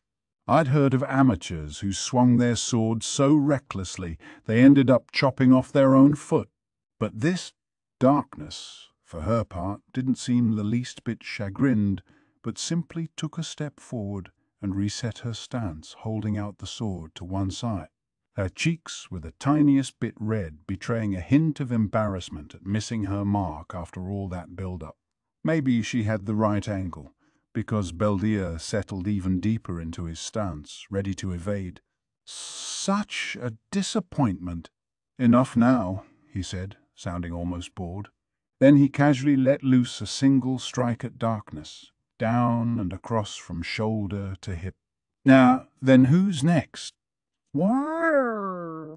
No doubt he assumed he'd taken her out, but Beldia's sword simply dragged along Darkness's armor. The only results were a scratch and an ear-splitting noise. Darkness stepped back, putting some distance between them. Oh, man. My brand new armor. She groaned as she looked at the huge gouge, then glared at Beldia. It was a deep cut, but not deep enough to reach Darkness underneath the armor. In other words, "Oh, what are you? You take my blow, and are not cloven that armor must be a master's work. And yet even if it was, still your archpriest, your explosive archwizard, the lot of you are." While Beldia was busy muttering to himself, I slipped in among the other adventurers. I passed Megumin to one of them, then turned and shouted, "Darkness! You can withstand his attacks." "I'm coming. Leave the offense to me." Darkness nodded, not looking away from Beldia. "All right, but I have a request. Help me get one blow against this monster." I shouted back that I understood. Then I turned to the nearby adventurers. "Oh, spellcasters." My words seemed to bring everyone back to themselves. Everyone who knew any spells began furiously preparing their magic. Everyone who didn't started looking for something they could help with. We were in a fight with one of the Demon King's generals here. A major enemy had shown up at our doorstep. There was no reason we should let him go home unscathed. But Beldia had planted his sword in the ground and was pointing his empty right hand at one chanting spellcaster after another. "In 1 week's time, all of you shall die." He placed his death curse on all the mages at once, and one by one, cowed by the realization that they were going to die, each of them stopped chanting. Other spellcasters who'd been preparing to get in on the fight took one look at their cursed colleagues and quietly refrained from casting any spell. Stinking Dullahan. That was a dirty trick. Now, how about a real test? As Beldia shouted, he flung his head up in the air again. I wonder if we could get an archer to shoot down that head? I was still working my way through that thought when Beldia grabbed his sword with both hands and charged at Darkness. His helmet was looking down at the ground, just like the last time. It must have let him see the entire battlefield, air reconnaissance, so to speak. It eliminated his blind spots, made it easy to guess where his opponents would dodge. From behind me, Megumin gave an anguished cry. Kazuma. Darkness is... I looked around the square. Almost every adventurer in town was there. Some of them I knew. There was the person who taught me the weaknesses of some monsters. One girl had drawn a bow but was holding back the shot, afraid she might hit Darkness instead of Beldia. She was the one who'd introduced me to Neroid, the older guy who'd teased me at the Guildhall for not drinking alcohol. He held a spear and was trying to circle around behind Beldia. If Darkness fell, Beldia really might kill all these people, just on a whim. Darkness herself seemed to know it. She turned the flat of her huge blade outward toward the oncoming foe. She stood without moving like a shield. "Hit me," her stance seemed to say. "Except on my head. I'm not wearing a helmet."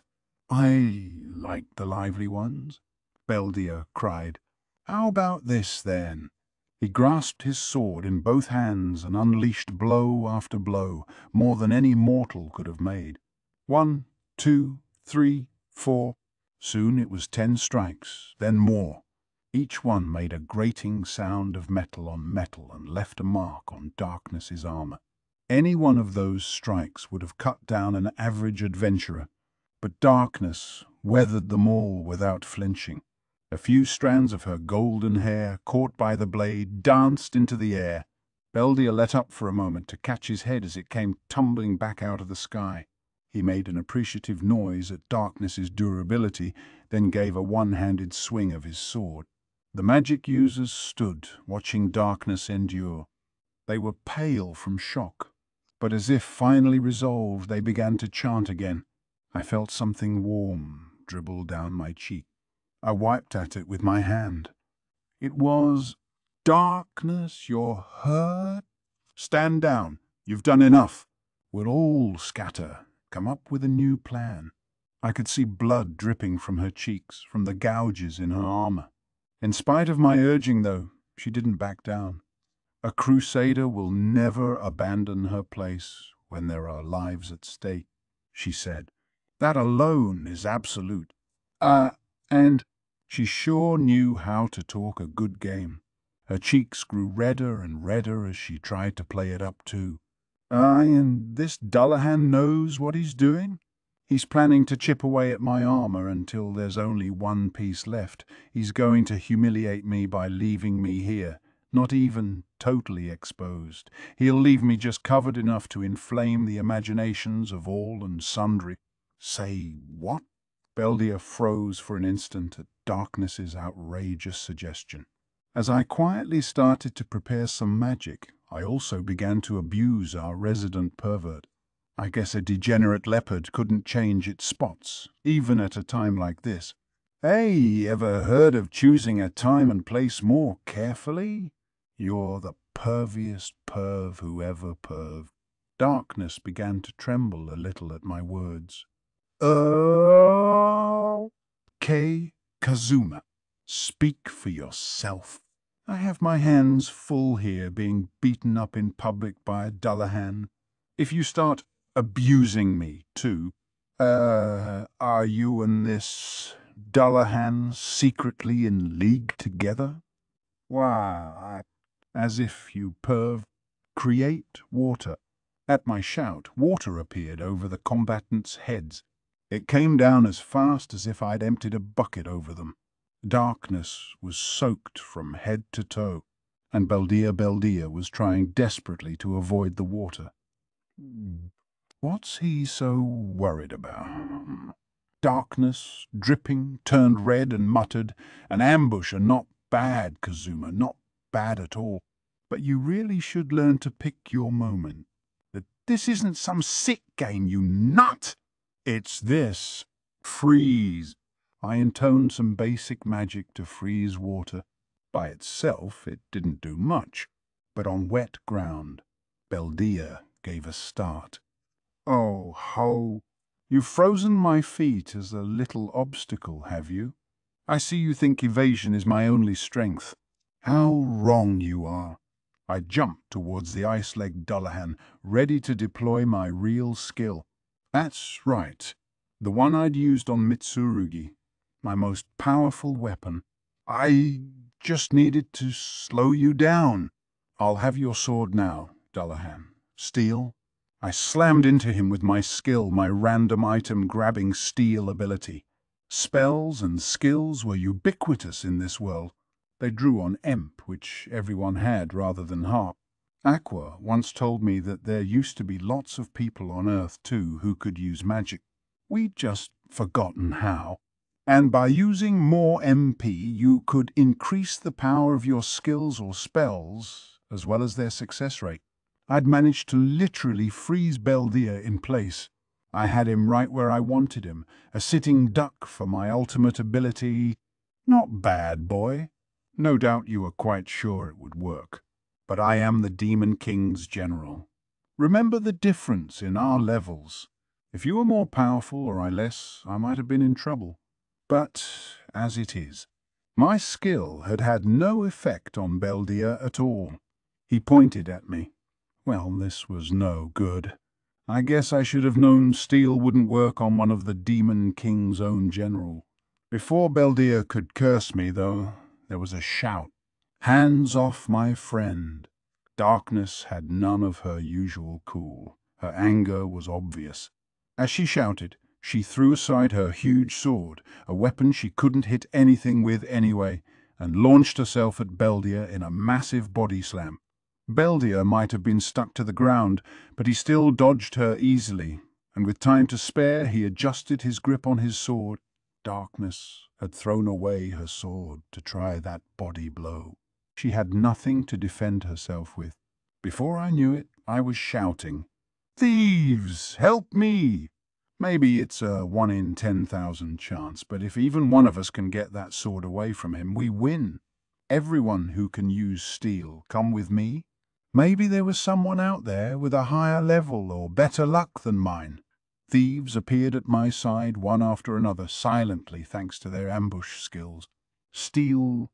we exclaimed together, but none of our attempts did anything. Beldia didn't even seem to notice us.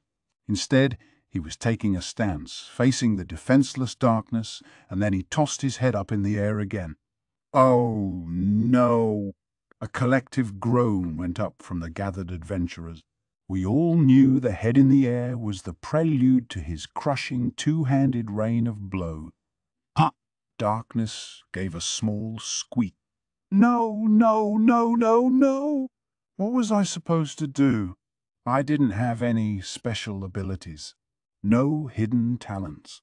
There was nothing I could show off or be proud of, and certainly no skills that would help us now. All I had was better than average luck, and a knowledge of video games built up over a lifetime. It was all those days I'd spent playing games instead of doing anything productive that had brought me here. I'd been thrilled to find myself in a real fantasy world. Was I going to have to stand by helplessly and watch it all be destroyed? Darkness. Kazuma, darkness is... I could hear Megumin shouting from behind me. Think back to your RPGs. You're up against a Dullahan. What's his weakness? If I'd ever had what you could call a specialty, it was that in PvP matches online, I could immediately pick out which attack or strategy would annoy my opponent most. Look at him. Observe him. Why did he try to run away from the water I made? Running water. High undead and vampires were weak to it. What about Dullahans? I have enjoyed this, Crusader. As a former knight, I am grateful to the dark gods and the demon king that I was able to try myself against you, and now he made to attack her in earnest. Create water. Beldia stopped where he was, coming up short of attacking darkness. He didn't make even a single sword stroke, only caught his head as it came down. Kazuma, I'm trying to have a serious battle here. Darkness was even wetter than before, and she did not look happy about it. Under other circumstances, I might have apologized. Not now. Instead, I bellowed, "Wah! Oh, 5. Create water. Create water. Create water. Ah, yar." At my direction, spellcasters all over the square began chanting. Even with buckets of water spilling over his head, Beldia kept dodging our downpours. Damn! We'd finally figured out his weakness, but we couldn't hit him. I could see the other magic users growing fatigued. At this rate, we'd all run out of EMP before we ever landed a drop on Beldia. That was when I heard it. "Hey, what's going on here? Why are you all having a water fight with the Demon King's general? Here I am actually working for once, and I come back to find you playing games? What kind of idiot are you, Kazuma?" Sometimes I could just smack her. Aqua had reappeared from wherever she'd gone and was now trotting through the crowd with her ridiculous complaining as the rest of us desperately cast water magic. Water, water. His weakness is water. You may just barely qualify at the very bottom of the scale, but you are a water goddess, aren't you? Goddess, right? Even if you're a dumb one. Well, how about some damn water already? You know, you are in for some divine retribution one of these days, you ingrate. I'm not just barely qualified or at the very bottom of the scale or dumb or anything. I'm a bona fide celestial being. Water. You want water? I could make a flood that would put your little dribbles to shame. But you have to apologize for calling me all those mean things. Could she really do that? Well, why wasn't she doing it already? I'll apologize 1,000,000 times if you want. Later, if you've got a flood in you, then let it out, you useless goddess. Why, how can you call me a useless goddess? Just you watch. I'll show you what a goddess is good for. I'd put out the bait, and she'd swallowed it. Aqua took a step forward. A mist began to swirl around her. You poor fools. You think your little cloudbursts could ever, Beldia stopped dead when he saw Aqua. That's a demon king general for you. I guess he could tell that whatever Aqua was doing was bad news. Then again, all the spellcasters nearby were warily looking at her too. Aqua was muttering to herself, oblivious to the looks of everyone around her. Oh, my followers in this world! The mist around her began to bead into droplets of water. I could feel each of them take in a bit of magic. Aqua, goddess of water, commands you. I had a bad feeling about this. Something about the way the air all around us seemed to tremble. It reminded me of the feeling in the air just before Megumin let off an explosion, meaning Aqua had something just as powerful and just as dangerous up her sleeve. Beldia obviously had the same sense of foreboding I did. Without a moment's hesitation, he turned his back on Aqua and began to run, but he stopped when he saw darkness in front of him. Aqua brought her hands together. Sacred create water. And then the floodgates opened. 6. When Aqua said flood, she wasn't kidding. No. Way. Yay. W-Wawata. The waves crashed down on not just Beldia, but darkness and the other adventurers nearby. They reached Megumin and me and even Aqua fresh off her chant. Grr. I'm drowning. Megumin. Megumi, grab onto me. You'll get washed away. Everyone was getting caught in the deluge. The waves crashed down in front of the town gate with a massive spray, then began to run into Axel. When the water finally receded, the ground was covered with toppled adventurers. And, puffed. What were you fools thinking? You idiots. You foolish idiots. There was Beldia, unsteadily hefting himself up from the ground. Frankly, I pretty much agreed with him.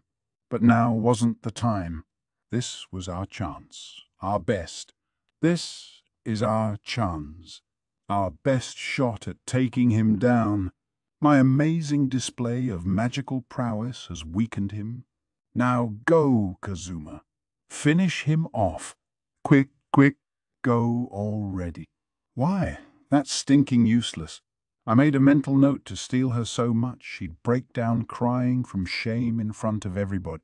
But that would come later. For now, I raised my hand toward Beldia. Your weapon's mine, for real this time. Take this. Do your worst. Even in my weakened state, I would hardly succumb to some amateur's steel technique. As he shouted at me, he lobbed his head into the air one more time, gripping his great sword with both hands and projecting the most intimidating picture he could manage. He was a general of the Demon King to the last. We'd hit him right in his weak spot, and somehow I was the one whose knees were trembling. He might have been a general. He was also my target. Steel. I put every ounce of strength into my technique. Instantly I felt something hard and cold. A solid weight filled my hand. I did it! I thought, and of course, thinking that would set off another event flag. Oh. The adventurers around me gave a collective, despairing moan. I looked at Beldir. He was still holding his sword. I braced myself for his brutal cut attack, but it never came. He just stood there. Silence fell over the befuddled crowd. Then we heard a voice, small and afraid. It was Beldir's voice, and it was trembling. Could I have my head back, please? The voice was coming from the weight in my hands. Hey, everyone, I said. Ever heard of soccer? It's a game where you move the ball using only your feet. I gave Beldir's head a kick toward the crowd of adventurers. Yeah? Hey, stop that! The tumbling head immediately became nothing more than a toy for the men and women who'd been cowed by it moments before.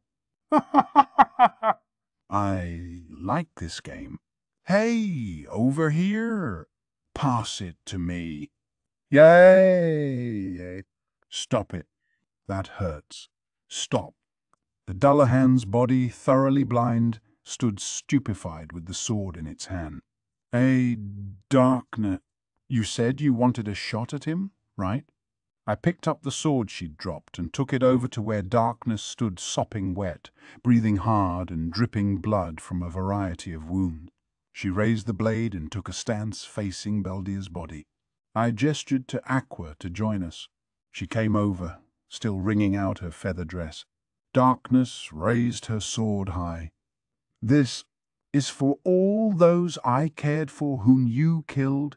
Only one blow for them all. She brought it down hard. Grah. I could hear Beldir's muffled scream from inside the crowd of newly minted soccer players. Darkness might not be very precise, but she was very strong. Beldir's black chest plate cracked down the middle. I recalled Beldir saying something about that armor being specially blessed by the Demon King. All right, Aqua. You take care of the rest. You got it. Beldir's armor was shattered. The flood had left him weak. Aqua stretched out her hand. Sacred turn undead. W-Y-E, I. We heard Beldir's head bellow, over by some adventurer's foot. This time, it worked. A white light enveloped Beldir's body, and gradually the light and the body faded and vanished. The head went with it, raising a groan from the adventurers who'd apparently been having fun learning to play soccer. That was how we got rid of one of the Demon King's generals. But we never did learn why he'd come to the area. 7. The triumphant shouts of the crowd welled up around us. Darkness, wounds and all, lowered herself to one knee at the spot where the Dullahan's body had stood, her eyes closed as if in prayer. Megumin called out to her hesitantly. Darkness, what are you doing? She answered without opening her eyes, as if talking to herself. I'm praying. Dullahans are former knights, driven to undeath by their rage when they are unjustly executed. I doubt he wanted to become a monster. I know we were enemies, but he deserves a prayer at least. I see, murmured Megumin, but Darkness went on. There was Sadol, who spread ridiculous rumors that I was over-muscled under this armor because he was angry that I'd beaten him at arm wrestling. Haynes, who used to mock me on hot days. Hey, Darkness, why don't you fan me with that huge sword of yours? Don't worry, I'm not afraid you'll hit me or anything. Gareel, who demanded to know why I would throw myself into a horde of monsters when I'd been in his party just one day. The Dullahan killed all of them. When I think about it, they were a bunch of good-for-nothings. But I can't quite bring myself to hate them. I see, Megumin said. Tell you what? I'll listen to the whole story at the guild hall. Shall we go back?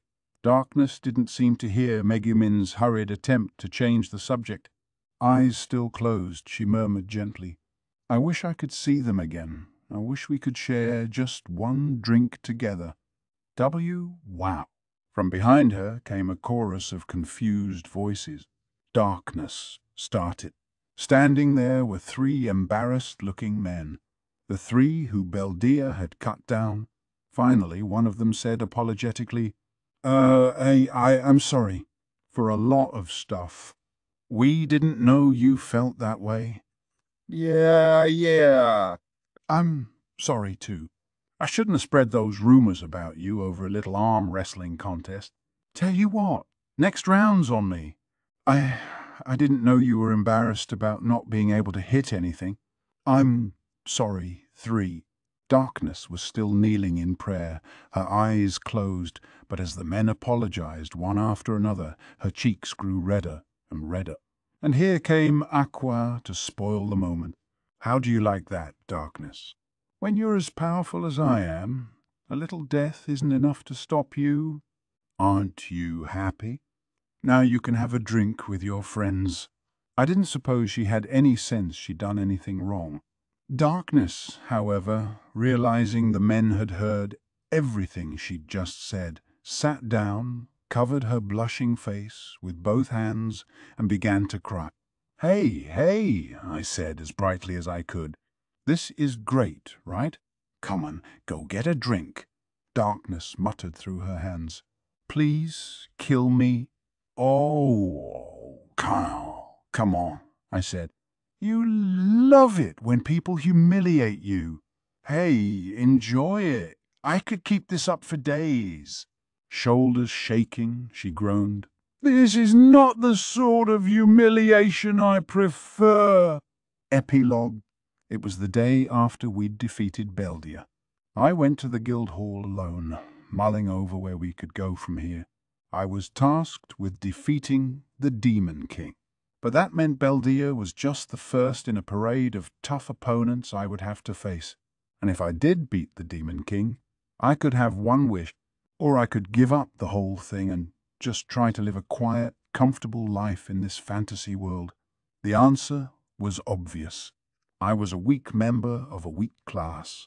I'd won that last battle literally by sheer luck, and I couldn't rely on a plot contrivance like that again. The thing to do was to live in peace, avoiding any danger. I could use the knowledge I had from Japan to make something sellable. I'd have a nice, safe job. Maybe do a simple quest now and then for some stimulation. Those were the thoughts I was lost in as I arrived at the guild hall. A nauseating smell hit me as I opened the door, a cloying mixture of sweat and alcohol. Many of the town's adventurers had been at the bar since noon, celebrating their defeat of one of the Demon King's general. Oh, hey, Kazuma, you're late, Aqua called cheerfully to me as I entered the hall. The party's already started. Go get your money. Pretty much everyone else here has already claimed their reward for beating the Dullahan. Myself included, of course. You can see how much of it they've drunk already, though. I didn't understand why she seemed so pleased until she opened her purse and showed me how much she'd made as a reward. She just laughed and scratched her head, apparently having a genuinely good time. Who had drunk their reward, exactly? What was the drinking age in this world, anyway? Most of the adventurers in the guild hall were so smashed they could barely walk. I headed for the counter, skirting around the drunks. Darkness and Megumin were already there. Oh, Kazuma, you're here. Go get your reward. We have been waiting for you, Kazuma. Listen, Darkness is being very mean to me. She says I am too young to drink. What do you mean? That's not. I left the two of them to banter, heading for the counter where the clerk stood. I knew this clerk by now. When she saw me, for some reason, an unreadable expression came over her face. Ah, Mr. Kazuma Satou, isn't it? We've been waiting for you. They had. Something about the way she spoke made me wary. First, for you two. She handed one small bag to Darkness and another to Megumin. Hey, where's my bag? Before I could ask, the clerk said, Actually, Mr. Kazuma, a special reward has been prepared for your party. What's this? Why just us?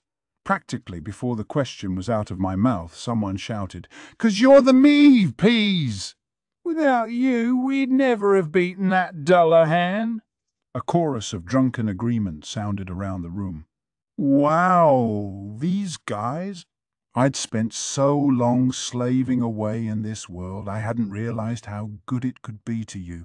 I was to accept the special reward on behalf of the four of us. The clerk cleared her throat and began.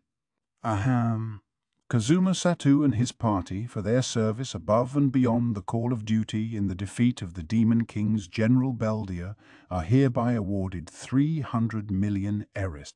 The three? All four of us nearly choked. The whole room had gone dead silent. Hey, Mr. 300 millionaire? How about a round? Oh, Kazuma, my dear Kazuma. Won't you get me a little something to wet my whistle? One adventurer after another begged for a drink. That reminded me. A darknet. Megumin. I'm thinking about scaling back our adventuring. With this windfall, I'd like to live the peaceful, safe life from here on out.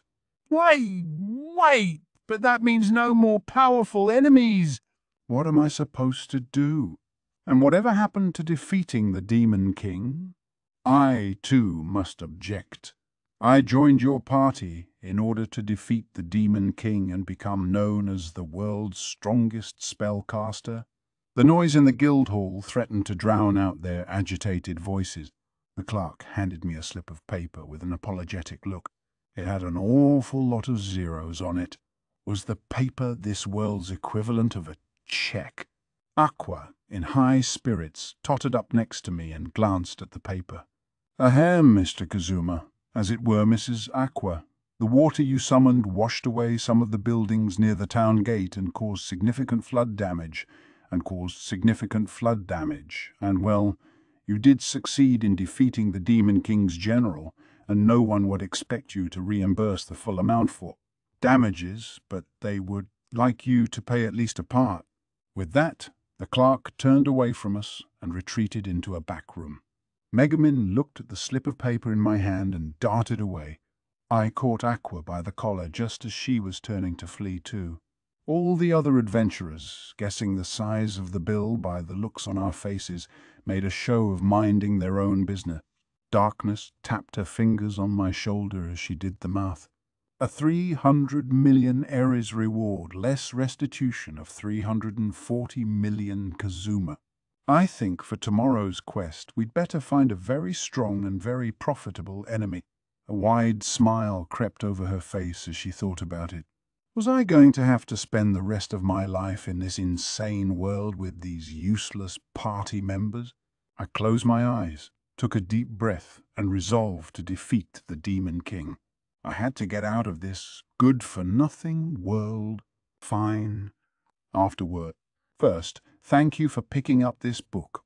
Second, nice to meet you. I'm Natsume Akatsuki. KonoSuba started life on a website called I'm Gonna Be an Author. And then Sneaker Bunko got in touch with me about turning it into a real book. I can't even say how grateful I am. Because that's how this book started. Some of my readers probably already have an inkling where things are going from here. That makes things difficult for me as a writer. I want to exceed my readers' expectation. So there's a good chance the story in the book will turn out differently from the one on the web. I've already made several such changes in this volume. So if you think you know where things will go, watch out. You'll be reading along, and then one day, bang! Kazuma is heating some canned coffee over a fire when it explodes and kills him dead. Next volume, new main character. That's just the sort of crazy thing that could happen in the novel version.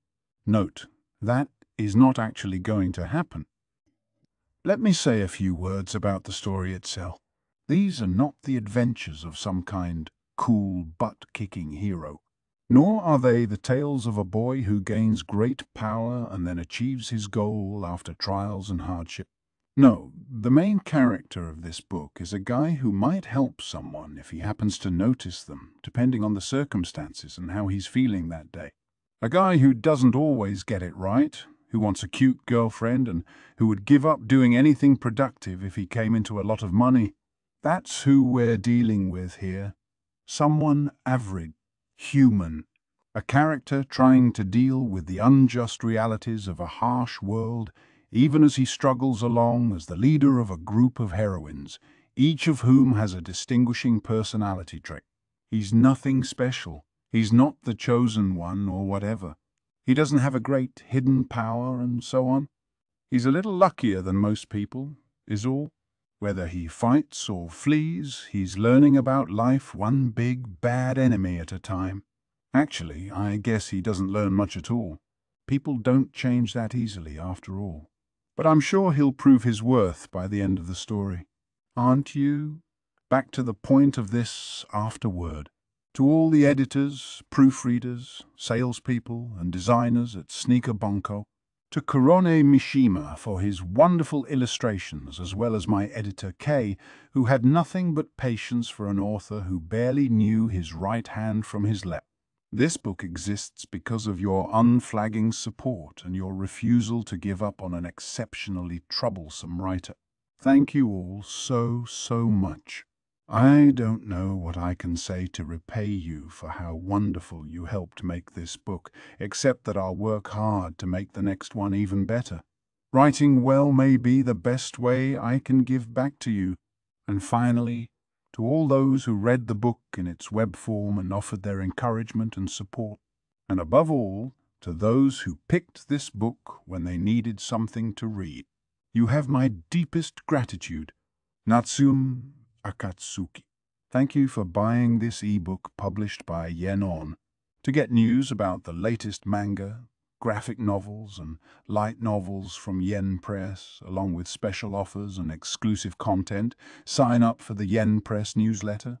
Sign up or visit us at Yen Press.com book link.